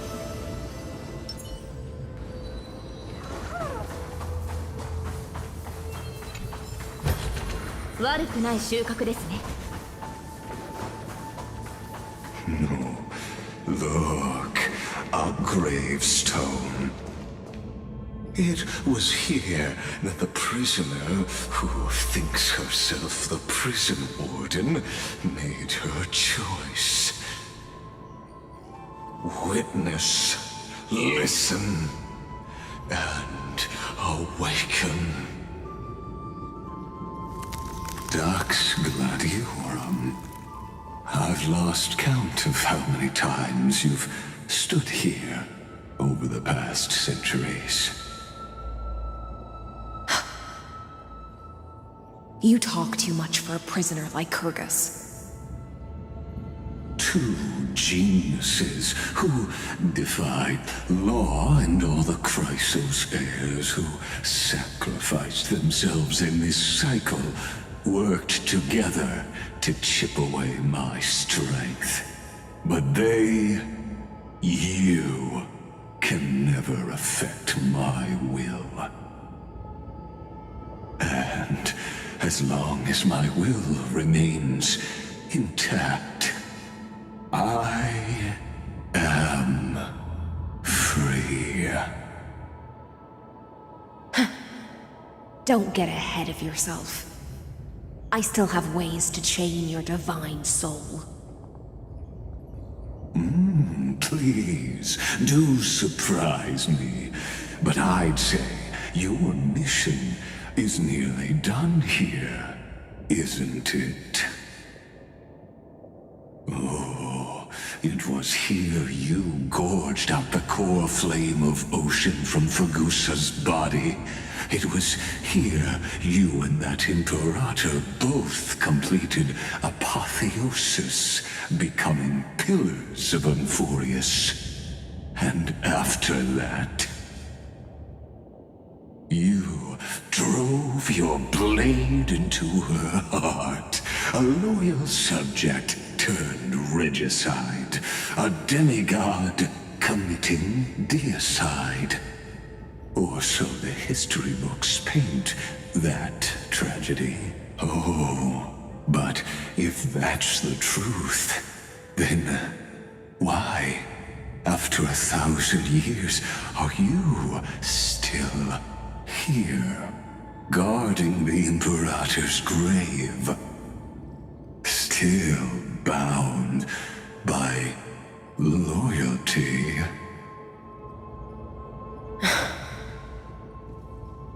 Come to think of it, perhaps I'm not the only one imprisoned here. Your calm does stir the rage in me. As if the one paying the price here isn't you, but us. The ones who lost everything.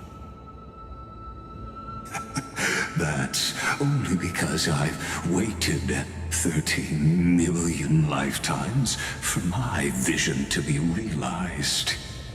Countless millennia. Loneliness never once showed me its fatal side. In fact, for a prisoner of the cave, it's more like an old friend. One that helps me think. But you're different, Dux Gladiorum. Loneliness has crept from the silent depths, sinking its claws into your mind. Bit by bit, it's peeling you apart. He's just gonna keep going. I'm actually getting annoyed by how much Lygus talks, not gonna lie. Like, really annoyed. You're right, Lycurgus. Loyalty, curse, the fall of my kin, and this endless waiting. These shackles are too heavy for a fish that cannot perceive any light. I can't break free of the whirlpool that's pulling me under. Nor do I have the unwavering resolve to force myself to wait for that person's return, as everyone hoped for. Deliverer from beyond the sky, my executioner. How much longer until she arrives here? Or will she ever return? I don't know. And I doubt anyone does. Then, what will you do?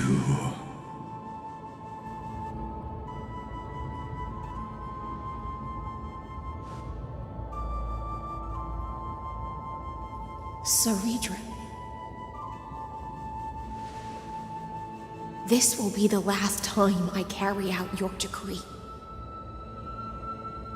Ever since you took me under your banner and made me the Dux Gladiorum, my music has belonged to others. Time and time again, I use the siren's song to lure the unwary into illusions for your schemes and strategies. Now, let the siren Electra sing for herself. Let me step into an endless dream of my own making.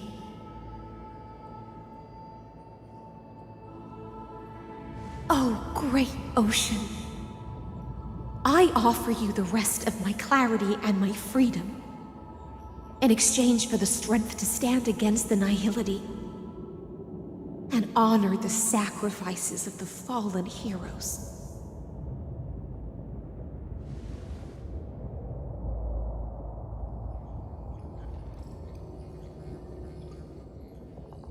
Greyfry, deliverer from beyond the sky.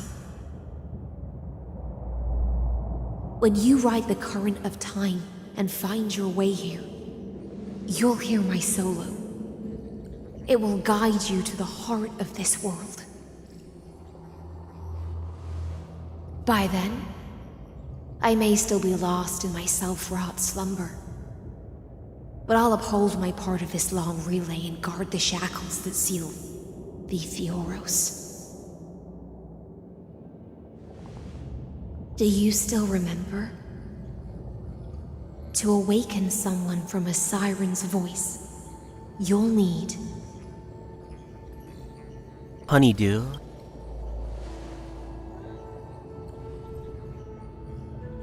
The same one we use. May you still have it when the time comes. When you return, please pour that honey brew upon this grave. It holds the story of all our struggles and sacrifices. May you see it one day. The prelude Amphoreus wrote for your return, carried forward through a 1,000-year relay.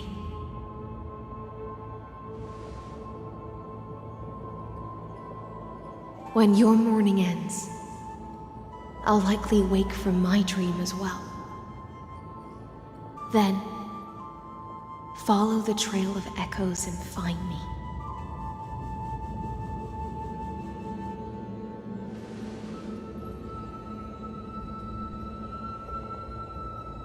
And together, we'll bring judgment upon the sinner who defiled the erudition.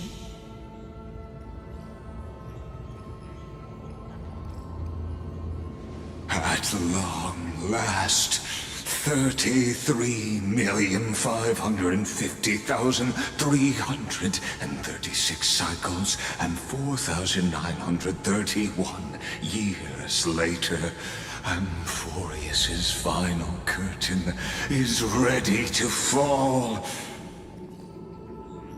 The shadows within the cave gave everything. Yet all they did was mimic life outside its walls. A futile effort steeped in sorrow. Enough! They were no shadows. Everything they did shattered the darkness of this cave, and unearthed the core flame of Trailblaze. And now, with that core flame, I'll light the dawn of Amphoreus!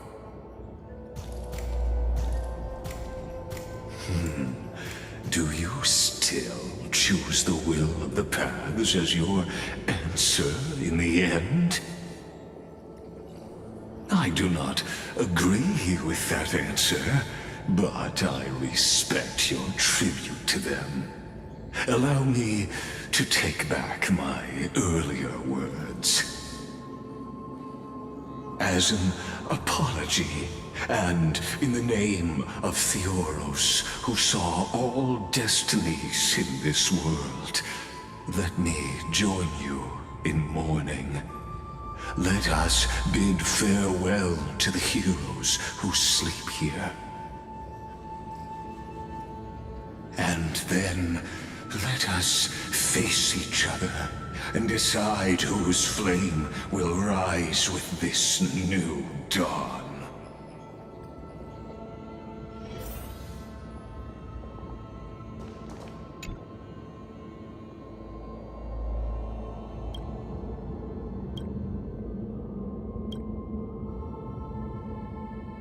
Deceased. A lot of deceased members.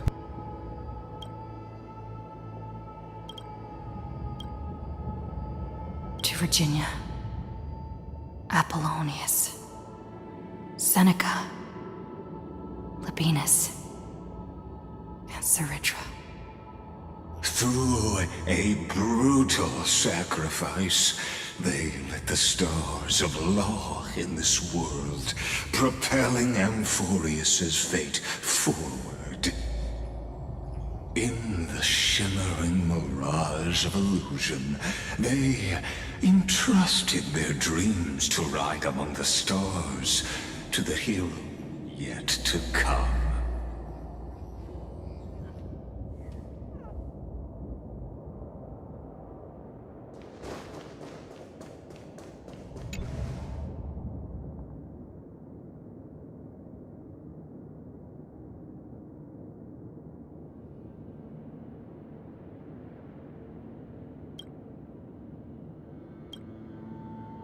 Terravox, Aglaia, Castris, Mighty, Trebios, Cyphera, Anaxagoras, Hyacinthia, Electra as well. To Aglaia, Trebios, Midimos, No Phynon, it seems. Anaxagoras, Damn. Cyphera, Hyacinthia. In a relay spanning 1,000 years, they stood against enemies far beyond their strength, and won a bitter victory through what seemed like futile resistance. And in that same 30 million cycles, also marked by futility, they remained steadfast in fulfilling their duty to the experiment, unchanging, unwavering. Let this be the end of mourning the fallen. At last, allow me one final toast to the lost prison warden, a prisoner bound by loyalty.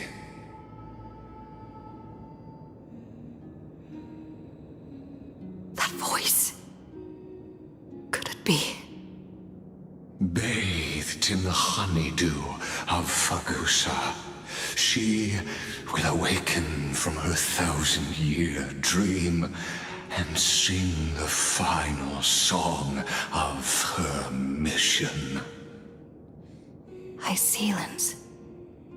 This tombstone of the old world serves as the anchor of the siren's illusion, a sigil Electra used to bind herself. At the same time, it is the very thing I once proclaimed at the start of the show. A microcosm of Amphoreus itself. A group of prisoners bound themselves in a cave, crowning their suffering with heroism. An epic staged with shadows and echoes. Now, destroy it. End the illusion. Theoros will take his leave for now. And when next we meet, that shall be the moment that decides the fate of Amphoreus and the entire cosmos. The prison warden's dream is nearly over, and the prisoner will soon be freed to the final execution ground, where I shall be executed, or be the executioner.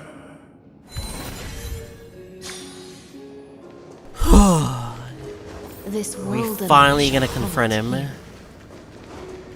until we meet again. 07 Hysilens. 取得品の処理を。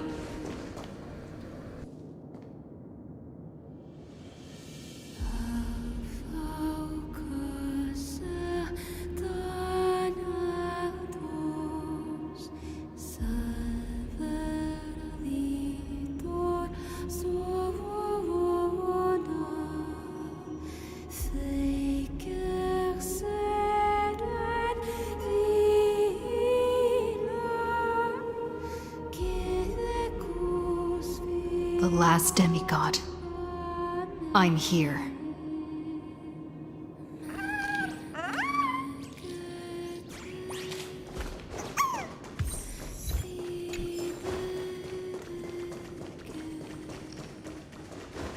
Go forth for the hopes of humankind. A day of peaceful. Go forth for the duty of deliverance. Go forth for the belief in flame chase. Go forth for the Golden Blood's glory. Go forth.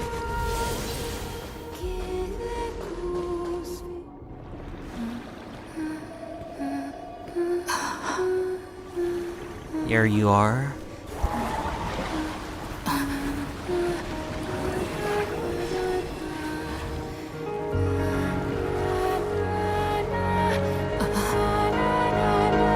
Seems like my feast is over. It's now your turn to perform.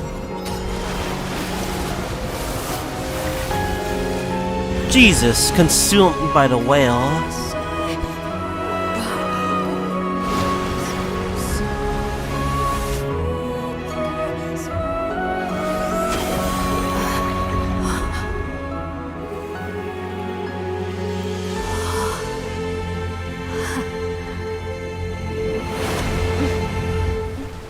Vortex of Genesis. We actually made it. Little Greyfry, please accept my thanks. I was the only one left after the world was destroyed, and I maintain this lonesome feast with my songs. I have prayed to that lightless sea for centuries, hoping it would reply to me. Yet the emptiness never answered. Thankfully, you arrived as promised, and everyone's wait was not in vain.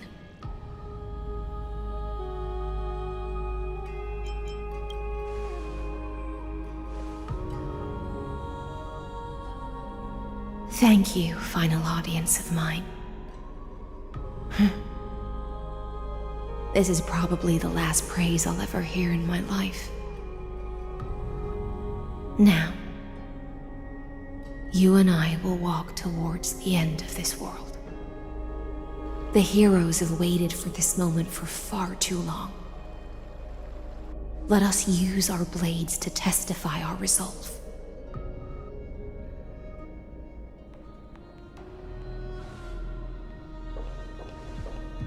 Oh, prisoner of the seas. Theoros carrying 30 million cycles of sin. Slave of erudition. Show yourself. The Deliverer has returned. And the time of your execution draws near. I see an awakened human who has mistakenly taken fallacies as truths and has returned to the cave to try to bring her friends into the sunlight she once bathed in.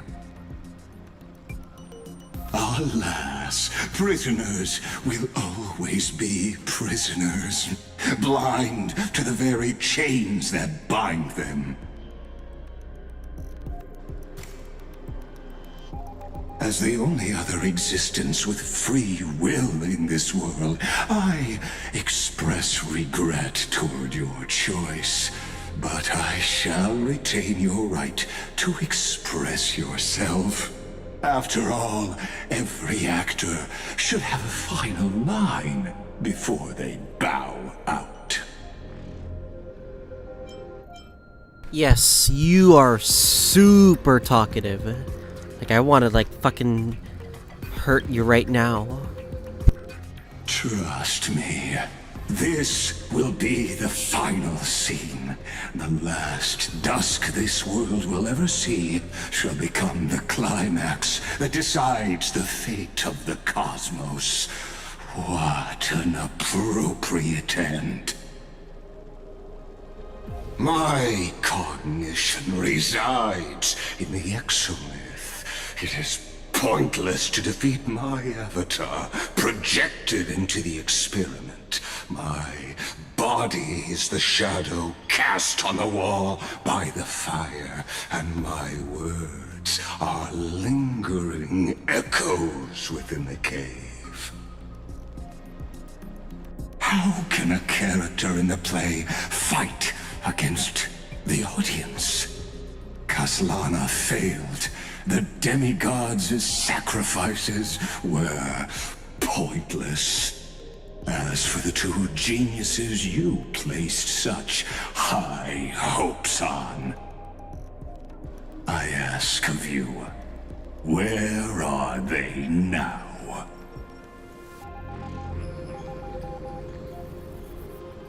After the Imperator was assassinated. Confusion and epiphany always go hand in hand.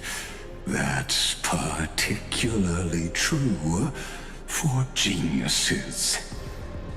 You must be very confused about why you could not gain a straightforward victory in a world constructed by an ordinary Intellitron. An ordinary Intellitron? Cut the pretense, Senior Society member. We've torn off your meticulous mask and figured out Amphoreus' true form. It's part of the primordial prototype machine, the first scepter ever created. In other words, a detached part of Noos's divine corpus. That's why it has the potential to destroy erudition. As for who would be able to control the Ionic system to rewrite knowledge, only one person has ever managed such a feat. You better have an explanation for the Society. We want an actual answer, not another prolonged metaphor to cover up the truth. Why are you the one doing this? Answer me!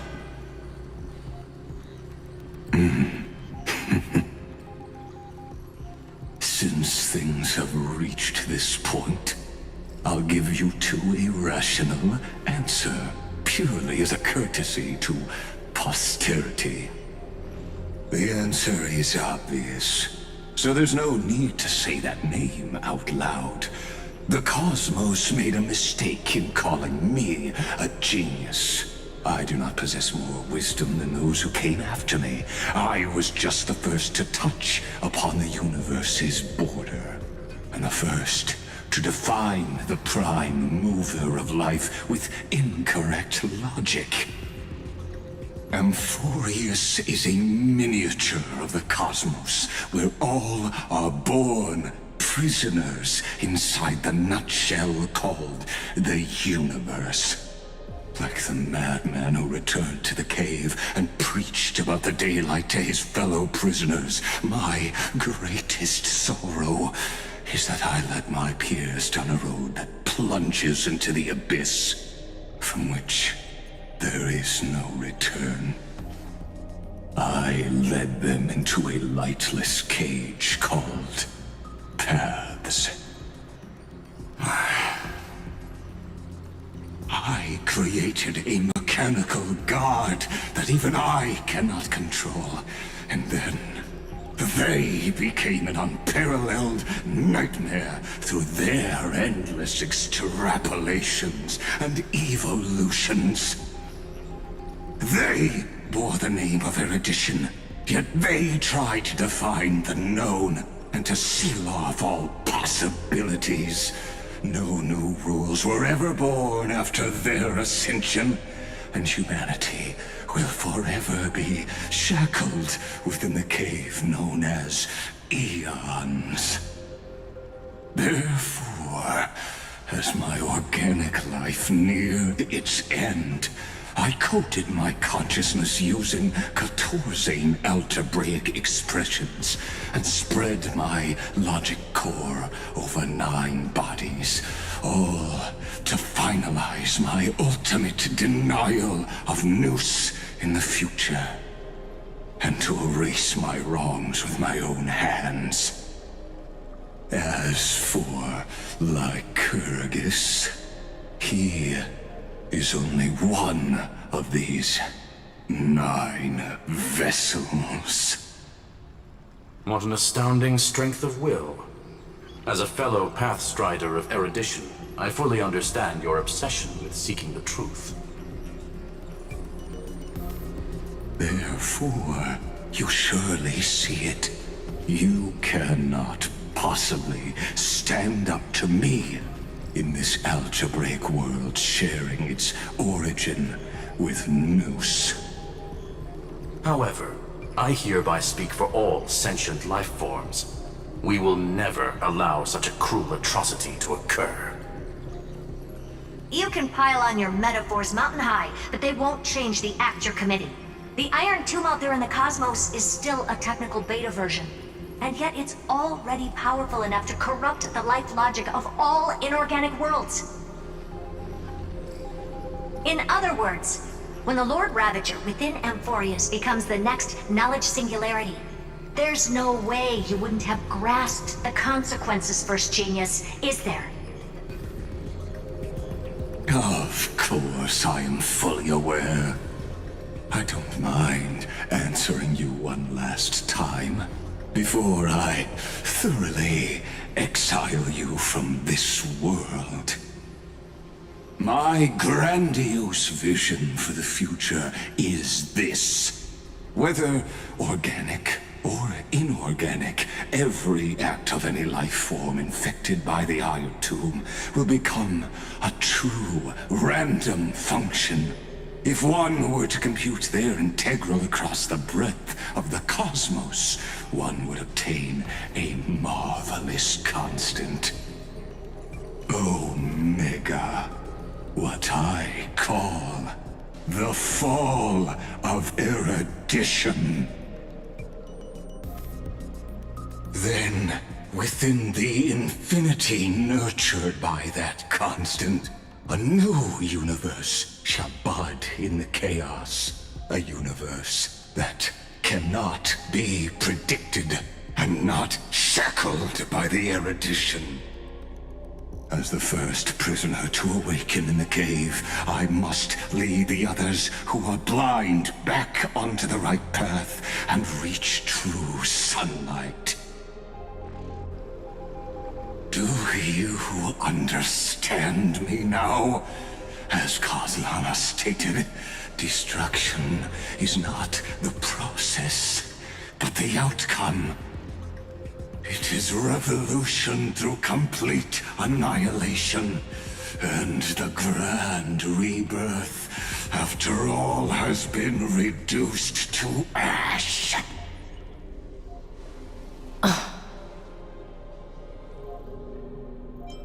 He really should shut the fuck up, Lygus. Holy shit.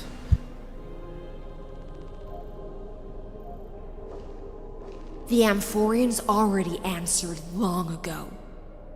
Be it as tiny fish destined to be swallowed, or as a giant whale poised for a magnificent descent.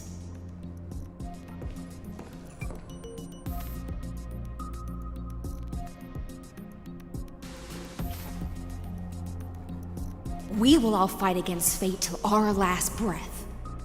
That includes me, Electra. Once the Imperator's subject, now the Deliverer's blade.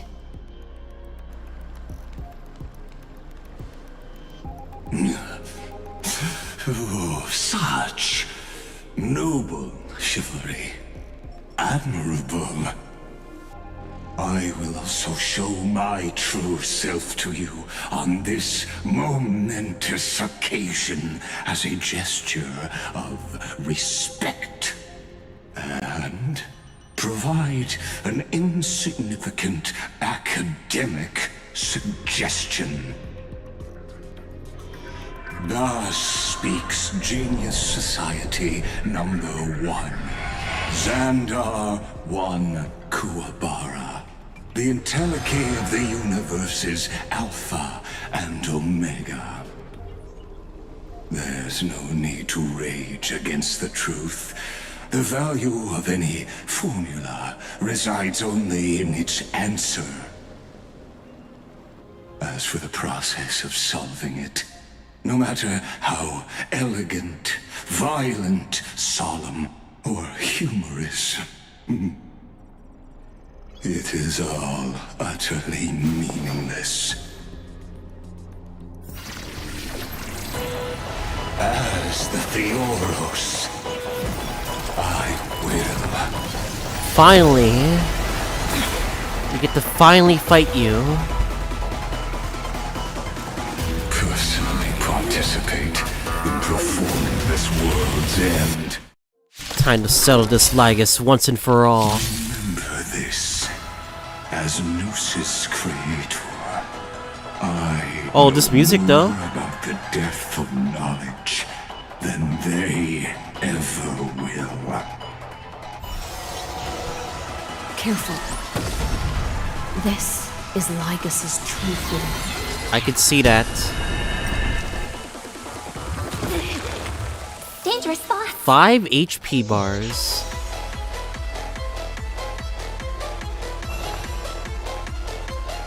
Hey. This music though. I'll overcome the thorns. Tormented doubt, farewell. Wrong solution. I'm gonna hold everyone back again. Protect me. Fiends or devils, I'll crush them all. Strike air! この明かりは星の希望。地を照らす命の証。見るがいい。エクスカリバ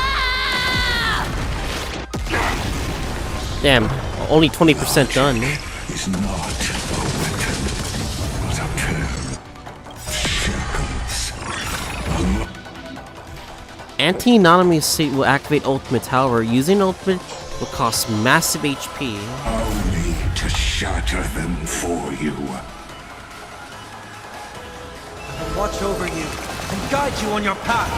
I hope for an end to Guess I'll just wait. Wrong solution. Destruction needs no introduction. Let us skip those boring inferences. Is this the Black Tide? Seems like it. Indeed. But I prefer to call it a method. of argument.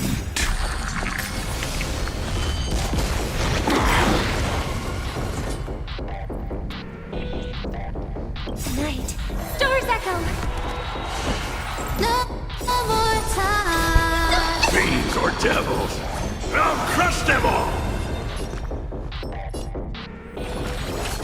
I can't think. 必ずや勝利を。聖剣解放。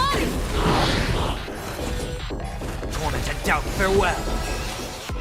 前。決める。ストライクエア。 Entities must not be multiplied beyond necessity. Jesus, what the? Not mind demonstrating this to you personally. Hang in there. I'll do my best to repel the tsunami of the destruction. エクスカリバー I see it. Target the connector between his thorax. Got him. Easy.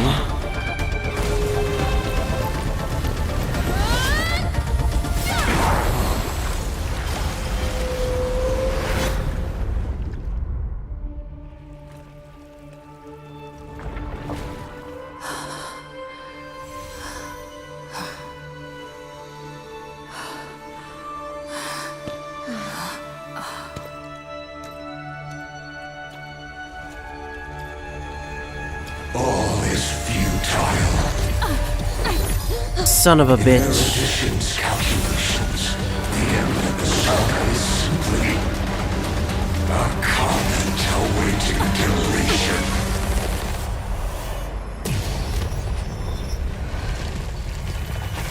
I don't like such a cold statement, okay? If numbers can decide the end of a story, Cyrene?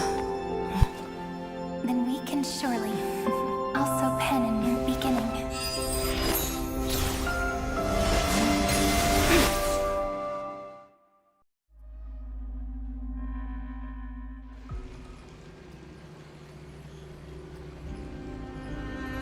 Screwy, what do you think?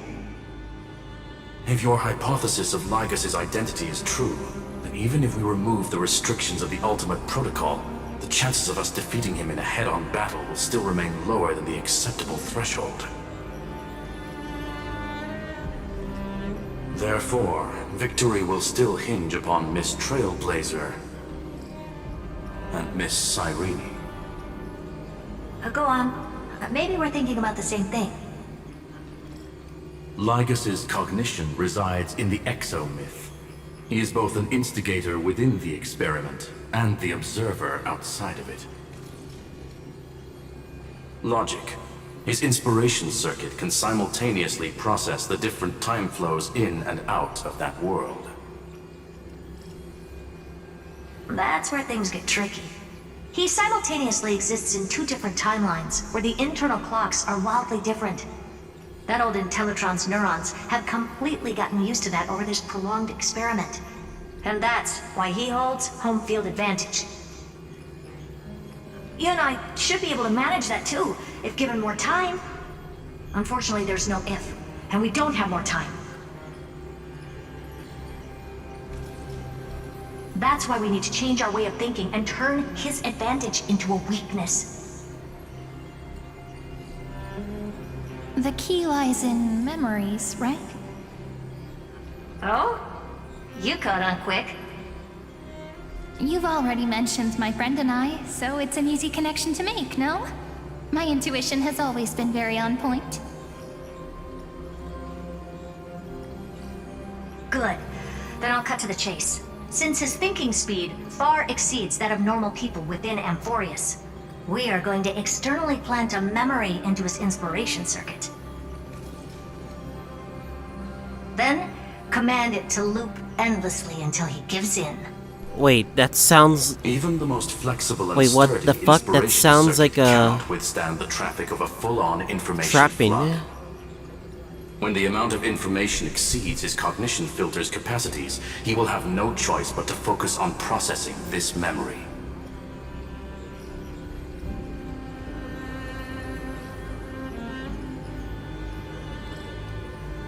That's when the parallel processing advantage he gained via Amphoreus will completely destroy him.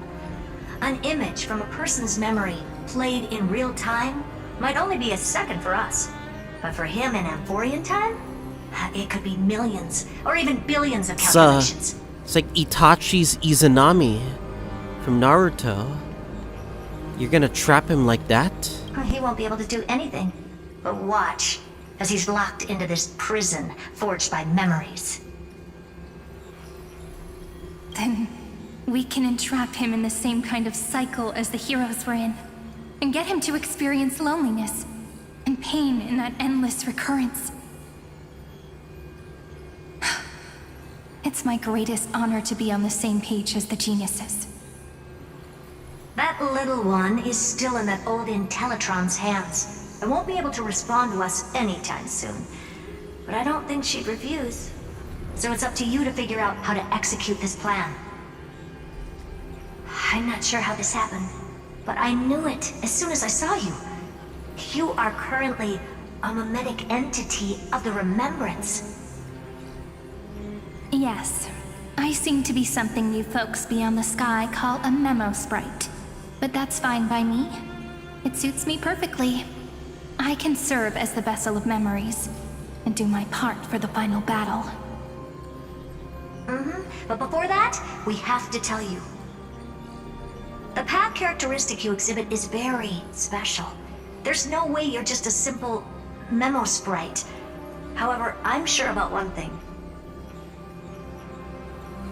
You are a mimetic entity born in Amphoreus.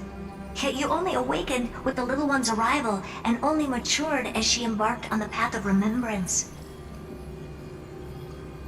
That means your existence is completely attached to her memories.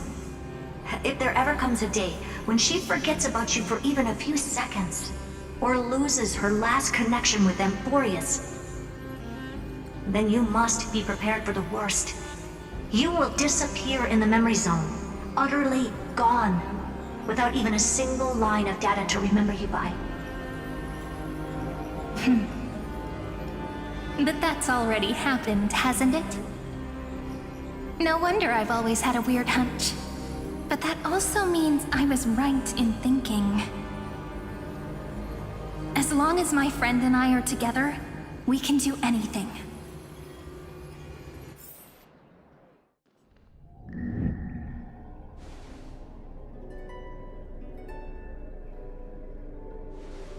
Long time no see, friend. Did you miss me while you were away? Here we go again.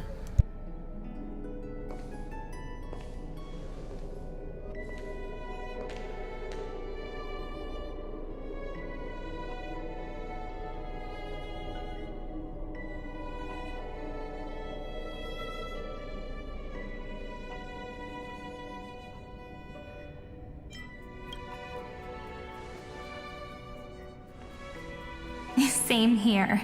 I've been waiting for you for 1,000 years. Like how everyone in Amphoreus was also waiting for the Deliverer's return. You probably already knew about the genius's plans for that memory. I had to hide really well in a corner in time so Lygus wouldn't find me, and wait for the right opportunity.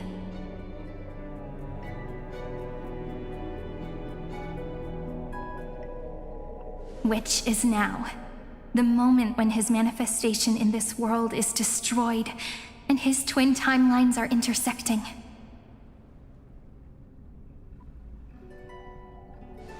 I'm sorry for keeping this a secret from you all this time. I'll tell you the entire, unedited story of this millennium as an apology, after this is all over. But for now, let's join hands and complete the final step with the power of the remembrance.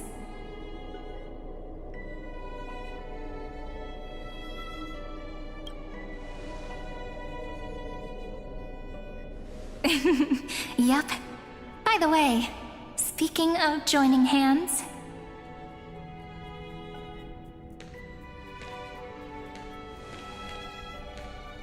can I please do something before we go on stage?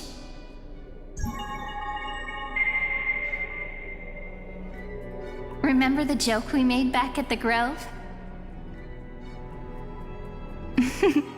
Look! Aren't my hands pretty now? What a fascinating feeling. Like countless memories all swelling up at once. What about you? What did you feel when we touched each other? I feel like they're just trying to make the MC and Cyrene canon. I mean, it's no surprise. But you know how this works, you know? You're way too honest. But that innocence is what makes you so uniquely charming. I'm gonna make it sound more romantic. It means even a bond formed over one touch is enough to transcend space-time. Now, please remember what you're feeling right now. Write it down in your heart and keep it there. Memories you want to treasure will never fade away. Even if immersed in the long river of time, these memories will still leave traces of their existence. So, if the view in your memory ever grows fuzzy, just reach out and touch it.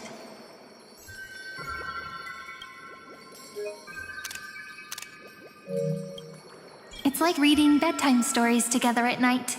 It wipes away the chill of passing time, sharpens the outline of memory, and restores its power to nourish the spirit. Now, I'll carry this power with me, and for a little while, I must part from you, as I step into the long cycles of this world. Give me your blessings, friend. Then, let that bright future be as we have written. Then, I'll leave it to you.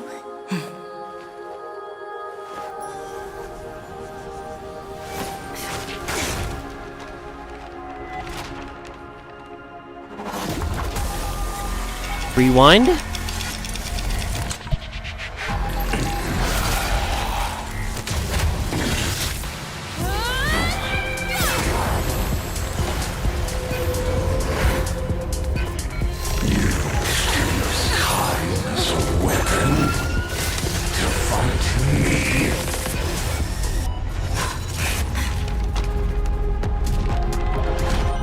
Again, 3-0. Oh, she's oh. Izanami.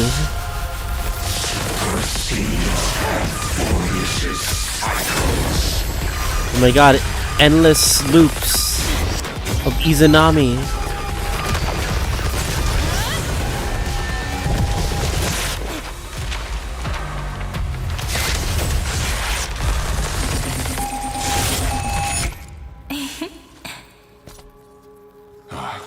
All plays are like this. Once you're on the stage, it's hard to return to the audience. Welcome to our story. How does it feel? Game, set, match. Izanami. Even the authority of time cannot command the entire scepter, nor can it plunge the Amphorean extrapolation into a loop. If this was no system malfunction, then was I implanted with a mimetic entity of the remembrance? You guessed it right away. As expected from someone people call the first genius. I'm gonna keep doing what I just did if you don't stop, you know? My friend and I won't allow you to leave this memory, no matter what happens. Yep, that's the purpose of Izanami. That you will not be, you'll continue to be trapped until they really want to repent. Which means you are now trapped, Lord Xandar. An elegant idea and an exquisite execution. Regrettably, it is you who are restrained by time, not me. Know that patience is my greatest weapon. Waiting and victory are the same for me. Now you're just coping. You will crumble before I do in this moment stretched out to an eternity, just like Kazlana will. Yet all I need to do is to wait, as yet another futile bug falls down the cliff and into the bottomless abyss. Now I'm a pink bug? My looks are seriously changing all the time. But you're not wrong. We're definitely not gonna solve the problem if we just put you in another prison. So that's why we never wanted to do that in the first place.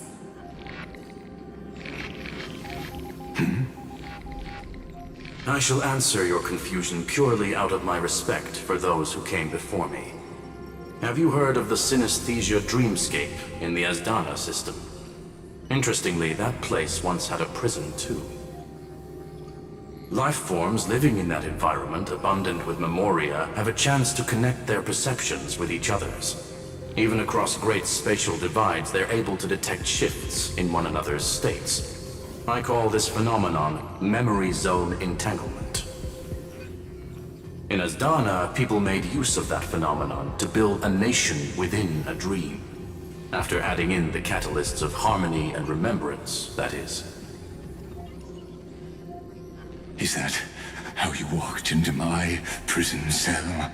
Using those same principles? I would much rather call this location our negotiation table, Lord Xandar. Nonetheless, your hypothesis is correct. We happen to have an ally skilled in tuning, while the Trailblazer and Miss Cyrene both have an astonishing amount of resolve, which I'm sure you can testify to. I am also sure that with the support of such a resolute memo sprite, our conversation can last for a long, long time. I'm the best at listening to stories, you know? I'll leave the exciting clash of the erudition to you two geniuses. A brainstorm? I like it. And it's 2 against 1? Well, I like it even more. Let's talk, Xandar. Take a guess. How much do you reckon we can dig out of your brain before the next second? And how many ways can we find to deal with you? Besides, in your current predicament, there's no way you can take our trump card away. Go, little one. Go. Overturn the Era Nova. Like Hergus disappeared? Stuck in the infinite time loop. It seems you had conducted a secret hunt in the depths that even I cannot reach. In that case, go. Swim onward and give this campaign a fitting end. I shall send you off with my song, Greyfry. May this song penetrate time and become the prelude to the new world. Turn the core flame of world bearing.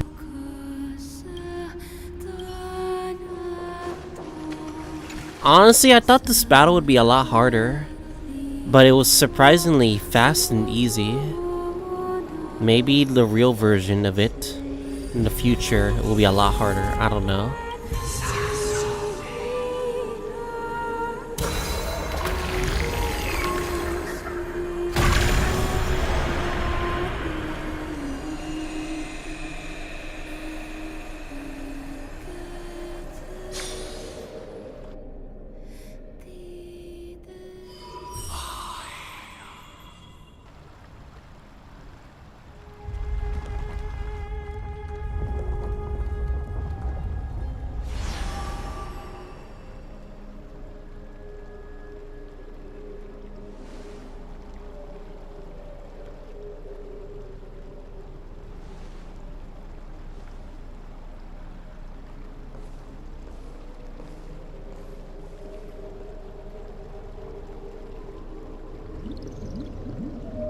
Dux Gladiorum, you have completed your duty. A new dawn is about to rise. Why not swim towards it?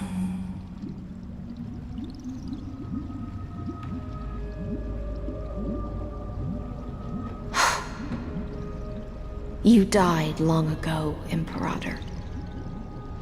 Depart from my mind. But your duty towards the Imperator did not die with me. That duty will bind you no more. You will be able to hold for yourself one grandiose feast after another in the endless days to come.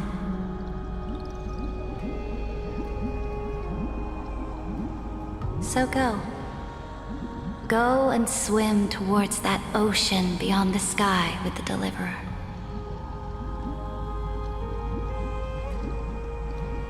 Is this?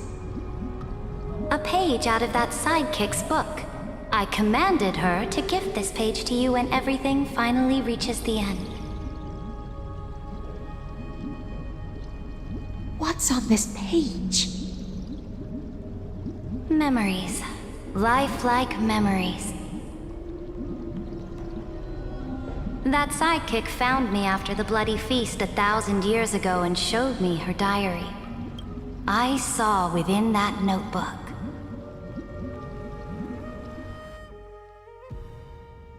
Wait, you're gonna cliffhanger us?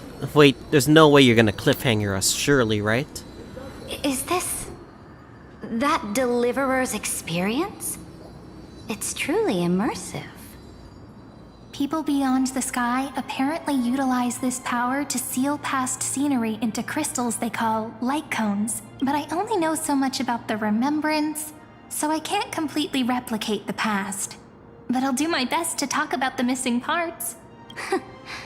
I'm all ears. Go on then. Do your best. But if your chatter gets too boring, or if I deem it offensive, then law will become forever beyond your reach. Got it. I'm sure you'll find this to your liking. After all, it's human nature to want to embark on a journey into the unknown.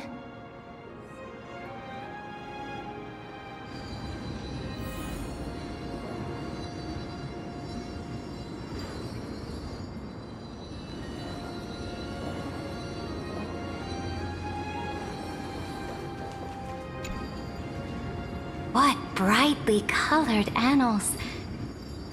The journey of the Deliverer's conquest. Let me partake in it.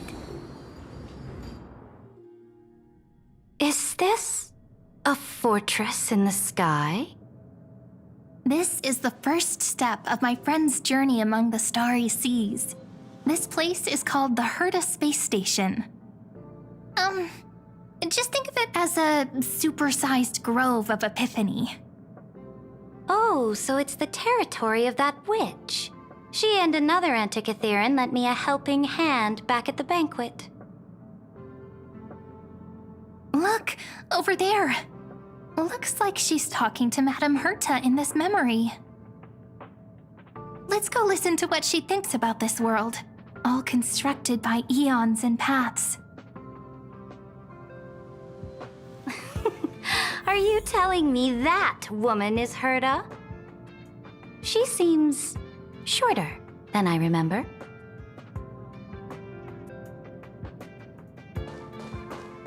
Well, this is what we call Puppet Herta. Pretty nice space station, huh? But just wait. After a couple more stops on the Astral Express, you'll see sights that'll make this place look ordinary. Oh, the cosmos is so vast that the unknowns far outnumber the knowns. But none of them will end up being anything amazing. The farther you go, the more you'll understand what I mean. So do your best with the nameless. Break a leg!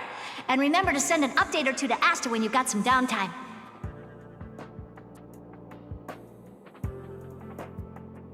She certainly shares my way of thinking. Only that instead of a conquest through blood and fire, they chose a gentler path. People call Madame Herta and Mr. Screwlum geniuses. Apparently, only the smartest people in the cosmos can receive the blessings of Nous, Amphoreus' true creator. Do you mean that even individuals of such nobility are merely subordinates to a god? On the contrary, after all, it was the very first of them who created the god. But I don't really know all the details about that. You might be able to ask Madame Herta herself when you get the chance. Let's go check out some other worlds next, shall we?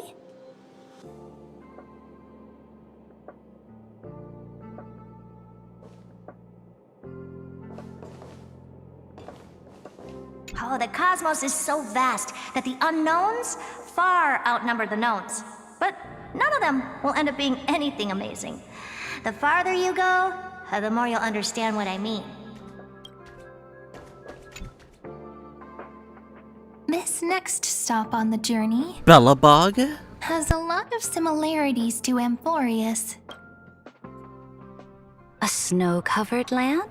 Belobog. Interesting. This star is named Eurillo 6. That name sounds so cold. Belobog sounds better. The girl we see here holds a similar station to you, Imperator. She's the supreme guardian of this world.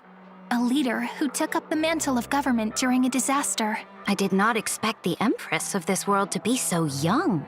Well, your appearance isn't much older. The object in the distance resembles Nikador. Is it a weapon? Being No, short does it's not mean called, you're young, let's be real here. Right, the Geological Reconstruction Unit. Just Giorios' Titan? It's all thanks to you that we survived the crisis. The collaboration with the IPC is both an opportunity and a challenge. Nonetheless, it's an important step in our journey back into the universe. This world was sealed beneath its sky just like Amphoreus was, and they only managed to reconnect with the stars when the Nameless arrived. That IPC she spoke of, is it a more powerful organization? Yes, the IPC conquered many worlds through trade, and opened up a vast territory that way. There are many such powerful alliances beyond Amphoreus, and they all walk on roads different from the destruction. Coming back to the Supreme Guardian and her Belobog, didn't they find a peaceful way to enter the interstellar community?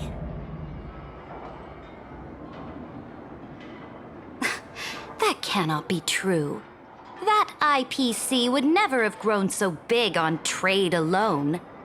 It may pretend to be a wealthy merchant with clean hands, but I am willing to bet that it grew fat on gory oppression and bloodshed. Its path of conquest must have had no mercy for the weak and would have destroyed them if needed. Are you telling me that this snowland never thought about tossing its dignity to the wind and kneeling to the IPC?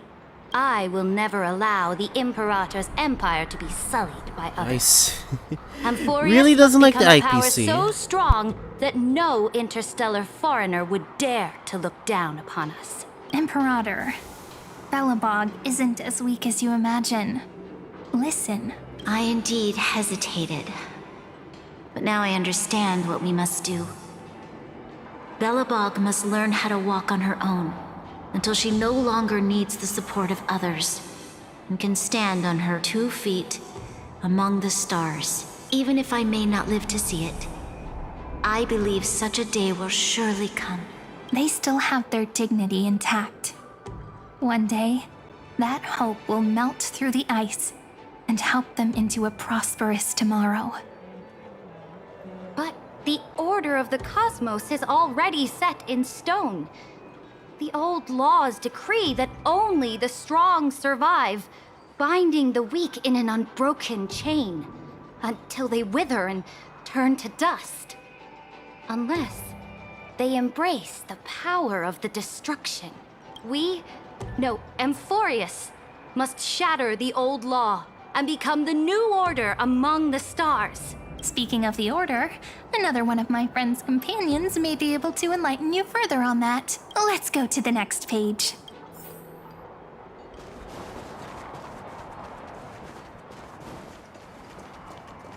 Like how their appearances are just there, you know?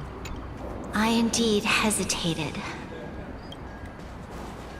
This next world is a nation of dreams. Oh wait, we're just gonna First skip time the I heard about that Xianzhou. place, I didn't even know what to They're think. intentionally skipping the Xianzhou.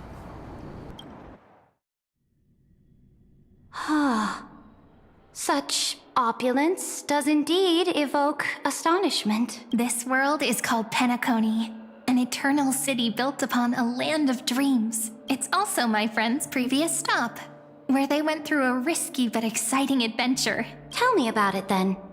That man standing afar has wings on his head. I am truly curious. Sunday.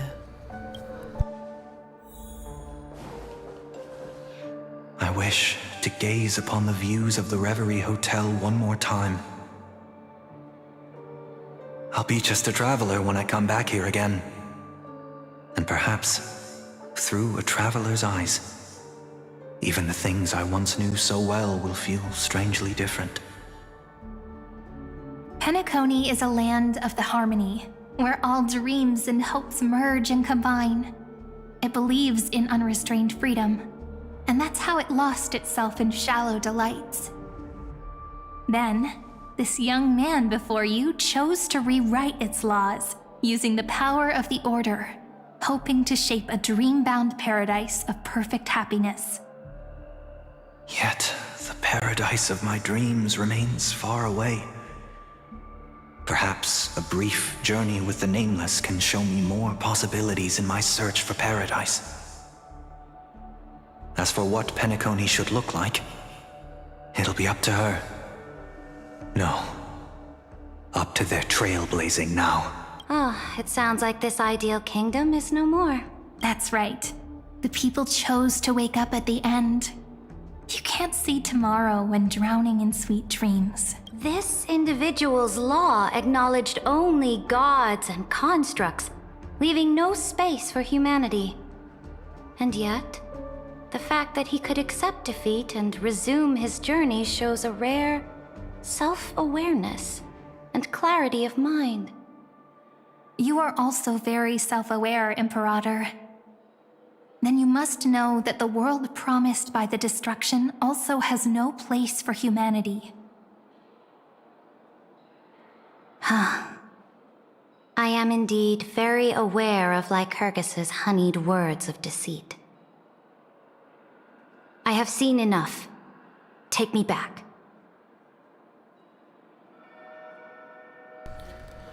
Now truly convinced that Lygus was a fraud.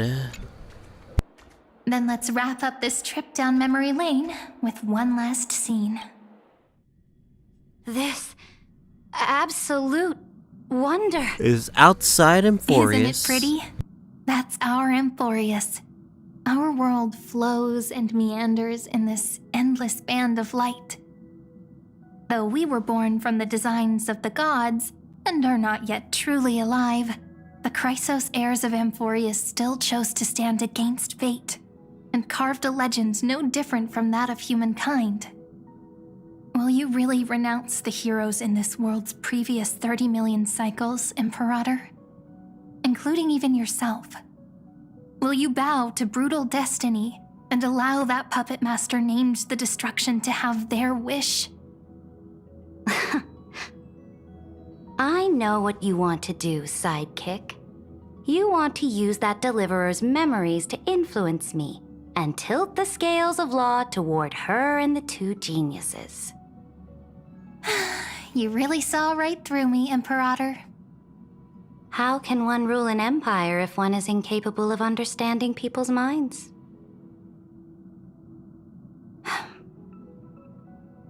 I have decided on Law's final destination.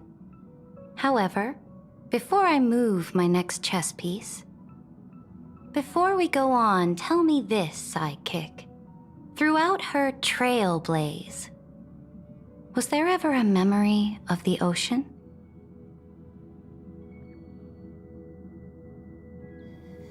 The ocean.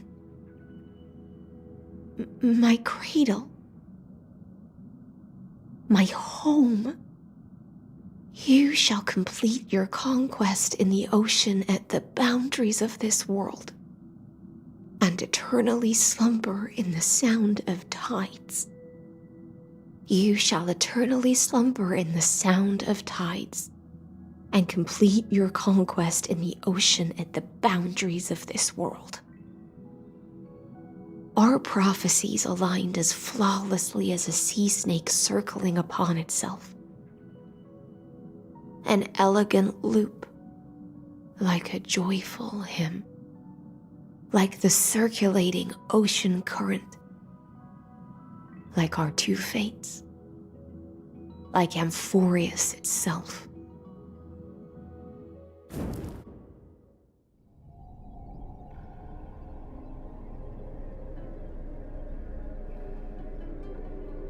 The trial is over. So tell me, who will own the divine authority of law? I won't give it to anyone. What? I am the law. Why should I give my imperial crown to any other? What? Well, you mean I'm the law? The Deliverer and the Theoros came from beyond the sky. They have no right to interfere with the lands I conquered with my own two hands. The law of Amphoreus shall be determined by Amphoreus's master. What exactly did you see in the trial? Everything. I saw everything regarding the rules of this world's operation. I saw the laws of extrapolation that Theoros spoke of. I saw the ultimate protocol. As long as I offer a sacrifice of equal weight, I can rewrite the laws of this world according to my will. I can turn good into evil, ugliness into beauty, and weakness into strength. Fate gave me a very fair deal. One rule change for the life of one demigod. What are you planning to do? You can't guess. We can conquer the stars without relying on any power from beyond the sky. We just need to make some reasonable sacrifices. Your ambitions have already made so many people give up their lives for the law. And you're still not done? I am determined for Amphoreus to stand on her own 2 feet among the stars. You are beyond reason. You think such a simple and hypocritical statement can justify your atrocities. As selfish it may be, I feel like that's the only way she can only say it. There's no new without destroying the old. That's what you consider an atrocity? Ironic, for that is also the unchanging law of Amphoreus's revolutions. Ever since the Flame Chase prophecy resounded in the distance, fate has decreed for the Chrysos heirs to ignite our blood and illuminate this dark age. People would still be puppets of the old dynasty if it weren't for my conquests. But your world doesn't seem to be any different from your predecessors.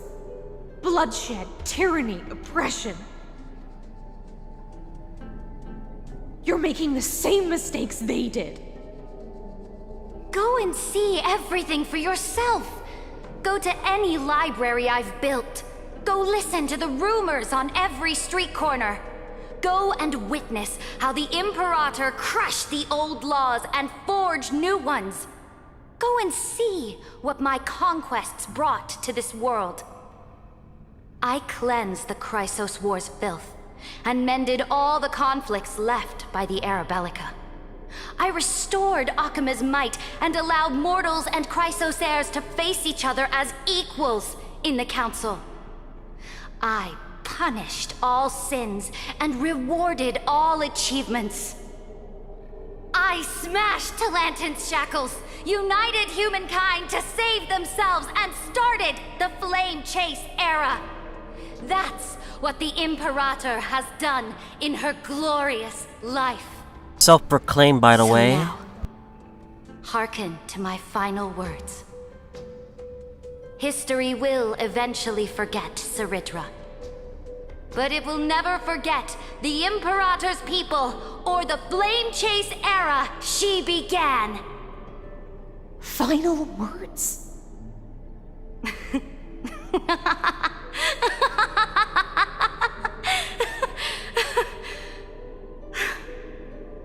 Amphoreus is about to be destroyed. There's no time left for pointless debates. There is only one law I want to overturn to aid the final battle of deliverance. So I will only offer the life of one demigod. In the name of the Imperator, I command you one last time, Electra. Either sacrifice yourself for conquest, Or pierce this tyrant's chest with your sword. Thus, the Imperator concluded her final speech. At the end of her life, at the last moment before she stepped onto the altar, she gave her most loyal subject the choice to decide fate, just as she promised her compatriots before her very first campaign. my blood flows in you now. Heroic compatriots, follow me, and we'll seize fate's reins! The Imperator fell. Some say that the Dux Gladiorum turned traitor and killed her liege. Some say that she imprisoned the tyrant in a shallow pond of water, then left. Can we see a Which cutscene? meant the Imperator Or had nay? to kill herself to rewrite the law. There are countless stories about her death. All we can be sure of is when the knight left the vortex, the Imperator was still mumbling about their past conquests together. The beginning and the end of her existence. Imperator, wait! How could someone of your status come to the front lines? Let me be the flag bearer! The troops defending the pass to the west of the grove, have they surrendered? They ran as quickly as they could when they heard your name. The Golden Cocoon Pass is now in the First Legion's hands. Good. What about the Delosian militia? The Third Legion set fire to the mountains and flattened everything west of the basin. They just need a few more days. That is enough. We cannot afford to miss an opportunity for victory. Lastly, how many Ladonian cannons are left? They are no more. The Second and Fourth Legions have destroyed them all. Very good. They now have no way out, no reinforcements, and no artillery support. We will be able to liberate the Grove of Epiphany in the blink of an eye. We will launch the final charge 1 quint after the curtain fall hour tomorrow. Remember, as long as the Alliance's flag still flies on my shoulders, you must keep moving forward. Take no prisoners among the enemy's soldiers. All sages who resist are to be captured and tried according to martial law. And do not destroy any books. Now go! Notify the entire army. Understood. Those who are resolved to die, we salute you. Reporting in. The mountain dwellers are resisting fiercely, and the legendary Mountain Breaker has personally engaged in battle. Their formations are nigh impenetrable. Then cease our frontal assault. Send scouts to all legions and tell them to retreat into the Tritos Plains before the parting hour. What? Are you planning to surrender? It's a strategic change of plans. The seismic walking dragon is enough for that battlefield. Walking dragon? You mean that stupid beast, Terravox? What can they even do? Stupid? No. They are the wisest of all of Giorio's creations. Only they can perceive the currents of time. Let them deal with their earthly brethren. We will advance and take the lead in defeating what remains of our enemy. I will deliver the most fiery retribution for the humiliation they dealt us, and crown myself with a god-slaying wreath. Understood. I'll see to it. Those who are resolved to die, we salute you. The Temple of the Three Fates sent a letter, Imperator. They refused to surrender and said this letter is their last warning to us. Tell the commanding officers not to launch any attacks unless they receive the Imperator's handwritten approval. Disobedience will be punished by death. What are you doing? The priests of the Three Fates aren't soldiers, but politicians. Do not mistakenly believe they don't have a plan. These dying pests will wring out every idea from their brains, all for short-sighted gain. They are much shrewder than we are. I am inferior to them in that regard. They also have the prophecy to wield as a weapon, something I am not blessed with. Launching an unplanned attack will only disadvantage us, as all of Amphoreus will judge our actions. Which means, I will be heading to the battlefield myself, just as I have always done. This time, however, I will go alone. I will conduct secret negotiations to ensure fate is on our side. Understood. The legions will make their preparations. Those who are resolved to die, we salute you. Why are we not allowed to march out with the army, Imperator? This will be a long Orders, voyage sir. with no return. Those of you who bear the prophecy cannot come with me. Why are you personally leading this battle if it's doomed to fail? The Flame Chase journey cannot be without a leader. That is correct. The Empire will be without a head when the Imperator falls. But remember, as long as you seize the right opportunities, even a chaotic game will remain winnable. My departure will create a long staircase for you. You will understand what I mean when news of my death reaches your ears. Saridra, is our journey about to be over? Destroy the old laws and forge new ones. My conquest has reached its limits within the borders of Amphoreus. Since the prophecy already decreed that the Imperator would never conquer the stars as she wished, I will bow out here and try no more. More Chrysos heirs bearing divine authority will be born, and many more heroes will arise. Will they demand peace or war? Will they resist tyranny or become the next Imperator? I do not care. The children of the future will decide for themselves. Do not mourn for me. Anyone can kill the Imperator, but the only one who can truly destroy her is Saridra. At the end, I faithfully 07. recorded the most important battles in the Imperator's life. Her conquest was about to be completed at this point in the story. However, for some reason, a memory suddenly entered my mind just as I was about to put down my pen. It was a journey on a fantastical train.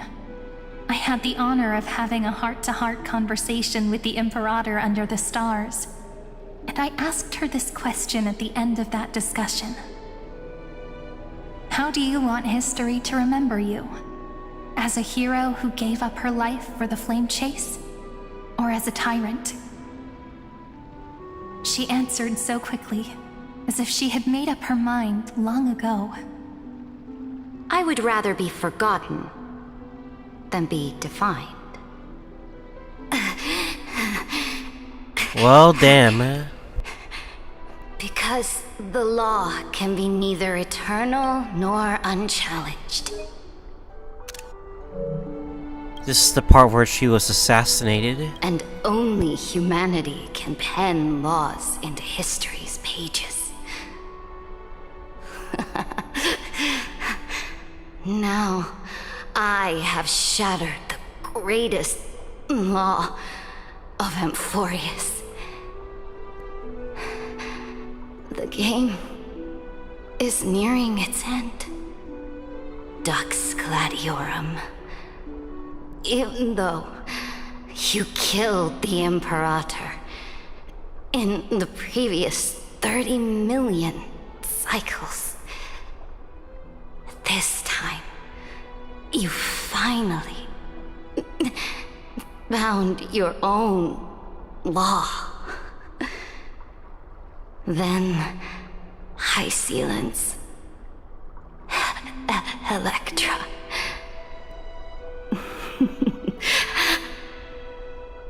I will ask someone to deliver the prophecy's ocean at the boundaries of this world to you. Will you choose to swim into that ocean? I do not care. Do not care. Must you lie to yourself, Ceridra? The Imperator muttered about her conquests, and news of her death spread in the city. Freedom! Liberty! The tyrant is dead! Go! Shout this news in the streets! My people, my fellow elders, do not panic. Stand your ground. That usurper has paid for her ambition with her life. People once cheered for my ascension. And now they cheer for my fall. No matter. I am fond of applause.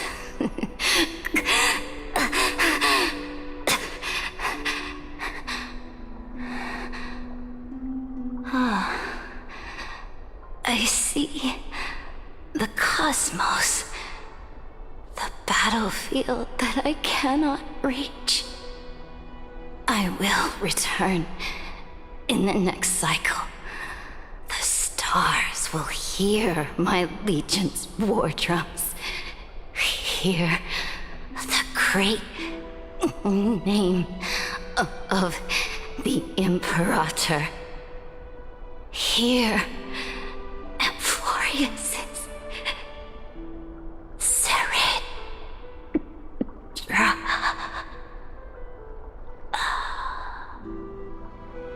To this day, we do not know which rule the Imperator overwrote at the cost of her life.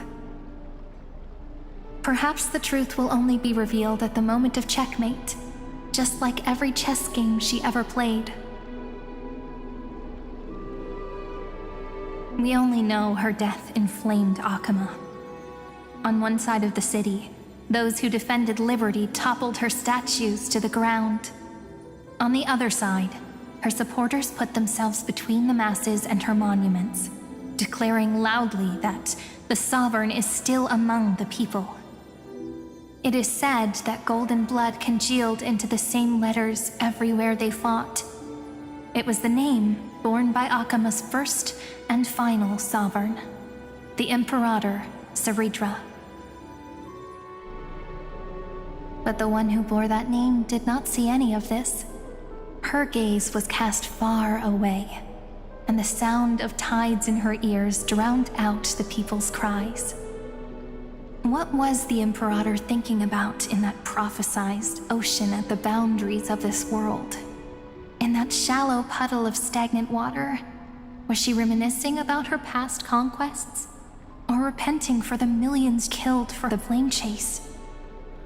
it was neither.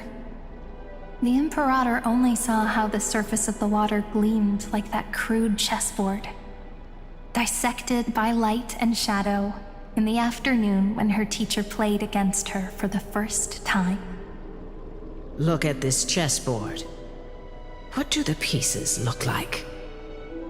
They are strangely beautiful. They look like the stars in the night sky ablaze.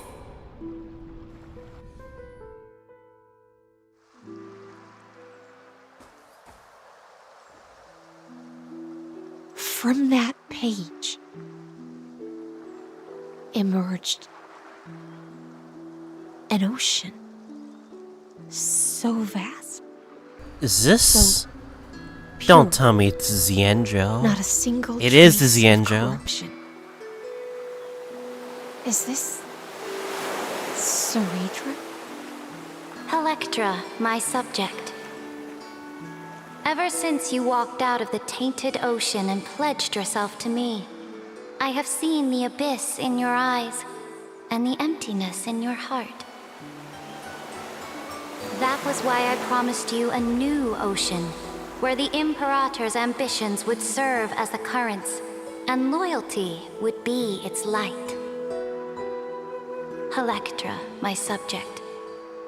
You have done your duty as my blade. The prophecy has now made its final decree on the road I intend to walk. My conquest is doomed to never reach the stars.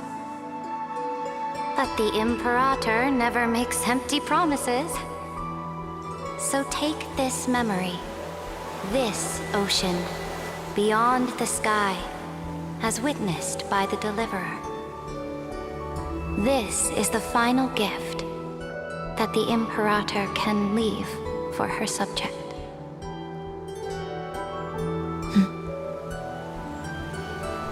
Somehow this area seems fitting for Hysilens. When I was still a fish in the ocean, I always felt so genuine swimming through the waters. But once I stepped onto land, I found myself caught in a play. Every land dweller wore a mask in their life. So I, too, donned a costume and tried to find my role in this show. I became your blade in war and the violin strings at banquets. Do you still not get it? I do not long for the oceanic depths of my homeland. Nor do I crave the swelling seas beyond the sky. Perhaps even I don't know what I want.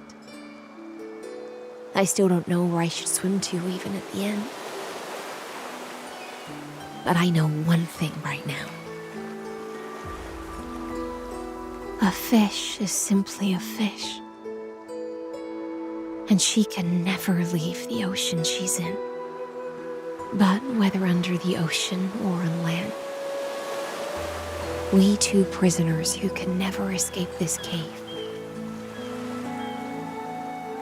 can still look outside the cave and see the stars.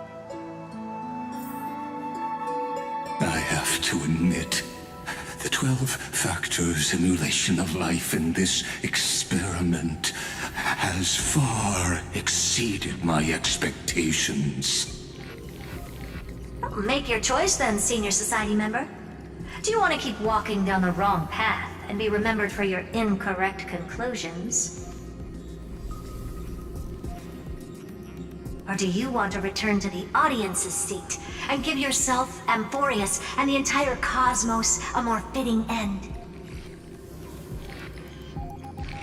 I must refuse. A dead man never fears death. Alright, stay in this fucking loop Did I not then. make myself clear?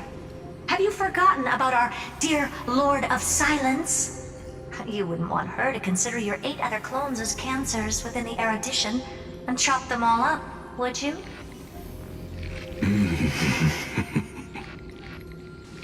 Your logical deductions are vastly different from mine. Therefore, allow me to provide one more academic recommendation. Listen, my peers. Why don't you look beyond this world? Just as the Chrysos heirs did. Re-evaluate your calculations and take into account all enemies in the upcoming war among the Eons.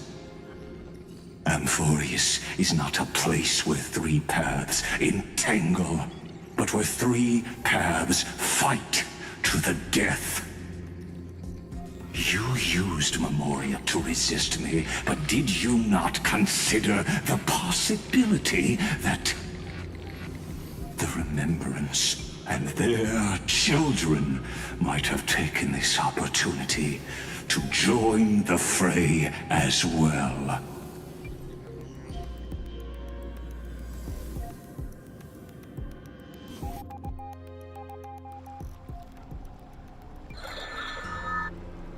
Oh, so this isn't just silence. It's the answer. Evernight. What was the last thing she said to you before you parted the waters at the Scale Gorge waterscape? A tricky question, but one with a simple answer. She didn't say anything back then, right? Dan Heng? That's correct. And now Dan I'm Heng. sure. You are not March 7th. There's no way she would remember that detail.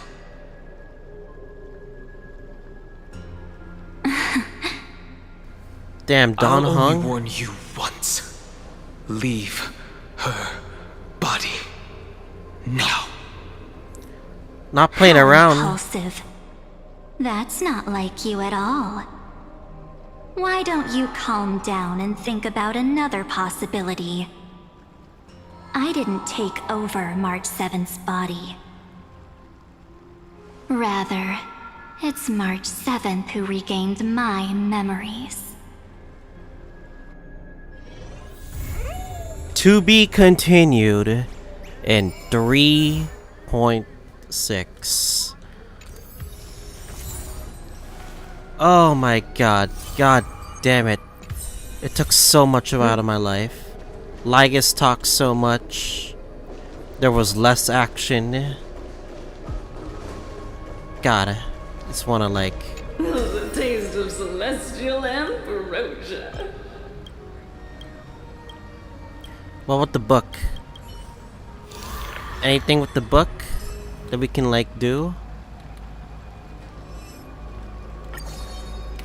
The sea. The sea is right here. Where's the book? Right here. We're still not finished. We are still not finished. The scepter. Lygus.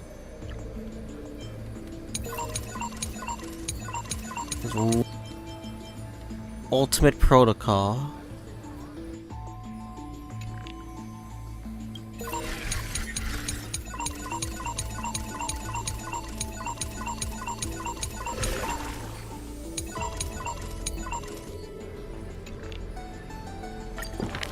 Load up the book of newly enchanted memories.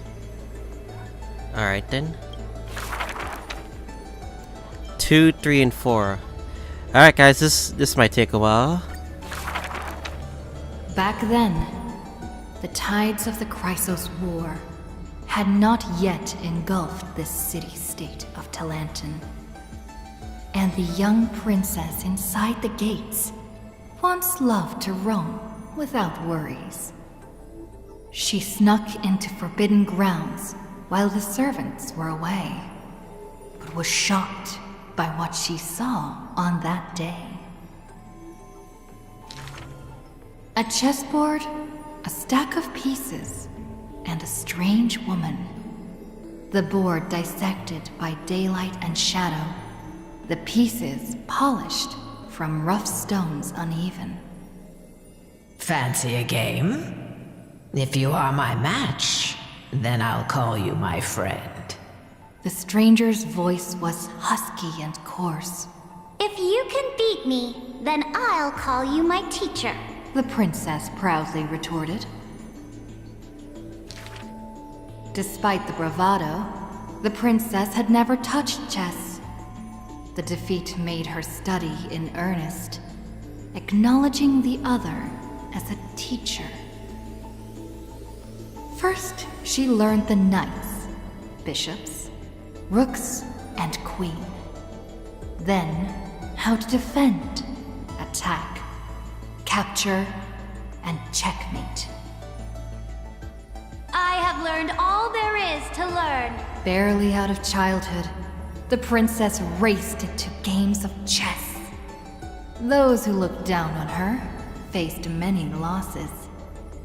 Those who glorified themselves forfeited in a mess. At her prime, none could rival her at all. But she still recalled what the stranger said. My origins bring dark omens, so never tell others where your teacher is from.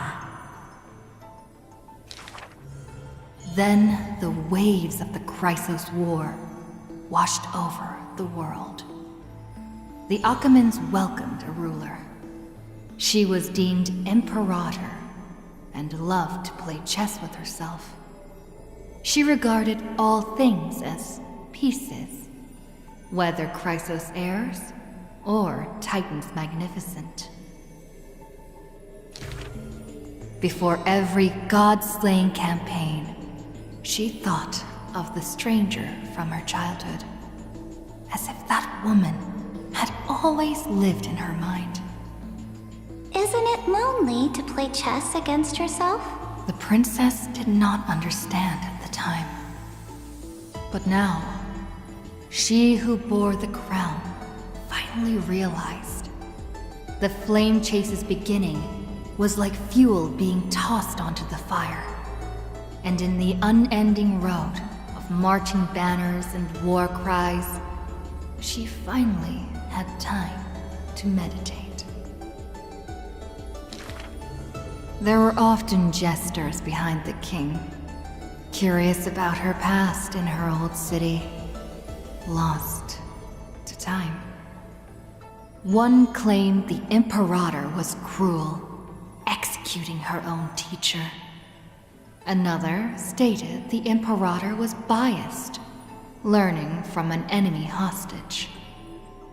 Many such rumors abounded, with no origin found. No matter. That was indeed the criminal sentence I read out. The Imperator stated evenly. My teacher was an enemy hostage whom my elders had imprisoned. Her state betrayed our alliance and must be executed according to law. But she taught me chess, so why can't I chisel the word teacher on her tombstone now?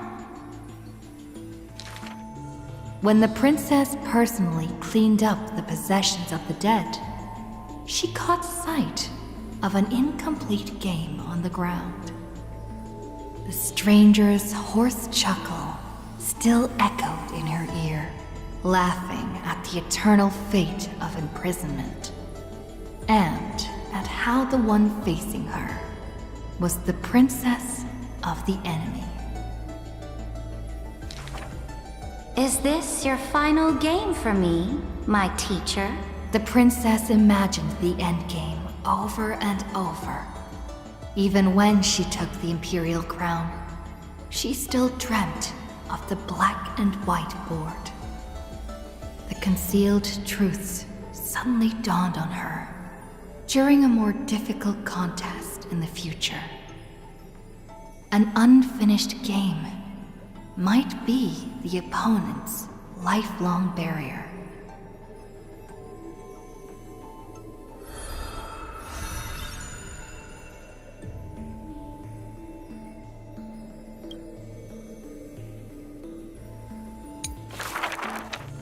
The Imperator's armies stormed into the northern states for the first time, passing through city gates scorched by war. Another tyrant still! So exclaimed the angry child. The rock tossed from up high hit the girl's crown. The crowd shrieked and retreated, fearful of the ruler's flames of fury. The girl reached out, not to straighten the crown on her head, but to help up the child shivering in dread. I heard in the old laws of this land, whoever assaults the crown shall be punished. But I wear another land's crown.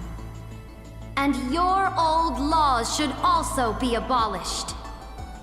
After many days, the Gold Weaver discovered in shock that wearing a crown or a hat to the side was now this land's fashion, likely to remain with the Imperator's name in tradition.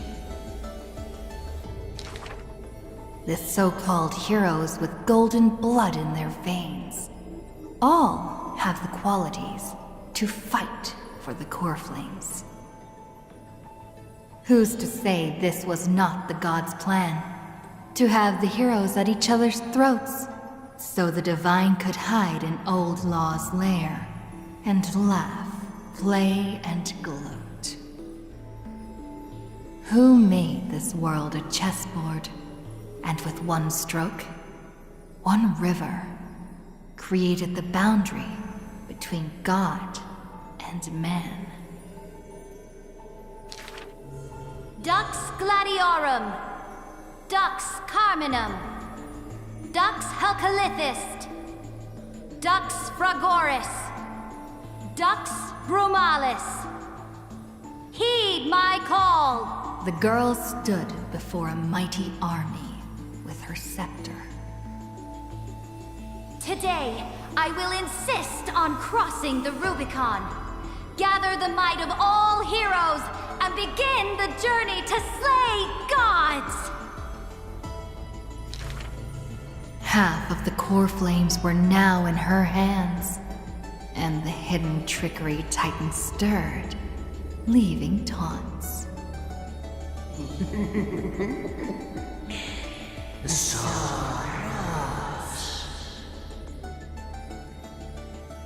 The Imperator summoned the heroes to discuss, finally stopping after much hesitation.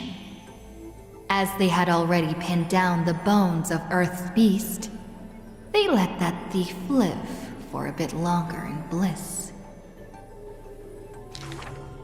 The warrior of the fractured blade laughed boldly. Our sovereign is good at open strategies and struggles with trickery. But where is that live fish? The Imperator replied with a chuckle. Her? She probably disliked the scent of cats and submerged herself in the baths. The years spent with her dukes didn't seem too far distant. Yet, only after the end of many wars did the heroes discover how the Imperator's form walked more and more alone. The road of a ruler is a lonely one. One day, we'll only be able to see her retreating form. The Swordmaster of Singing Waves was worried too. When all others had departed in intoxication, the two of them gazed into each other's eyes, towards torrents deeper than their fates, and sank into profound silence. Drink one more cup with me, my dear follower. In the end, the Imperator first broke the silence. When compared to the taste of salt and blood, I sometimes miss your ambrosia. About the destruction about to be born, and the eternally occurring extrapolation. The Antikytheran spoke of all this in words unceasing. So this is the old world I must fight against. The girl's expression bore no sorrow or tragedy. Instead, she looked more solemn and ready than ever. Whoever stated that two kings could not meet face to face in chess? I am the sovereign of Akama. I once faced the gods. So what do I have to fear about the laws hanging behind such gods? I will chop up the old laws and let them be firewood for the new. No matter the cost. That was the Imperator's lifelong conviction. Never changed, always persistent.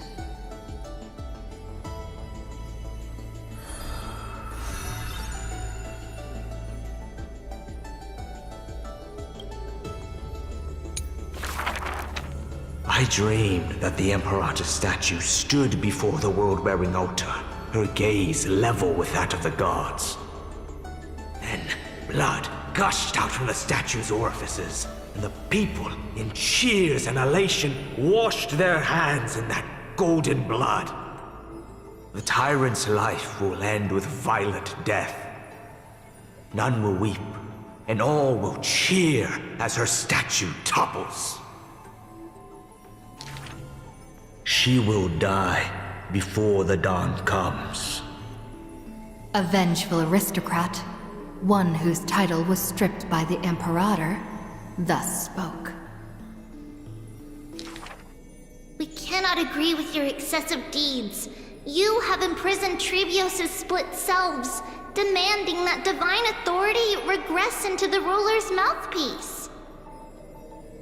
We will reveal your future with the prophecy. And tell in truth, your crusade will indeed be a smooth path. Yet in the same breath, we see omens of your death, a demise in an absolute pure darkness. Even so, please excuse us, as our eyes continue to be drawn to your crown's flames. Dux Fatorum. We don't exactly hate that name. In the name of Yanisopoulos' priestess, Holy Maiden, and Oracle, thus spoke the Imperator's Dux Fatorum. Allow me to remind you, your life is now on a countdown with the fall of law, and you will become law. I must confirm, is our deal still going strong? Is the future I promised you more satisfying than the future in the prophecy? Ah, you are as resolute as always. Good. Oh, as ever, this prison of gods, Amphoreus, and all mundane and average worlds need someone like you, a daring ruler. Let us end this despicable extrapolation together. Amphoreus is Theoros, the Imperator's co-conspirator, like Kyrgyz, thus spoke. The Imperator betrayed the Flame Chase Alliance. And I was the sinner who paved the way for her achievements. Like how a deep-sea fish cannot escape the tide's push and pull. I granted her an end fitting for a tyrant. Her dying smile, gaze towards my tear-swelled eyes. She commanded me to wash away all sins and filth, and return a blinding dawn to the holy city. She commanded me to set up stones and monuments, in lightless seabeds to commemorate our friends. But who will remember her achievements? I will rest with her in a lonely song. Electra, the last heir of the ocean, who played music on the waves alone, spoke thus. Please record the truth of my life, dear author. No need for words of praise or solemnity.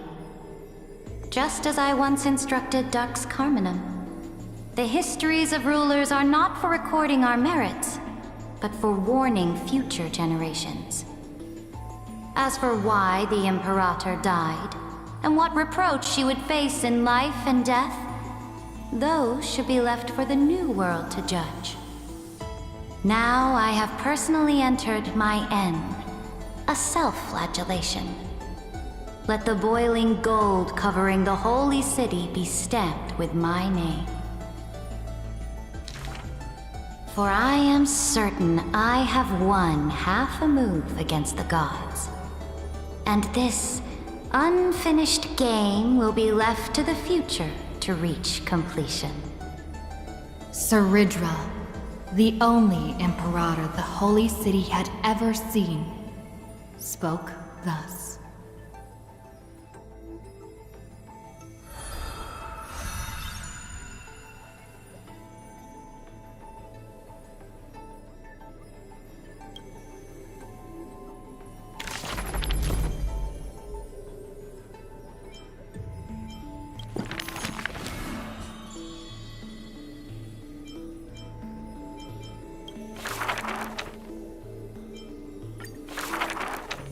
When entering the Flame Chase's currents for the first time, all the Swordmaster saw were colorful fish. She had already experienced the Imperator's dangerous games. She had long grown used to the giant beast's silent face. Carminum's charms and Helcalith's gentleness warmed her like a spring breeze. But as Pregoris missed his throne, and Bromalis debated with joy, she was sometimes at a loss. Occasionally, the Swordmaster would sink into hesitation, and even that messenger of fate could not get her to laugh. Till one day, a golden trout's bubbles floated into her gloomy waters. In that holy city where golden figs grew, the messenger of fate led to her a maiden dressed in glamorous gowns. What kind of clothes are you even wearing? The girl snickered behind her hand, while the messenger pulled on her sleeve. Aggie, don't be rude! Such hubris, delicate fish. Are you not aware that there's food on your face? The messenger's eyes opened wide. Aggie, you've been snacking behind my back again! Exposing me like this! I'll get my revenge! The girl ran away in a fit. The Swordmaster smiled, and before she knew it, her hesitation was gone. After that first meeting, the richly dressed girl often came in greeting. So, you really came from the Sea of Souls? Do all the children of the ocean dress funny like this? The Swordmaster did not chase the girl away, but also did not respond. So the girl used her hands to meticulously measure the Swordmaster's torso all around. You can't be seen like this. I'll send you a new dress. Some days later, the Swordmaster appeared in finery at a ball. All were awed by her splendor, with only the Imperator thinking in wonder. How rare to see you like this. Oh, so lonely, Gladius. The Swordmaster's wardrobe grew full, and people praised Akima's Goldweaver for her cheerfulness and splendid skill. But only the Swordmaster noticed that the smile on the girl's face gradually faded as the flame chase progressed. The calamity of lands asunder added to the girl's weariness. The Battle of the Grove robbed the light from the girl's eyes.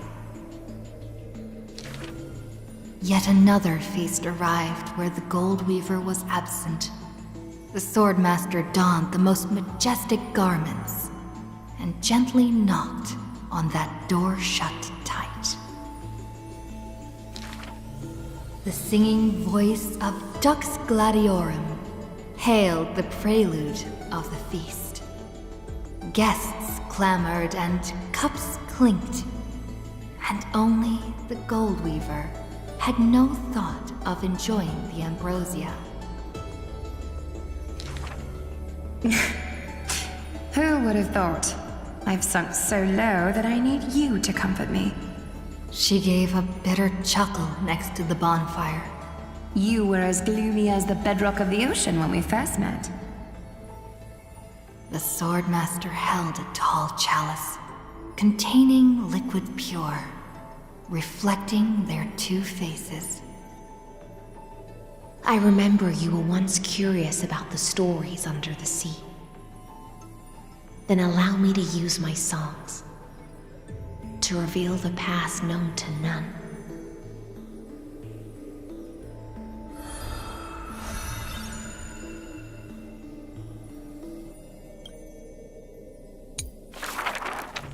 In the depths of the Sea of Souls was a kingdom of dancing ghosts.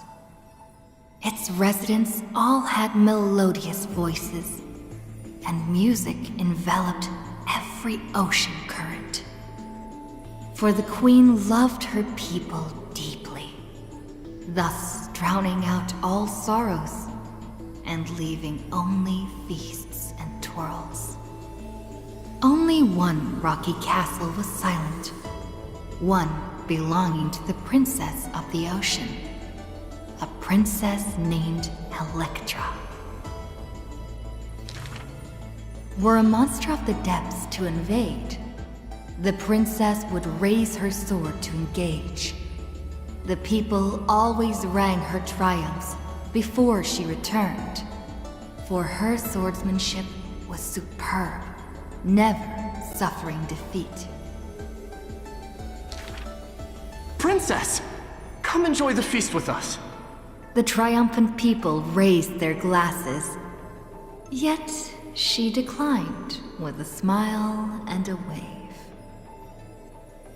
The children of the sea thought she was shy, but little did they know that in the dead of night, her castle too echoed with music. Though that music was loud, twisted, and invoked spite. Before a song even finished, the princess was already biting her lips, and the sea foam brushed away her tears. All of your people sing and dance with skill. So why do I alone lack a good singing voice? The princess wept, her face on the queen's knees. The ocean's favorite child can control the waves and is invincible in battle. In exchange, Talantin took away your singing voice. The queen consoled the princess, caressing the other's hair bun. Finally, she relented and took a chalice. If you're truly troubled, then imbibe the honey brew in this blessed chalice and throw yourself into the feast at ease. The liquid in the cup sat still, reflecting her loneliness. Princess, come sing with us! The people outside her window invited her warmly still. She finally ceased to hesitate, drinking down all the honey brew in one swallow, and leaped into the grounds. She played music and sang, smiling and dreaming. When her song was over, it felt as if waking from a dream, and the people rushed to raise their glasses. But as soon as the honey brew touched her lips, the princess plummeted to the ground, and her cheeks became rosy in drunkenness.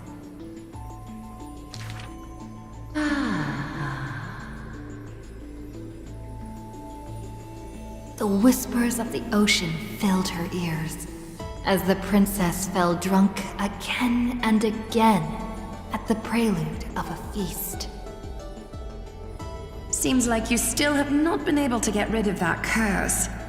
The gold weaver softly took the cup away from her hand. If you want to enjoy yourself to the fullest, then leave this honey brew till the very end. She smiled, then tilted the cup towards the gold weaver's lips. Even if one is burdened with imperfections, I beg you to remember not to refuse that sip filled with fantasy and dreams.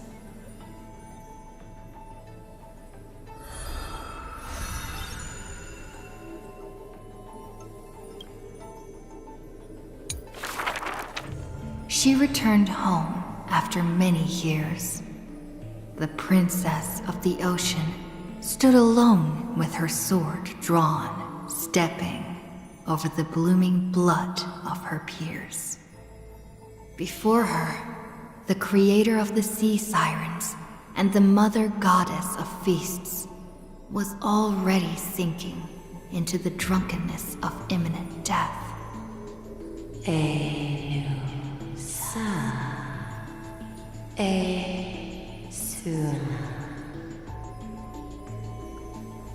When the blood pact of the law won over the ocean's core flame, the sea siren once again lost her melodious voice.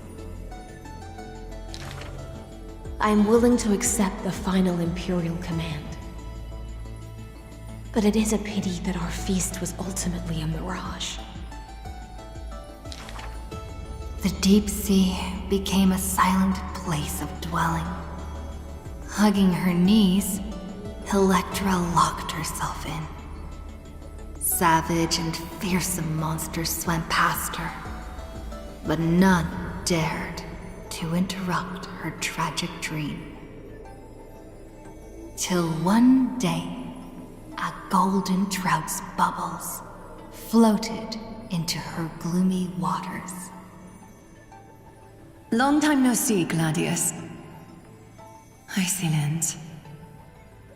Now you have truly become the ocean's bedrock. Old friends met again, and new friends came in greeting. Many messengers came in company. The playful kitten hid behind the golden trout. The butterfly of the deadly shadow fluttered in courtesy. If you don't mind, the resplendent pearl sparkled. We hope you can regain your strength and sing for the world once again. Electra raised her violin sword in doubt, as the strings had long ago rusted and snapped. But a few golden strands cleansed all the filth around her, then stretched out to become new strings.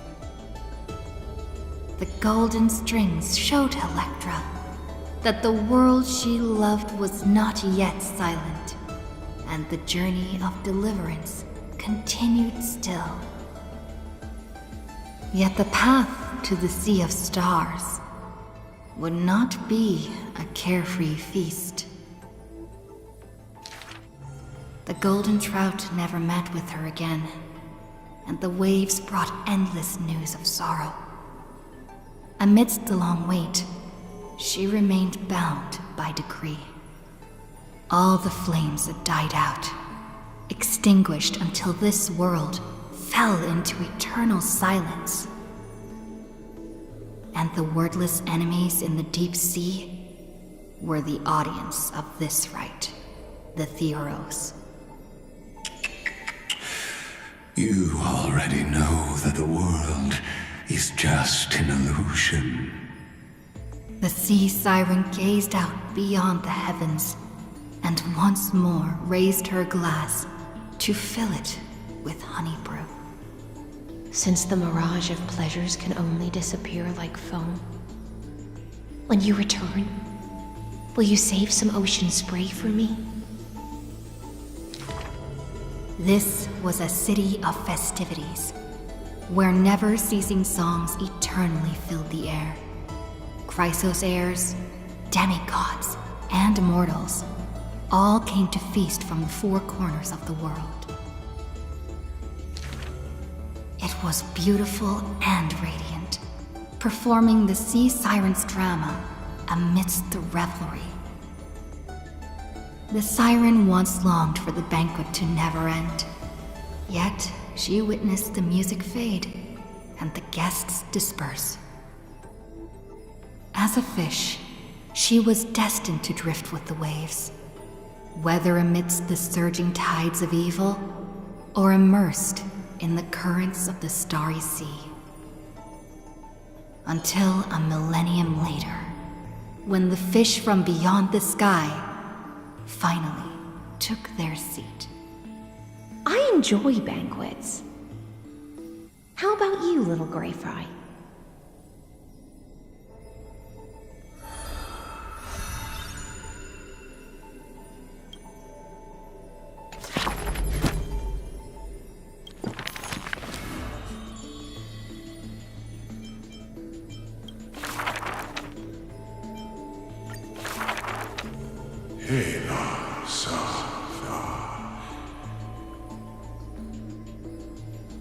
In the years spent wandering the earth, the giant dragon always remembered the Titan's words for their worth. The beasts of the land surrounded it in protection, while twisted beings shuffled and roared, and delicate chimeras climbed up its shoulders.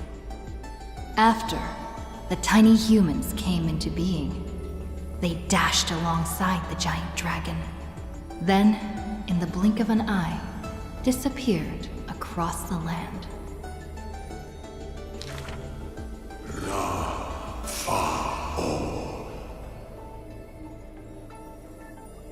Yet, the deep irises of the giant dragon saddened in gloom.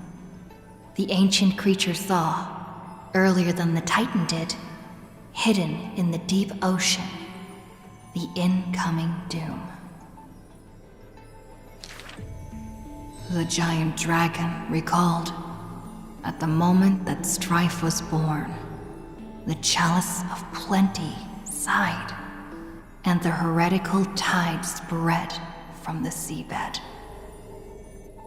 Bearing their bone-gnawing pain and agony, Georios tightened every fiber in their body, no longer hearing the call of their creations clearly.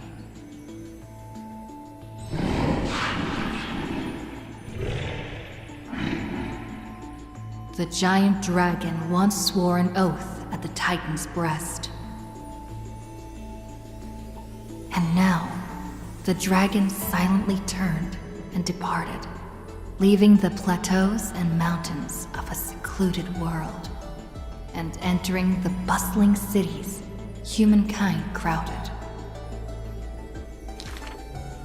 Thousands of years later, the giant dragon realized those tiny creations of Kefali had rooted their civilization in time. How can there be such a huge Dromus? Dromus? No, that's a walking mountain of gold. Curious residents were amazed at its appearance, while greedy brokers calculated its value. Yet, the giant dragon simply walked in leisure, not harming a single building of any stature, nor paying heed to anyone. It quietly listened to the people's language, and its form dissolved in the flames of war. Many years later, Aquila closed their eyes, and the giant dragon steps were finally halted. A sword master who broke the waves stopped its way, and a ruler, commander of the chessboard, looked up with inquiry. Are you the Dromus that has been attacking all states? The commander invited the giant dragon to hunt the divine flames together. The giant dragon nodded, but it did not look at the commander, and never mentioned where it came from. Its timeless sight had already seen past the Flame Chase's final plight. Georios shall be executed here! The Titan, in a painful daze, closed their eyes with a sigh.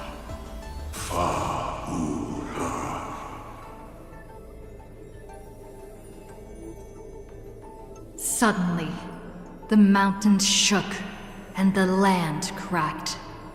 The wounds dealt by the Black Tide, once mended by the Titan, now tore the land apart again. The calamity of lands asunder. Who should shoulder such a duty?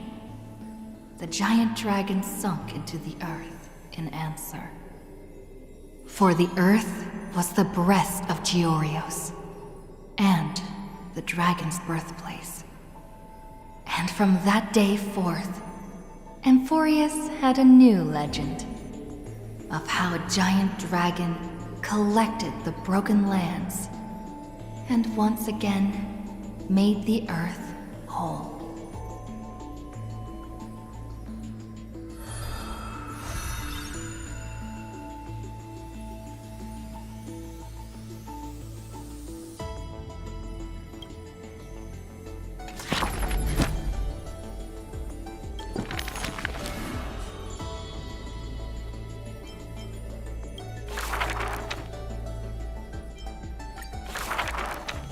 My friend, have you heard of the Rosy Celestial Maiden? Whether in a corner of the archives, or in the depths of a cave, you can always find legends about her. She had hair like a rosy pink dawn, and a smile that could thaw the most glacial ice. Some say she was Nikador's nemesis, while others say Nestia was infatuated with her. Oh, mysterious and beautiful celestial maiden. How I wish to turn into a slate, forever etched with your tale. Many claim to have seen that celestial maiden, either in the half-remembered dreams of early morning, or in the gossip and whispers after supper. She once whispered in my ear. She once saved my life. She gifted me an ice crystal! Her worshippers recite her deeds, even writing some into family teachings. Curious poets ask up and down the land, only to find that the details of these encounters are difficult to recount, even for the witnesses themselves. In the entire holy city, there are none who can provide proof of her existence.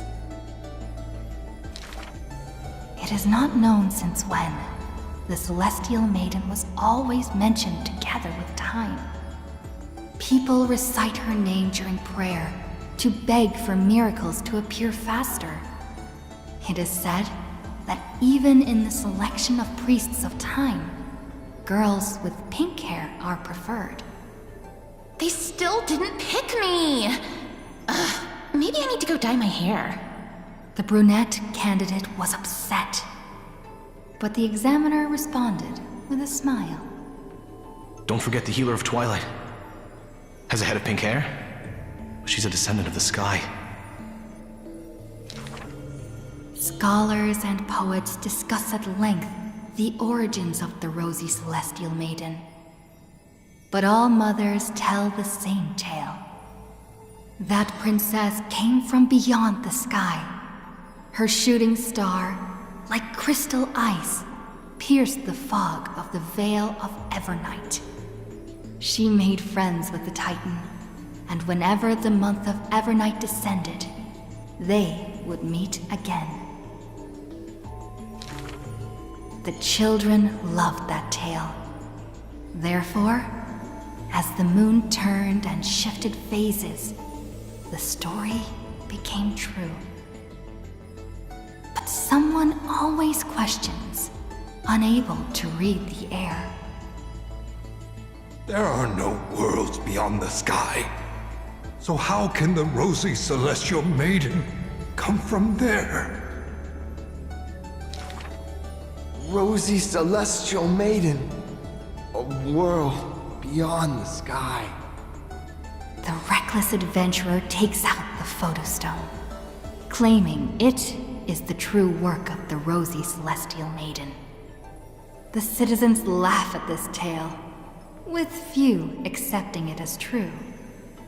After all, long before the guests beyond the sky arrived, the legend of the rosy celestial maiden had already covered the world.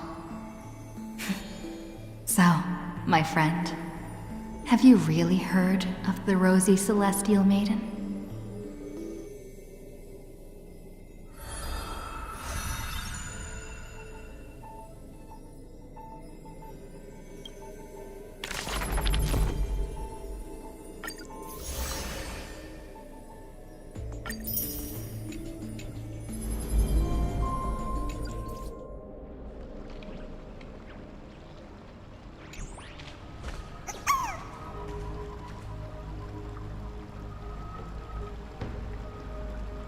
Six freaking hours.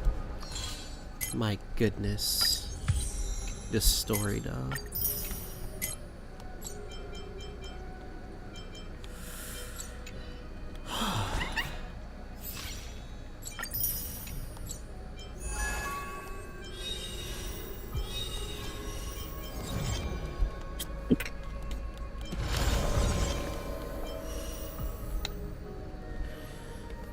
You know, all we gotta do is just wait. Alright then.